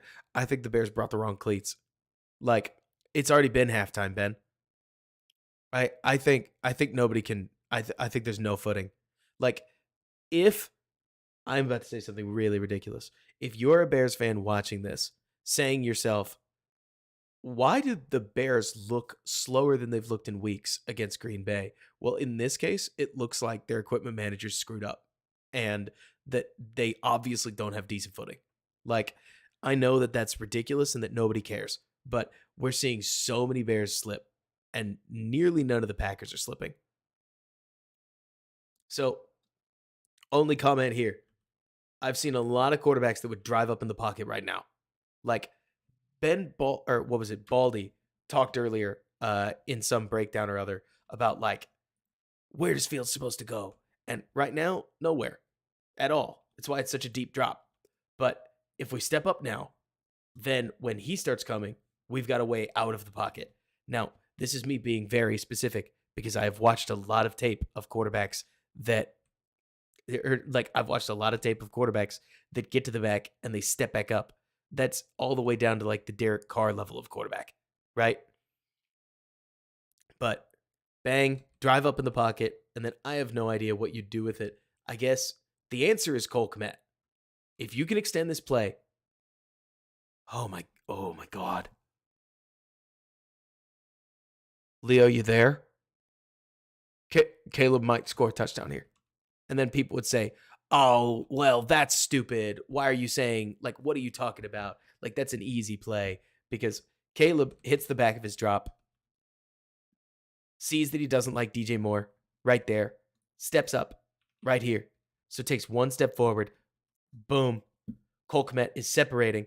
So all Caleb's got to do is drift to his left a little bit and launch the ball down the field. And the safety's not there at all. I count 1, 2, 3, 4, 5, 6, 7, 8, 9, 10, 11 defenders. There's nobody there. Kmet's going to walk into the end zone. If we can stay alive on this play, like if we can help our left tackle out, Kmet separated. Kmet is kind of balling. Like, Cole, where did you come from? Cole, where did you come from? Like, where has this been? That's awesome.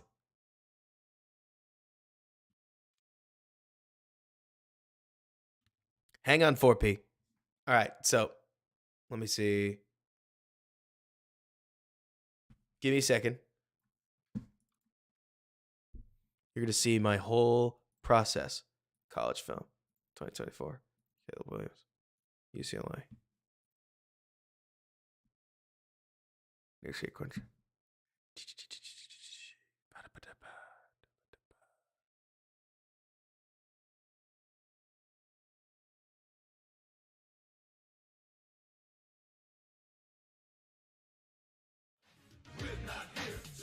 What do we got? Michael Perez, you're too kind. Thank you so much. Hang on. I want you to see this. Because 4P, I may be about to get you with a gotcha.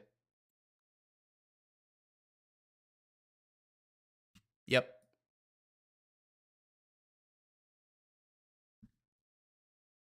You tell me if this isn't pretty much, it's not exactly the same play.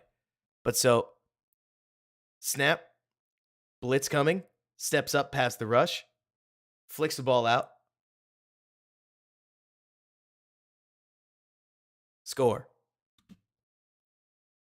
That's what I'm talking about. It's fast, but it is hit the back of your drop and move. Like, back of the drop, get out of there. And the moment he does, he changes the angle and he's safe. And then he just keeps moving through the pocket and he just rips this ball. Drops it in the bucket. Watches him run. It is insane. Of course it's insane, right? But the main thing that I look at when I watch a play like this, because I think this is core. Well, so A-Song, you mentioned it's a little different. You're right. But that's the difference being that this is a play off the edge. And when you feel the tackle losing on the edge, you just step back up. Like most quarterbacks are just going to drive off the back of their stop or drop, especially on 7-step drops. There are a whole bunch of times where you go 1, 2, 3, 4, 5, 6, 7, instant step up. A lot of guys just hitch up immediately. But the main thing that I'm seeing, because like you're saying, he stepped up because the guy in the front to the right of him, but it's more to say, at least. The play, more like Fields' DJ play at Detroit. Like, you're totally right that these plays aren't, I mean, I'm not trying to say they're exactly the same, but guys, we're talking about, where is it? We're talking about an edge off the end. Like, you could say it's the blind side, but the bigger problem is that we get to the back of our drop and we stay there. We just have to move, is kind of what I'm going at. Like, and look, I get it. It sounds hypercritical. The NFL is just really hard. I think you can step up. And if you can get out of this, if Kmet's open, and to me, the hard part about this is, like, they are a little different. A-Song, it's not perfect, right? Maybe I can find a perfect one another way around. Because he totally is, O'Shea. You're right. If you'd moved, so we're being really specific. You get to the back of your drop. You step up. 97 wraps around. if you can extend it, there's a little 6-foot guy that all he's got to do is make, what is that, 45 to the 30, like a 25-yard drop. But I'm dreaming as much as anything else. Openly dreaming. Openly dreaming. Right?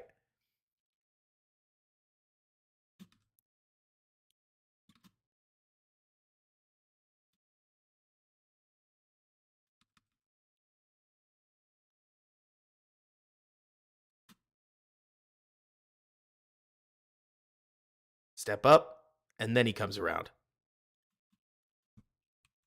He comes around pretty wide.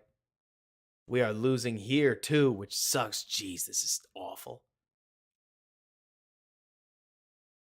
I literally just want to sit here and dream about a highlight, and we have 1 pressure, 2 pressure, 3 pressure. Jeez. Well, not 3 pressure per se, but like 94 has him wrapped if he comes that way. Brutal. You just have to throw it with anticipation. Even then.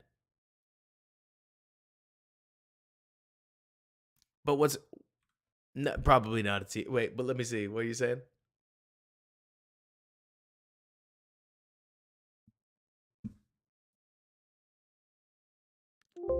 What's crazy to me about the NFL is how close some of this stuff is. Like, if you throw this ball, because I mean, honestly, just looking at here, throw it, right? That's over the top.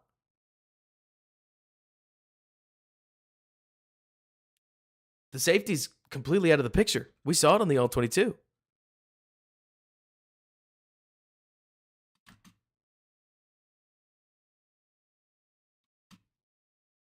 Boom.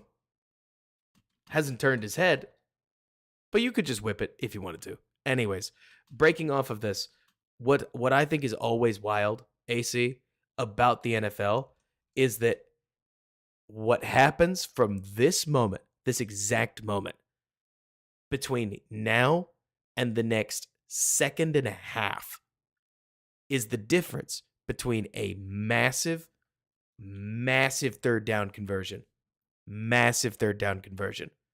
and a drive ending sack. Right? Like, it's third down. This is our down to throw the ball. But it looks like he's on DJ, and then he wants to move to Kmet Damo. So if you're thinking throw to DJ, your quarterback coach telling him, just pump the rock. I don't think DJ is as open. That's a tough throw. But I'm also not a huge fan of the slot fade. At least not the way the Bears seem to use it sometimes. But it's just wild to me, the margins in the NFL. Like, for instance, Jordan Love spent a whole day just getting the ball out of his hands. He ends up looking like he's really, really good at football because of it. And his whole team is amazing.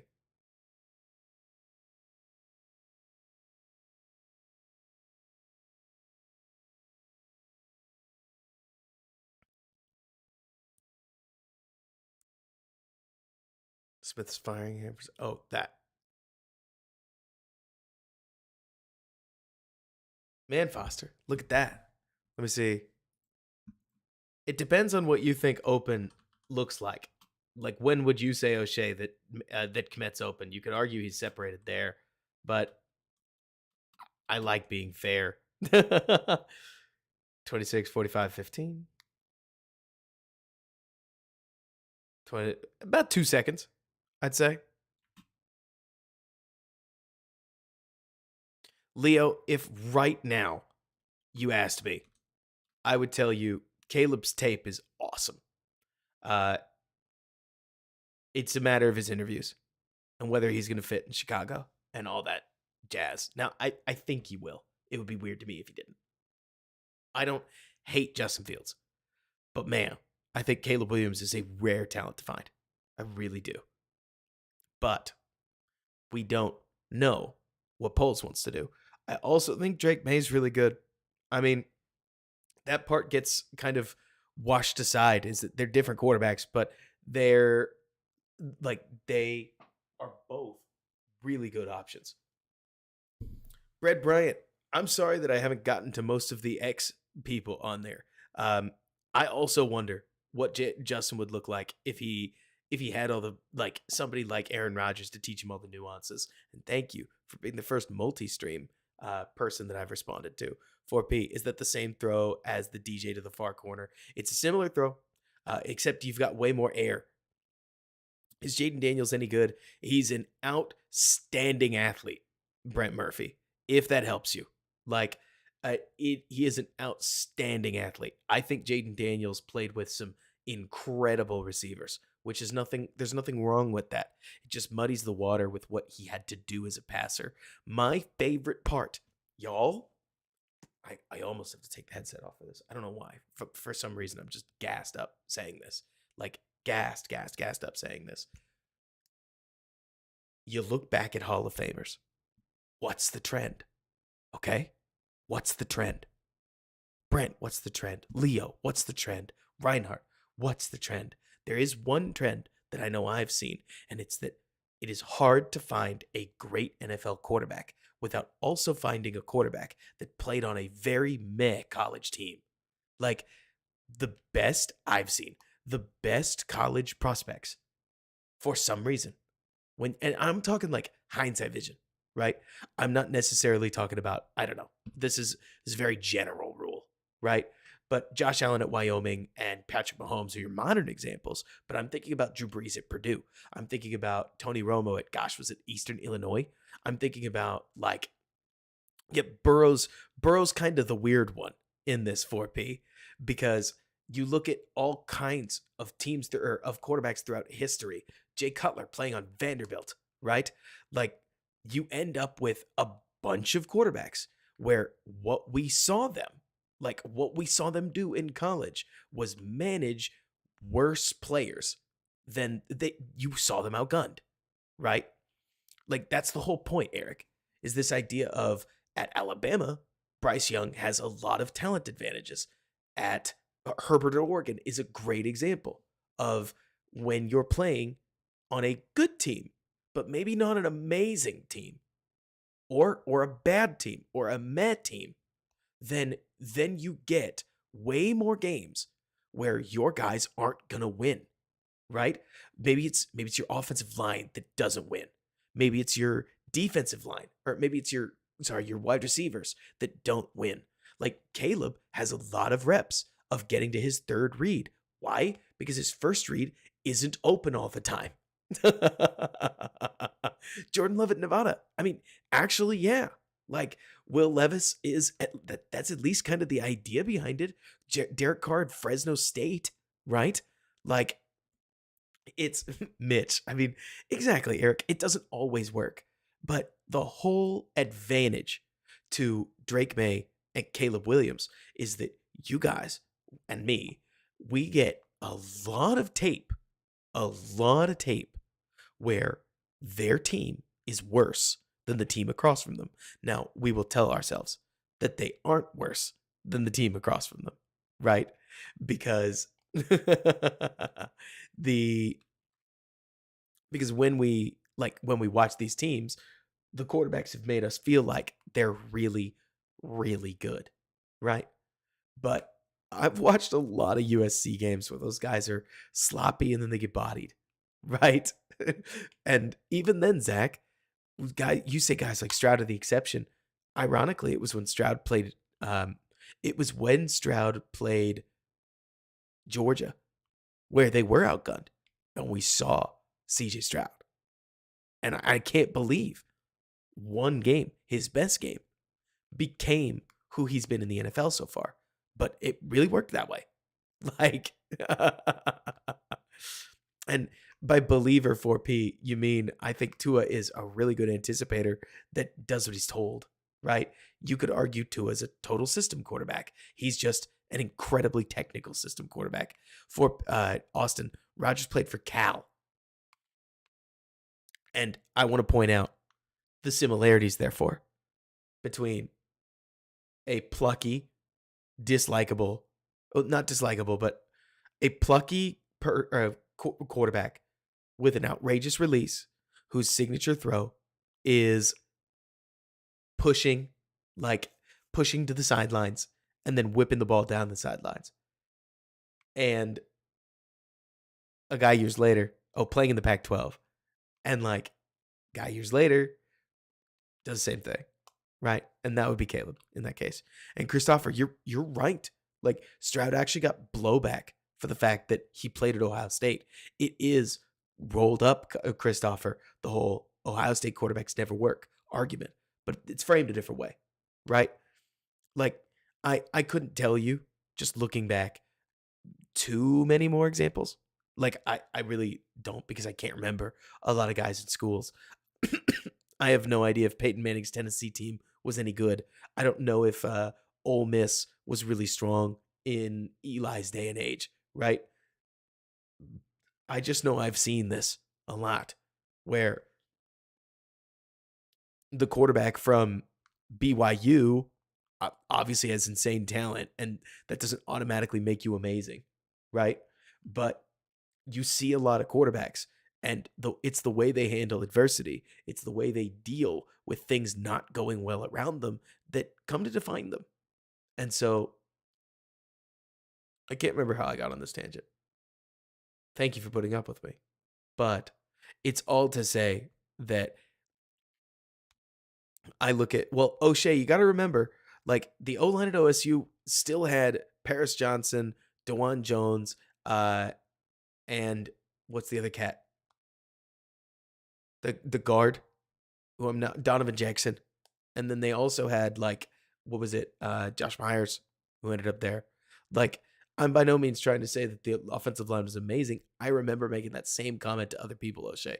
Like when I was evaluating him, I was like, why do people think that his offensive line is good? It's not good. But looking back, I wonder if Fields was holding onto the ball longer than I realized, because Fields' tempo will tell you that he only just hit his drop back and he's already getting pressure. You just didn't break out a stopwatch. And that's totally fine, right? Leo, we got plenty of time for Caleb throws. Do you need it again? I will if you need it, but let me see. Started with the trend of great teams being on. Oh, yeah, I know that much, Damo. I remember that, but I can't remember what pushed me to start going off on that tangent. And Bryce definitely had no talent. Like last year, definitely had no talent. You mean on Carolina, or you mean Bama? Like, because you're right, actually, now that you mention it, that Bryce's Bama team wasn't very good. But let me see. You're begging me, Leo. You're begging me. Let me see. I was circling around to how it applied to Caleb Williams by basically saying that Hobo Togo, Caleb Williams is 23-10 record. Like, he did throw it off one foot, by the way. Caleb Williams' 23-10 record shows to me a lot of adversity and a USC team that is not as good as you'd think. That's what I'm saying, basically, is that like with Drake May and with Caleb Williams, I think we can be really thankful. Like, and yes, thankful is the word that I'm envisioning, where we can look back and we can say, thank you, USC, for fumbling the situation enough that Caleb had to grow in a big way, which is, I think, really awesome. Like, for the Bears, it's free development. There's one more play we'll go to. Is it this one? Is this just a screen? Thank you for putting up with me. I know I'm just glad the season's over. So if I pivot to draft film, nobody's going to say, hey, we're not even in draft season yet.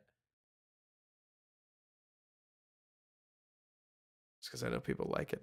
Let me see.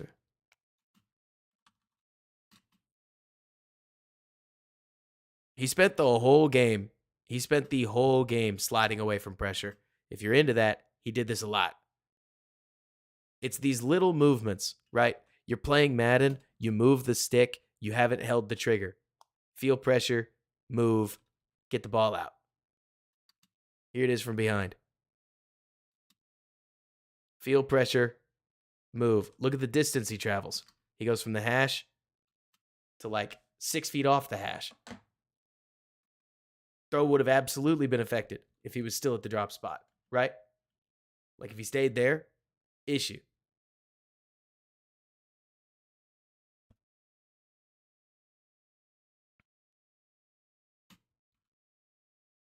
Let me see. So, Austin, that's what I see. Like every time people talk about Drake moving away from pressure. Hey, Denny, how you doing? Every time people talk about Drake moving away from pressure, I'm like, well, Drake moves towards where he's throwing. Like,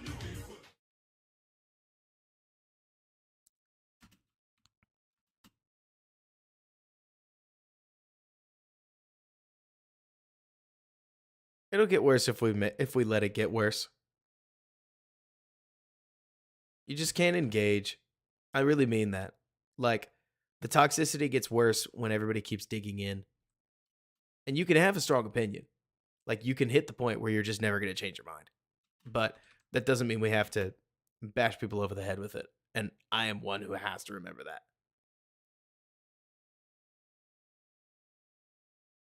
This play's hilarious. This happens all the time. So, Caleb, if there's one question that I have about Caleb Williams, it's that he and his receivers, even to the end of the season, were like never on the same page. Like, what Caleb does here kind of rules, especially because we're going to see, I think it's this receiver, but it might be this one. Like, one of them's going to sit down in zone, and then he's going to keep running, right? So, what's the adjustment? Because Caleb feels pressure, makes his way, open guy sitting down, sees it, rifles the ball to where he was. But he moves. Fundamentally just runs away from the ball. So the process that got us to the throw, great, right? Where that's good, Reinhardt. Like the process that gets us to the throw, great. The decision, good. The accuracy, big question mark. Because even to the end of the season, they seem to have no concept of where these guys wanted, or like where Caleb wanted the ball to be.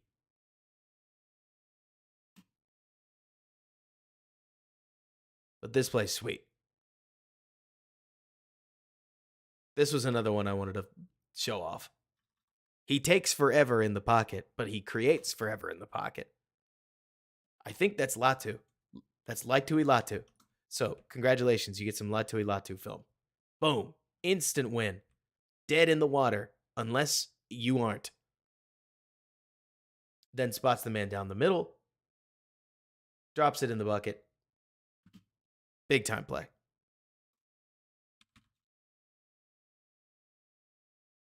It is a song. It's a for sure block in the back. Like, just so we're on the same page. This should have gotten called. But Caleb completely avoids a hit. Like, when people talk about, oh, Caleb's movement won't work in the NFL, I'm like, this guy's going to play in the NFL. Like, with any issue. Or without any issue, I should say. And he just breaks him very quickly. Now, would he have gotten the whole playoff? Probably not. Without the block in the back. Would have been different, right? But it's the pocket movement that keeps it alive. And then just flicks a ball down the field.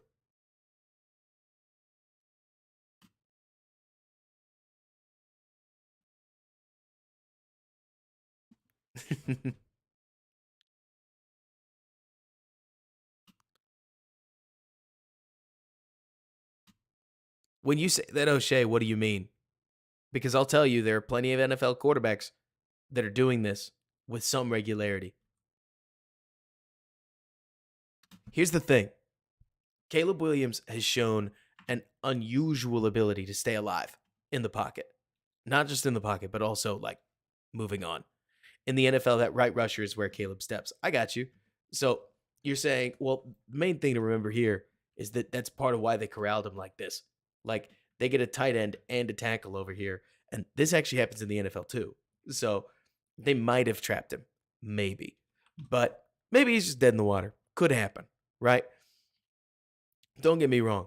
Because the moment that he starts breaking to his right, then this guy is trying to stop him from getting out over there.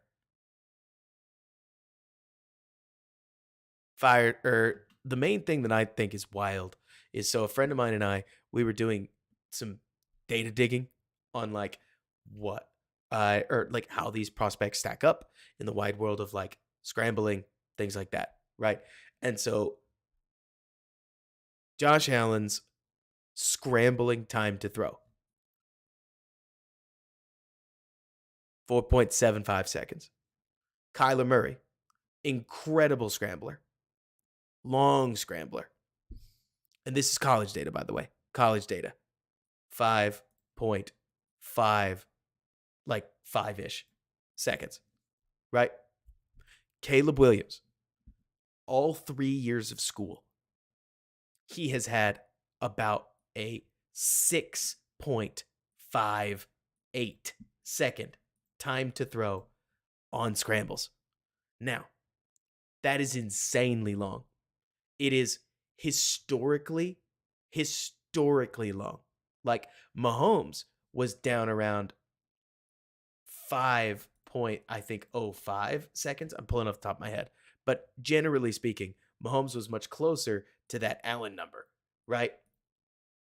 But there's a point where we can basically look at this number and we can say, this is a smoking gun, right? Like, we just don't know whether that number is why he's going to die in the NFL or why he's just different and like somebody that we really haven't seen. That's what we're seeing, basically. Like, at least in my experience, from what I'm seeing on Caleb's tape, right? His scrambles are in large part because of, and he does this move specifically, the same one you see here. Like, he can enter a breakdown stance where he just wobbles like left, right, and he'll shake people nearly every time. Like, whether they're a rusher bearing straight down on him, whether they're a DB coming after him, like, Caleb Williams has an uncanny ability to shake one man, at least. He's slippery, just like he's like a combination of, because I know, Leo, you mentioned Kyler.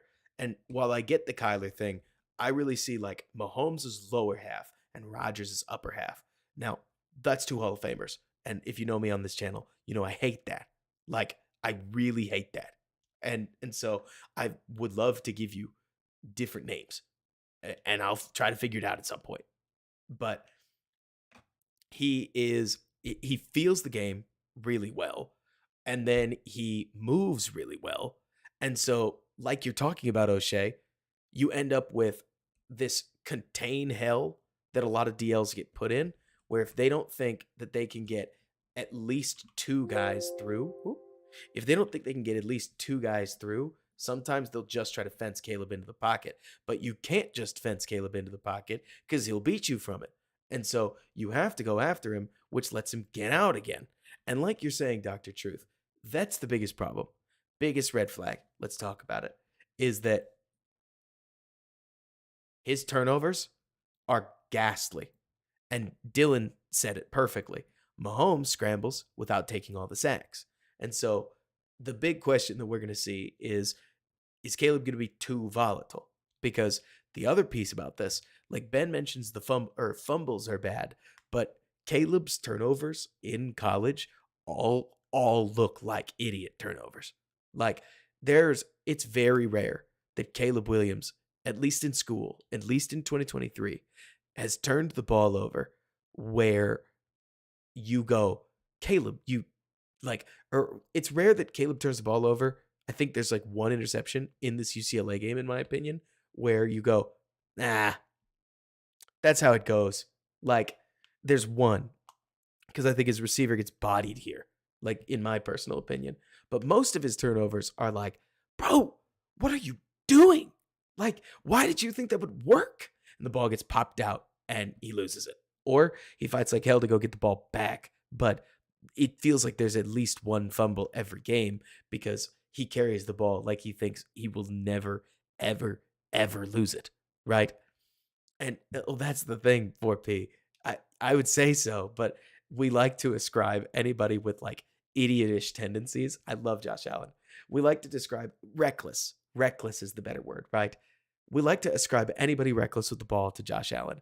But ironically, Rodgers actually takes a lot of sacks too. Like he always has. And it just doesn't seem like it, right? To be honest with you, Eric, or like O'Shea, I think Fields just gets sacked here. Like maybe Fields gets away from this guy, but a lot of times Fields gets stuck on a read, doesn't move off his spot, and gets tripped up. At least from what I've seen.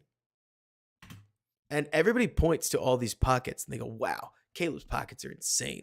Caleb's line is fine, but like you watch a bunch of these games and the line just gets bullied. But there will be a time where we go through more of the film, like much more of the film, and it's not now. Like you're saying, 4P, Allen turns over all the time. Like, so you may get some Caleb Williams, like Josh Allen. I don't want to call it synergy. Synergy is not the right word, but people comparing them similarly in the sense that he just ran for 8 yards instead of throwing it. Hey, it's a matter of whether JF like sees it and tries to get out of the way. Probably does, but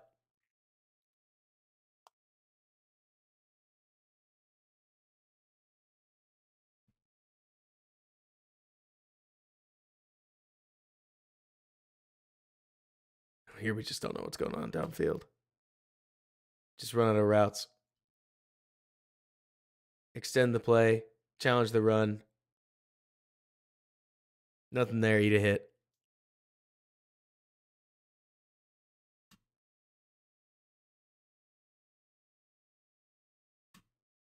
There's a step up. And see, look at that. Rusher coming around the edge and a rusher coming in front of him. We step up and we escape. Nice. Play 1 to play 2.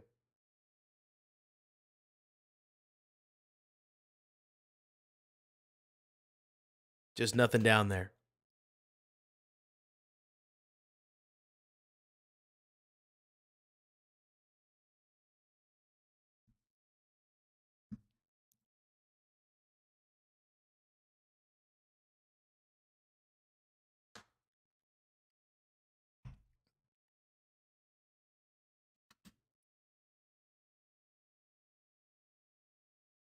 Oh, sure.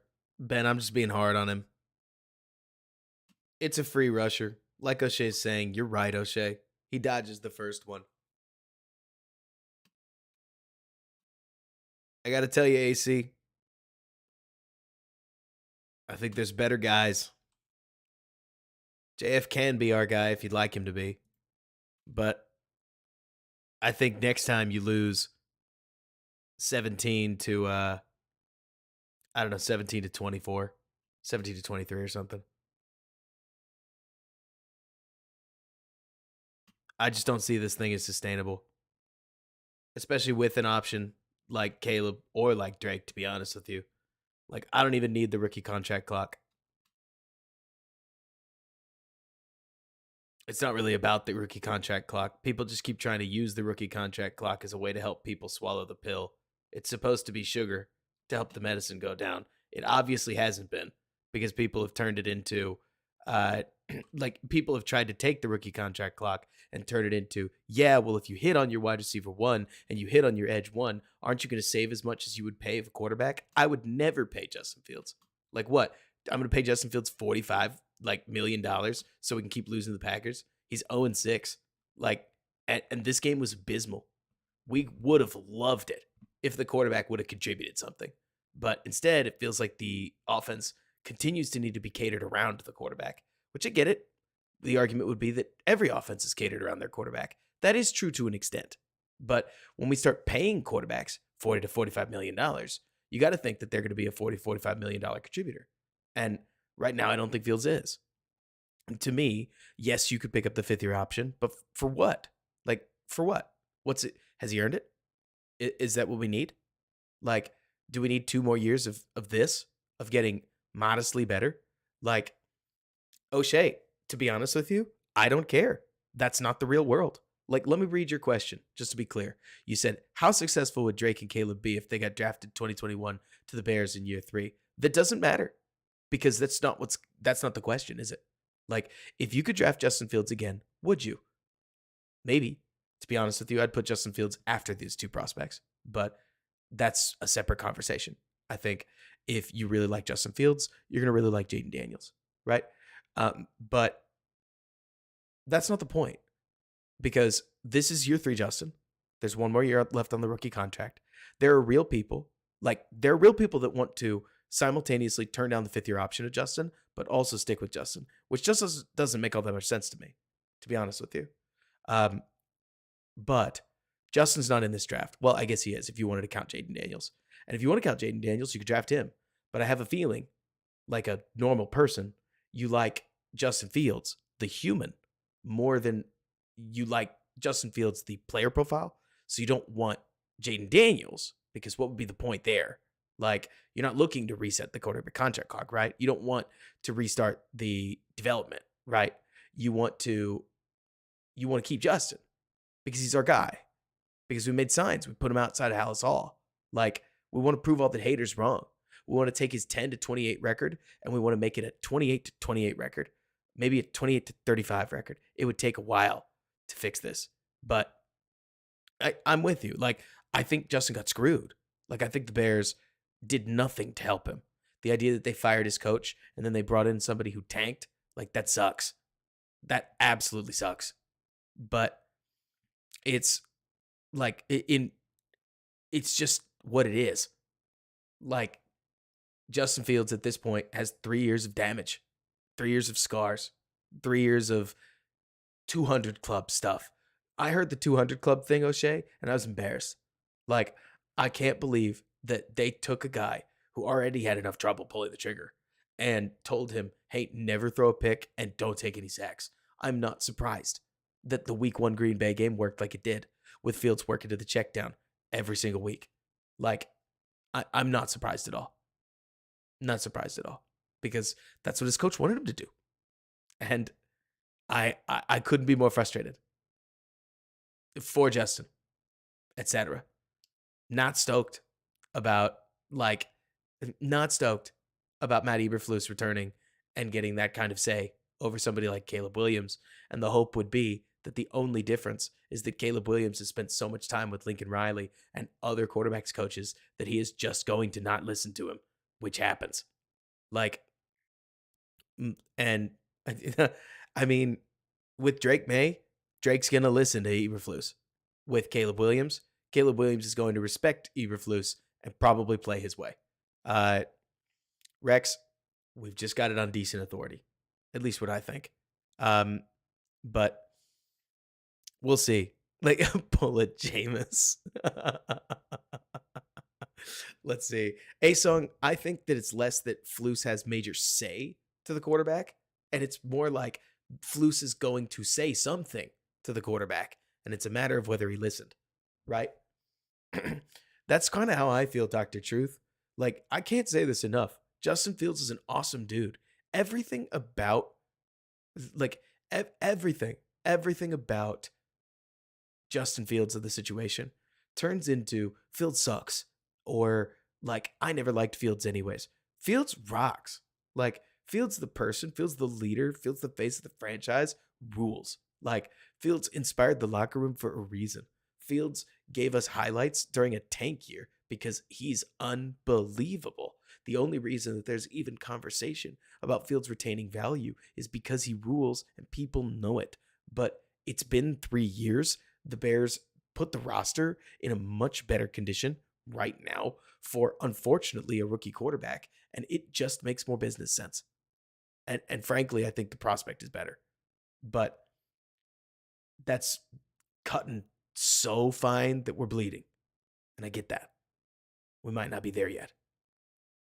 Like, it happens, Eric. Everybody's going to see it a little differently. But I'm completely willing to say I think the Bears pretty much screwed Justin because he was raw enough that he at least needed a coach to be consistent with him, right? But Instead, he got 2. Like, I would be frustrated. If I was Justin Fields, I would be very frustrated. I mean, Mario, the other word, you mentioned sacrificial lamb. The technical term would be bridge quarterback, but nobody wants to talk about that because that would imply that Ryan Poles landed in Chicago already thinking beyond Justin Fields. And that gets worse. Like, and so it's exactly, Ben, at least for me. Like, I look at the rookie year and I think that there were ways to develop him that the Bears just didn't. But pretty much, O'Shea. I mean, yeah. Can I be honest? What would you expect? O'Shea, really asking you, what gives you confidence that in year 6, Justin Fields is going to be not year 6? We'll pin it on year 5. What gives you confidence that Justin Fields is going to be a top 12 quarterback? That's the standard, right? Like, you can't pay Justin and then have him turn into Daniel Jones.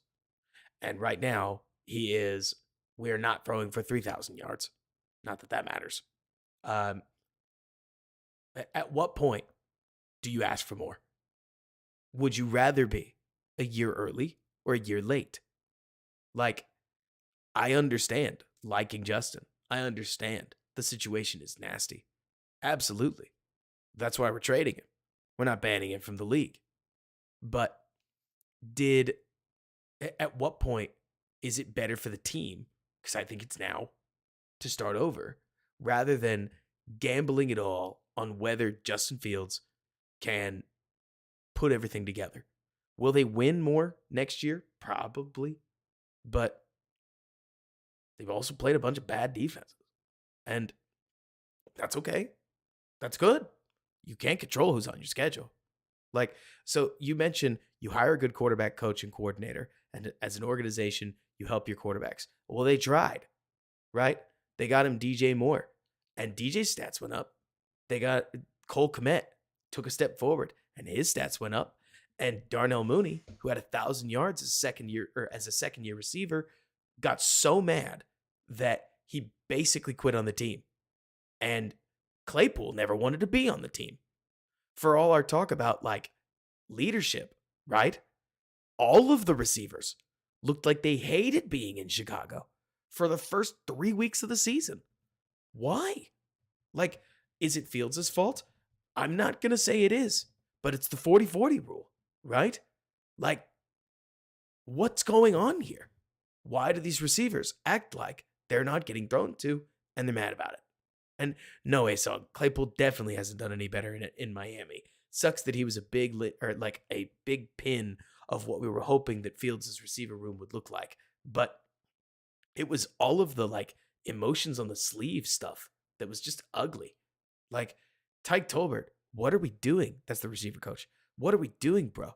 Like, what are these guys doing on the field? And so Fields got screwed. We gave him basically 1 year.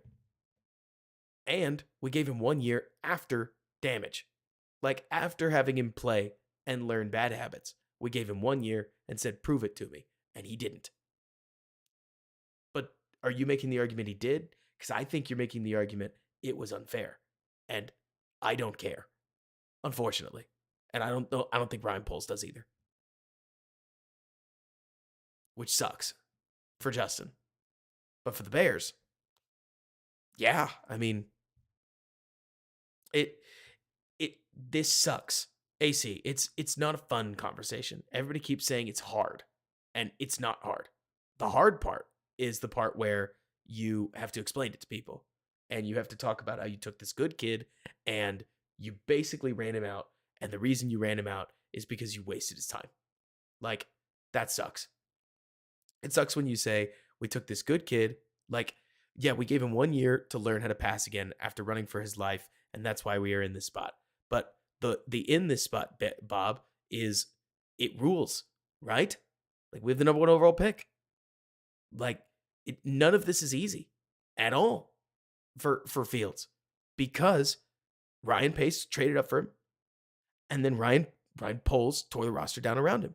But we knew this was coming after 2022 to a strong degree, right? Like, it's that's the thing. Like, I'm not trying to say that this was fair. It was never fair, right? Exactly, Dr. Truth. And for me, the other thing I'm going to throw at you guys, okay? So there are a lot of people that have mentioned to me. I guess we do this. Like, there are a lot of people that have mentioned to me. They've gone, well, Robert, if you trade down the pick, like, AC, here's one to think about. There's a lot of people that have said, well, Robert, if you trade down the pick, then if Fields doesn't work out, you could just package the draft capital to move up. And I'm like, aren't we the team that's begging a team to do that? Why do we want to be the team that does that? Right? Like, if Justin Fields doesn't work out, first of all, that sucks. Montez Sweat isn't getting any younger. DJ Moore isn't getting any younger. Tremaine Edmonds isn't getting any younger, regardless of what you think about him. Like, second of all, if now you have to draft QB4, you have to draft QB3, you have to hope that you can get up into because the team we hope is going to be better than 7 wins, right? And so if they're better than 7 wins, then you are going to have a harder time getting up into the 8 to 10 range where you're going to draft quarterback 3, maybe quarterback 2, if they really slip. But I doubt it, because if they make it to 8, they won't make it past 6, more than likely. But so you look at that and you say, all right, now we're going to hope that we find our Josh Allen. But here's the thing, guys. Haven't we been doing that since, like, for years as Bears fans? As Bears fans, haven't we seen this organization try every method other than just drafting a really good quarterback high? Then, like, haven't we tried all that? And it's never produced a quarterback. Why are we turning away from this? Like, maybe you think that JJ McCarthy's your guy. You're gonna need somebody to develop him. You're gonna need a veteran probably to hold to keep the seat. So now you're actually kicking the can further down the road. But why do we want to go back to just quarterback question marks? And you're right, Cody. Mitch was drafted high, and everybody jumped on the fact that it wasn't Mahomes or Watson. Watson specifically. Good night, Donald. Like, it's you draft Caleb and sit behind Fields. I mean, you can, right? But so what's the different evidence that Eberflus is good with a prototypical quarterback? There really isn't any. I don't know. Somebody's going to point at Beja, but there really isn't any. The team is ready to go be a playoff team with anyone. Oh, I really hate that nickname Threezy. I think it just makes people angry. Like, especially because Justin's done nothing but try. Like, he's he's worked really hard, and I absolutely respect what he's been for the franchise, what he's done for the franchise. Like, that's totally fine. Let me see. So A Song, you asked earlier, is year one Caleb Williams better than year four Justin Fields? So I think it goes without saying the passing stats are right. I don't know if everything is, because I have a feeling Caleb Williams is going to be kind of all over the place. Like, I have a feeling Caleb is going to have some game. Okay, so don't take me too seriously, but the same way that Stroud has been a 300-yard guy relatively early, and then he would have quiet games, I have a feeling Caleb Williams will be kind of all over the place. Like, where you'll have some, he just goes nuts. Some, he does not go nuts. Let's see. So, for an example, Texans versus the Colts. Does the Bears throw that post route, first offensive play of the game? Well, let me pull it up. Let's see if I can get it.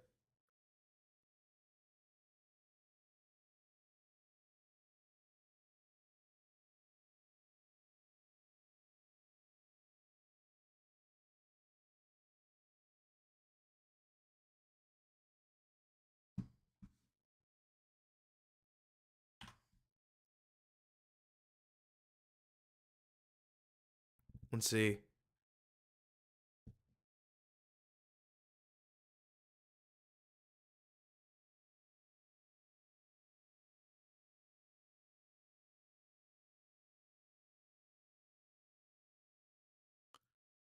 So, do they call it? Sure. Does Fields throw it? I don't know. If he does, he's probably throwing it there. But if he waits till there, he doesn't have Stroud's release.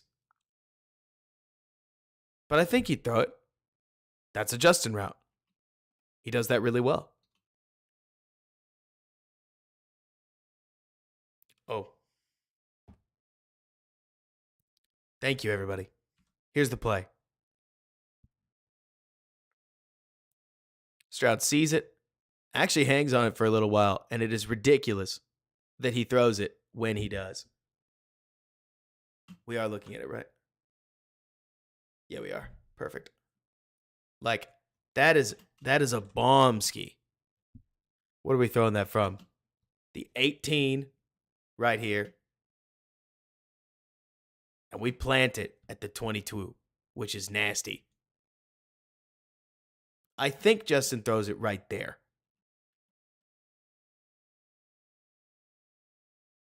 Like, I actually think Justin throws it earlier than CJ throws it. But yeah, I think he throws that. And then Bears fans would freak out. They would eat that up. I'll tell you who I also think throws it, but that's kind of the point, right? It's not these throws.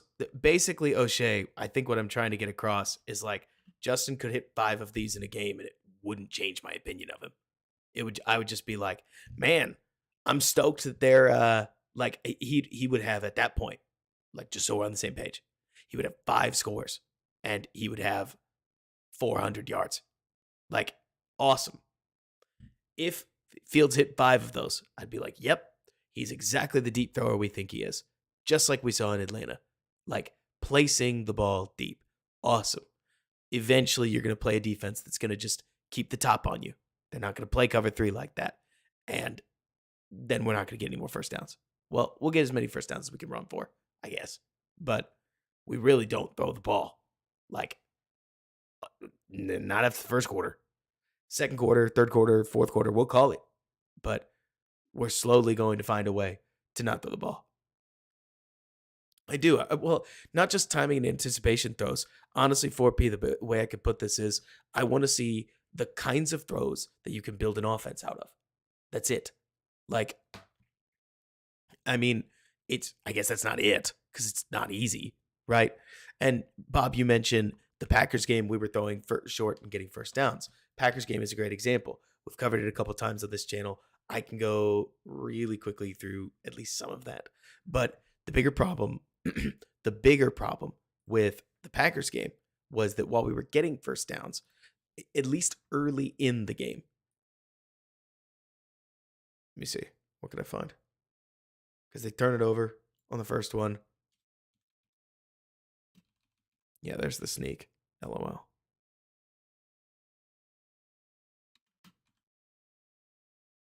Yeah, I would love to get a Bobby Slowick. Finds Mooney. Love it.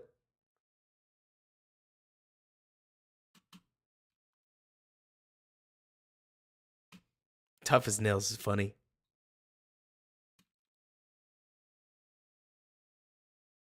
Run it, screw up a block. That never changed. So the big problem was this, basically, Bob. Like, here you're going to see the Bears run sail, which they had to stop running because we just couldn't hit it all year. But it's a cover 4 beater, and it's wide open. Justin's looking at it. It's there. Like, DJ Moore is wide open, right? Instead, we check it down, which is also open. We get upfield. We pick up a first down. Robert, what are we complaining about, right? Well, we called the deep shot for Justin Fields, the deep shot god that we wanted him to be. We see the deep shot. We didn't throw it. And that never really changed. The whole, and we just didn't throw it thing kind of just kept going throughout the whole season.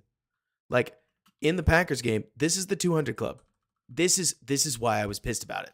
If you wondered on Twitter why it looked like I was so mad, It's because I look at this play and I see 200 club. I see Justin Fields way too worried, like way too worried about 23 right there.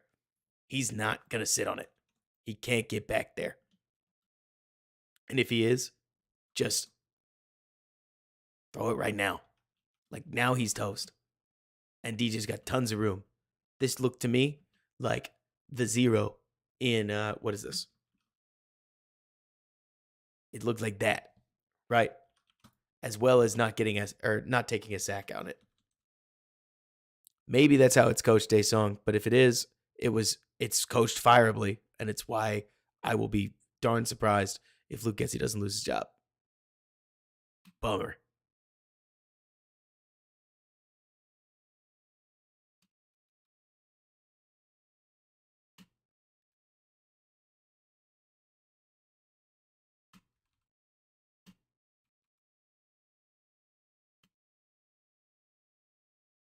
Well, you have to remember, Zach, DJ wasn't happy for a while. So, Bob, they kind of just stopped calling a lot of these. And we didn't end up with many deep ball turndowns, largely because, and you didn't get any sail routes. So instead, you started to get slot fades and other things that are a little more direct down the sidelines or something all the way over the top, like the big throw to Tyler Scott. And Fields took him and he hit him because he's awesome, right? Rookie year Fields, O'Shea, like you can go look up the channel. Really excited about him. Like it wasn't a rookie thing. It wasn't even a second year thing. Like you're saying, this seems like it's an OC problem. It also seems like a problem that isn't going to be fixed in a year. That's at least what I see, O'Shea. We're having the same conversation. Like, we're on the same page is what I'm trying to say. I think Fields needs time, more time than we have before we can pay him. I think that we've got a quarterback prospect that also looks outstandingly, like, outstanding. And so while I look at this and I say, well, we could stick with Justin Fields, we would be sticking with him because we like him, which is fine. But that's bad business. And that's okay. At the end of the day, I do think that what I'm talking about gets the Bears closer to winning a Super Bowl, which is the goal. But I would prefer to have won it with Fields. I'd have preferred to win it with Mitch, like going all the way back there. I want Andy Dalton to win the Super Bowl when like Andy Dalton was the Bears QB1. I rooted for Mike Glennon. So I get it. I'm tired of the carousel, personally. If at any point you hear me just not entertaining it, it's partially because I look at all the timing and like 4P, you're using a great set of terms talking about timing and anticipation, but I'm even just talking about game feel. Like if we're looking at a quarterback who at the start of the year didn't want to throw it to Cole Kmet, and then at the end of the year doesn't want to throw it. Is this the play I'm thinking of? Is this shallow cross? No, it isn't. We run it here. And we're a super athlete. And we can do all kinds of things.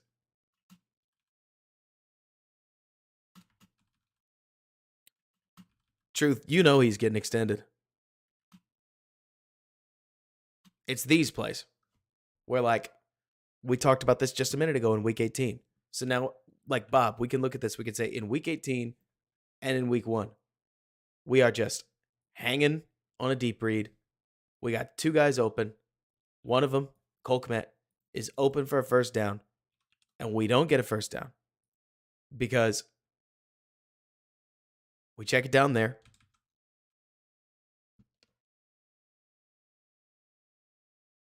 And then on 3rd and 7, Claypool screws up. Well, not Claypool. I guess it's Kmet. They just read this. He drops it. And what could have been a first down becomes no points. Bears go on to lose the game. Like, let me see. Oh, man. I can't wait, Mario. Like, Justin, it'll be like a tell-all, basically.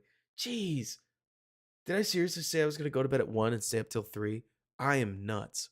Like, Rex, I hear you. Main thing to think about is so the Bears' offensive line. Here, I'll play the rest of the game um, while we wrap up. The Bears' offensive line played bad.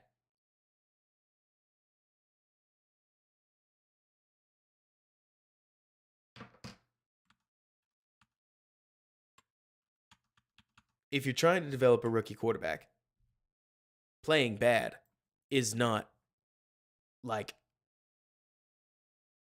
playing bad is not advised. And I can't help but look at the situation and think to myself, see, look at that. Free rusher gets out of the way. Snipe. This was one of my favorite plays. Like, Fields does a great job handling this. And given the rush, Braxton gets beat. He gets out. Create ball with Kmet. Throw that thing, man. That's awesome. That's a great play.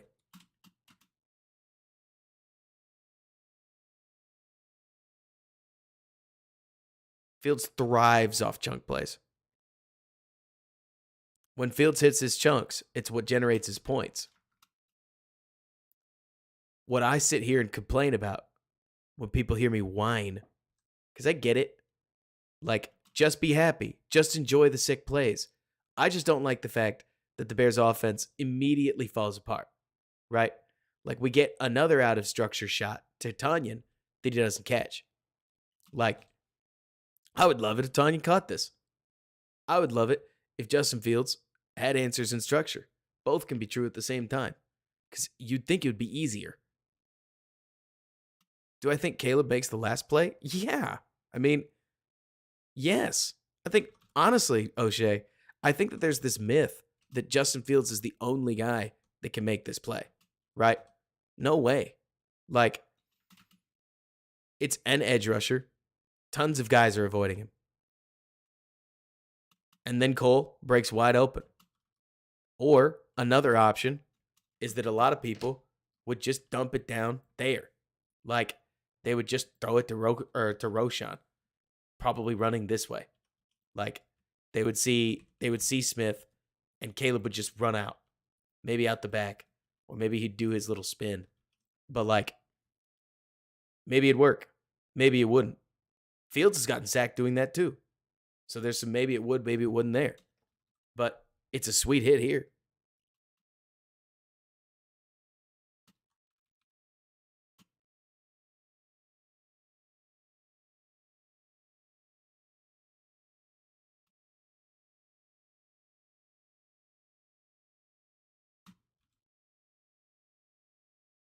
In year 6, Ben, or in 6 years?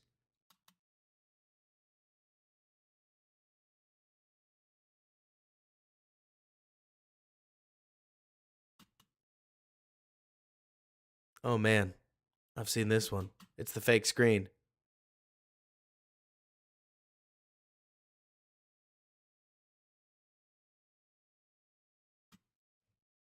It's right there.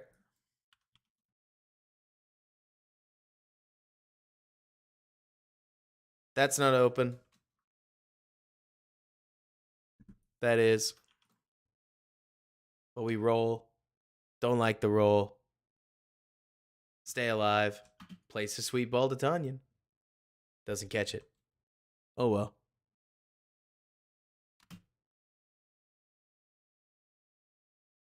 At the end of the day, I think the offensive coordinator did a bad job, and therefore he should get fired. But I also think the quarterback play isn't good enough. And if you've got an opportunity to move on, yeah, it was super well, it was catchable but contested. Right? Oh, yikes. Almost comes away as a pick. That would have been mega unlucky.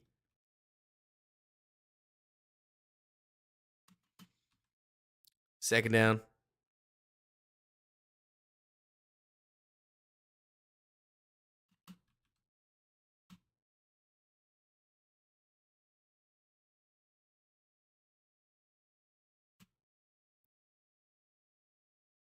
Third down.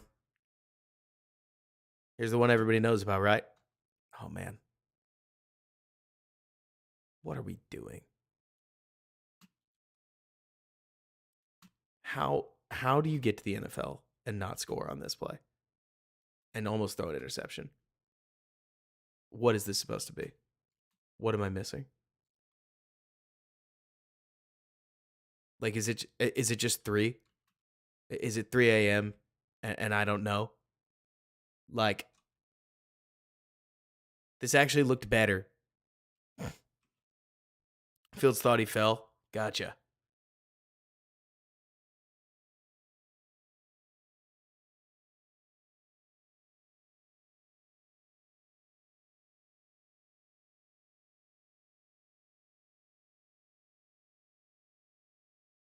I wonder how the referees would have ruled it had he picked it off.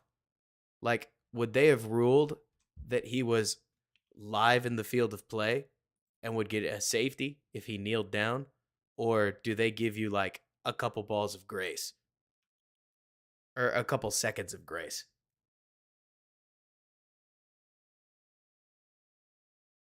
Leo, you just got to lead him. Because, David, I know you can't catch it and then run back in. Wouldn't gain possession until into the end zone. Yeah, I gotcha.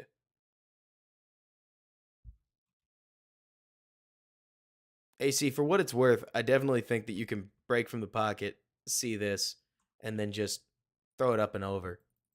But not here. And not against the Packers. I swear. It's always the Packers, man. The quarterbacks just fall apart.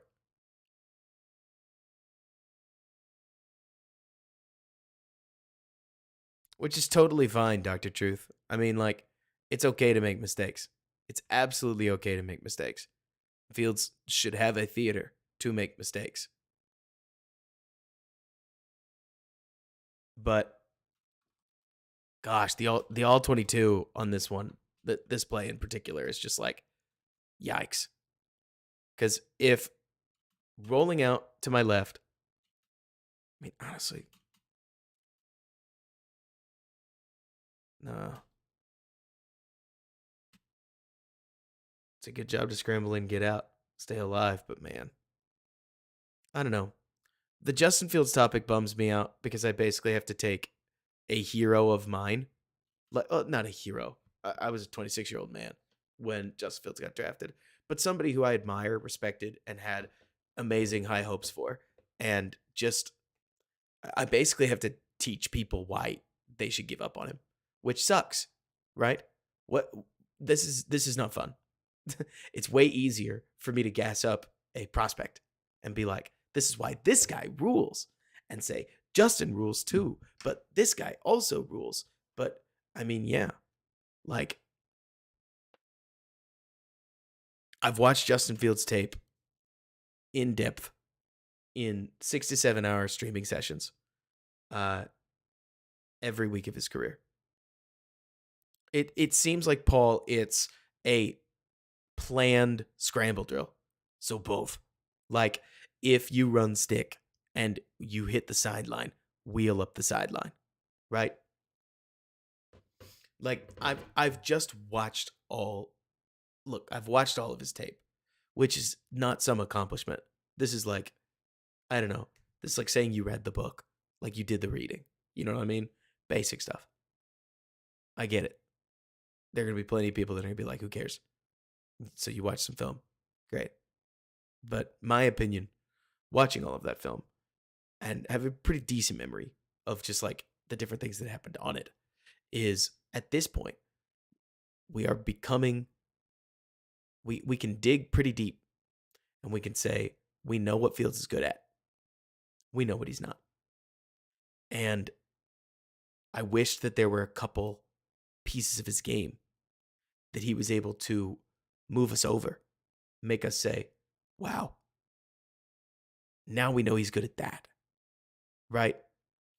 But I don't think we got enough of them. Are we moving in the pocket a little bit? Are we throwing in tight windows? Not really. Are we throwing after we scramble? Yes.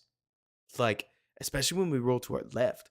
For some reason, Fields loves, like, rolling left, and Fields loves rolling left and hitting a shot back across his right. And I got to be honest, it looks rad every time he does it. Every time he does it.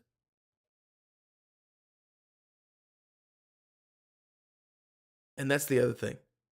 I agree with you, Leo. Like, we're going to hand another team a more polished Justin Fields. What bums me out is for anybody who likes Justin Fields, I think there's a very decent chance. Still can't believe this was a flag. It's a legal hit, and I get that. But nearly any quarterback in football takes this hit, rocks their head like they did, and gets a flag. Like, there's a point where you think you're going to get the pity flag, which sucks. That you're just not. It's got to make Justin feel like he can't get that flag. Can't say this enough. It's a shoulder on shoulder hit.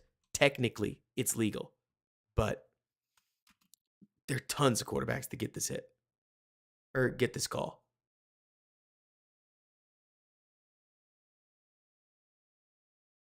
Leo, for what it's worth, I think that it's easy to tell yourself that Caleb is boom or bust, and it's more like um,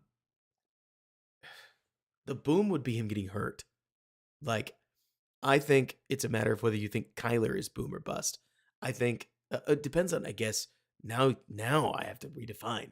Like, are we talking game to game boom or bust? Or are we talking like play to play boom or bust? Because I think Caleb gives you a better floor than a lot of quarterbacks. Like, Leo, I'm coming away from Justin Fields. I'm not trying to sell you on a boom or bust quarterback.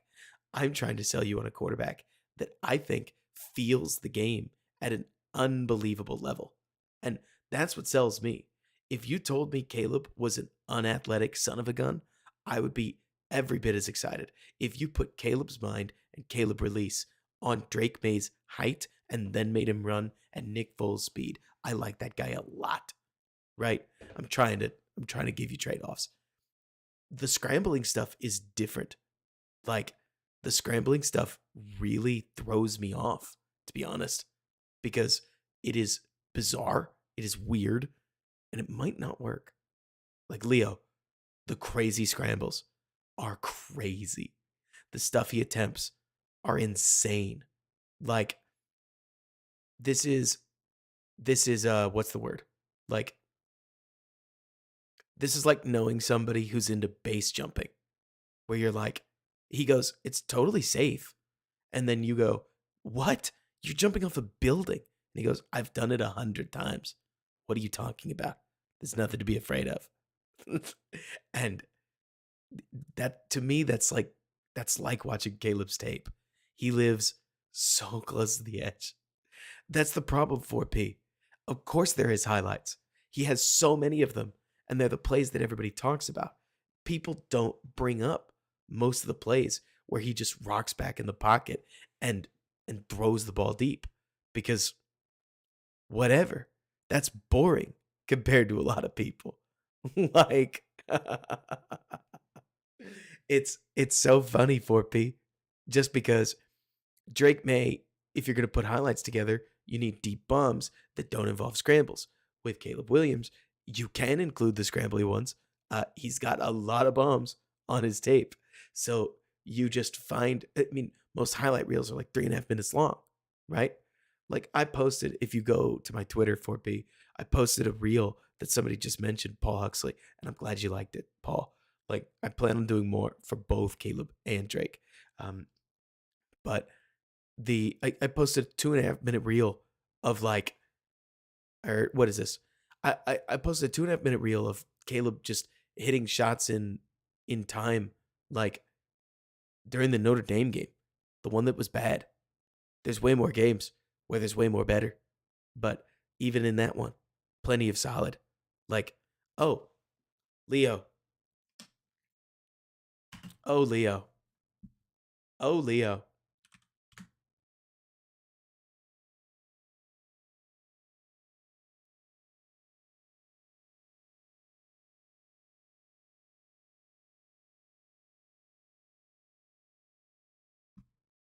oh Leo. Let's go to my Twitter.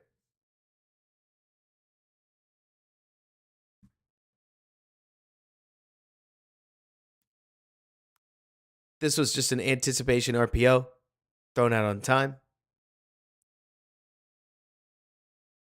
Here's just a quick throw in zone. Here's just a rip on a slant route. Hope the quality's okay. I know full screening a Twitter video is but I don't want to pull up the whole draft project. This is his arm angle on screens. Here, he's a little late, maybe a hitch slow, but reaches his third read over the middle, which is nice. Here's a hitch on the anticipation.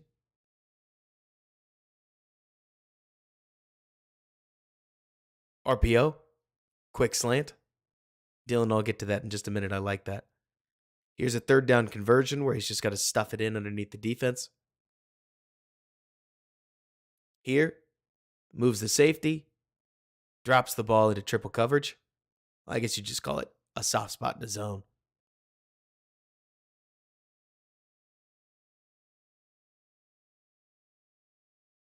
Here he goes, second read over the middle, and he misses the first window, but stuffs the ball in on the second window. Here's an RPO slant, and he drops it, which is hilarious. Here he does the Rodgers play, where he steps up and then just drops the ball over the middle. My favorite part about this play is that he, Austin. Watch what he launches it with. Barely steps into the ball, and his feet even fall out from under him, and then he places it right on the sidelines, which is nice. Exactly, Leo. Here, he reads cover 4, steps up, rips it down the field. The placement is just fine, but he nearly creates a massive chunk play. Loved this one. Gets to his third read over the middle. Saw people trying to say that, the throw's behind him. And I'm like, yeah, he stepped up past a defender and then ripped it to a wide receiver that nearly overran it. Like, no. I wouldn't trade the number 1 for Trevor. Like I'm not trading for Trevor. I'm just drafting Caleb. I might trade the number 1 for Herbert, but even there, I don't know, man. I really don't know. But so let's see. Dylan, you mentioned this, and I think it's an awesome thing that we should talk about, right? You mentioned that the Notre Dame game was one of his better in structure games. And the out of structure was what killed him. What I think is interesting, Dylan, is that Caleb Williams reacted to each individual game pretty differently, in my opinion. Like in the Notre Dame game, he knew his guys were going to get bodied and he needed to be quick with the ball. So he was. But like you're saying, when he tried to get out of structure, he went a little crazy with it. And I think pressed too hard. But to me, Dylan, I thought that one thing that did was that it showed us that I think, Dylan, Caleb is at a point in his passing development where Caleb Williams needs the NFL before he's going to step up. Like, my personal opinion is that Caleb needs that iron sharpens iron environment of having NFL speed around him before he's going to notably improve, at least in my opinion. The hope would be, Rex, Rex, here's the thought. The hope is that you get Sean McDermott's Bills and that Caleb Williams comes in and ends up being fun enough that we basically, what's the word? Like, I don't know if Bills fans like Sean McDermott. I think some of them do. But he seems like kind of a goofy dude. They just have Josh Allen on their team. And so if you got Matt Eberflus and he becomes Sean McDermott also, like, partially because of Caleb Williams, is that so bad? I think cheering for the Bills sounds fun, to be honest with you. Like, not easy, I guess, but I'll whine about playoff losses when we deal with more than one. Like, for now, let's just get to the daggone playoffs. So 4P, you mentioned now I'm sounding crazy with the Herbert thing. The main problem with trading for Herbert would be his contract. Like, he's a great quarterback. Absolutely. You definitely consider it. But at least from an eval perspective, you're right, Case. Absolutely. At least from an eval perspective, it gets a little loopy when you're trying to look at, okay, so we get Herbert coming off of the stupid finger injury. And we're going to get him with the full weight of his extension for the most part. And to get that, we're giving up the number 1 overall pick. I'm not as scared of the number 1 overall pick as I think some people are, but that's okay. With Lawrence, now you just have to pay him. So you get the right to pay him. Lawrence has been awesome, but it's the contract part that's still ugly, no matter who the quarterback is. Let's see. The Chargers would have to eat a ton of dead cap, Dylan, in this case, but I was excluding that just because I think trading for Herbert is something that the Chargers would probably rather die than do, but that's a separate thing. Christopher, that sounds familiar. Perfect. All right, so it's 3:11. I really could go for another hour. I don't see the point. Like, love you guys. I got to go to sleep. But support the stream. I appreciate it when you do. Follow Bear with us. We'll record another episode if I'm awake tomorrow. Bears have got some big decisions to make. Prepare for Matt Eberflus. Be surprised if it's not. And we'll see what happens after that.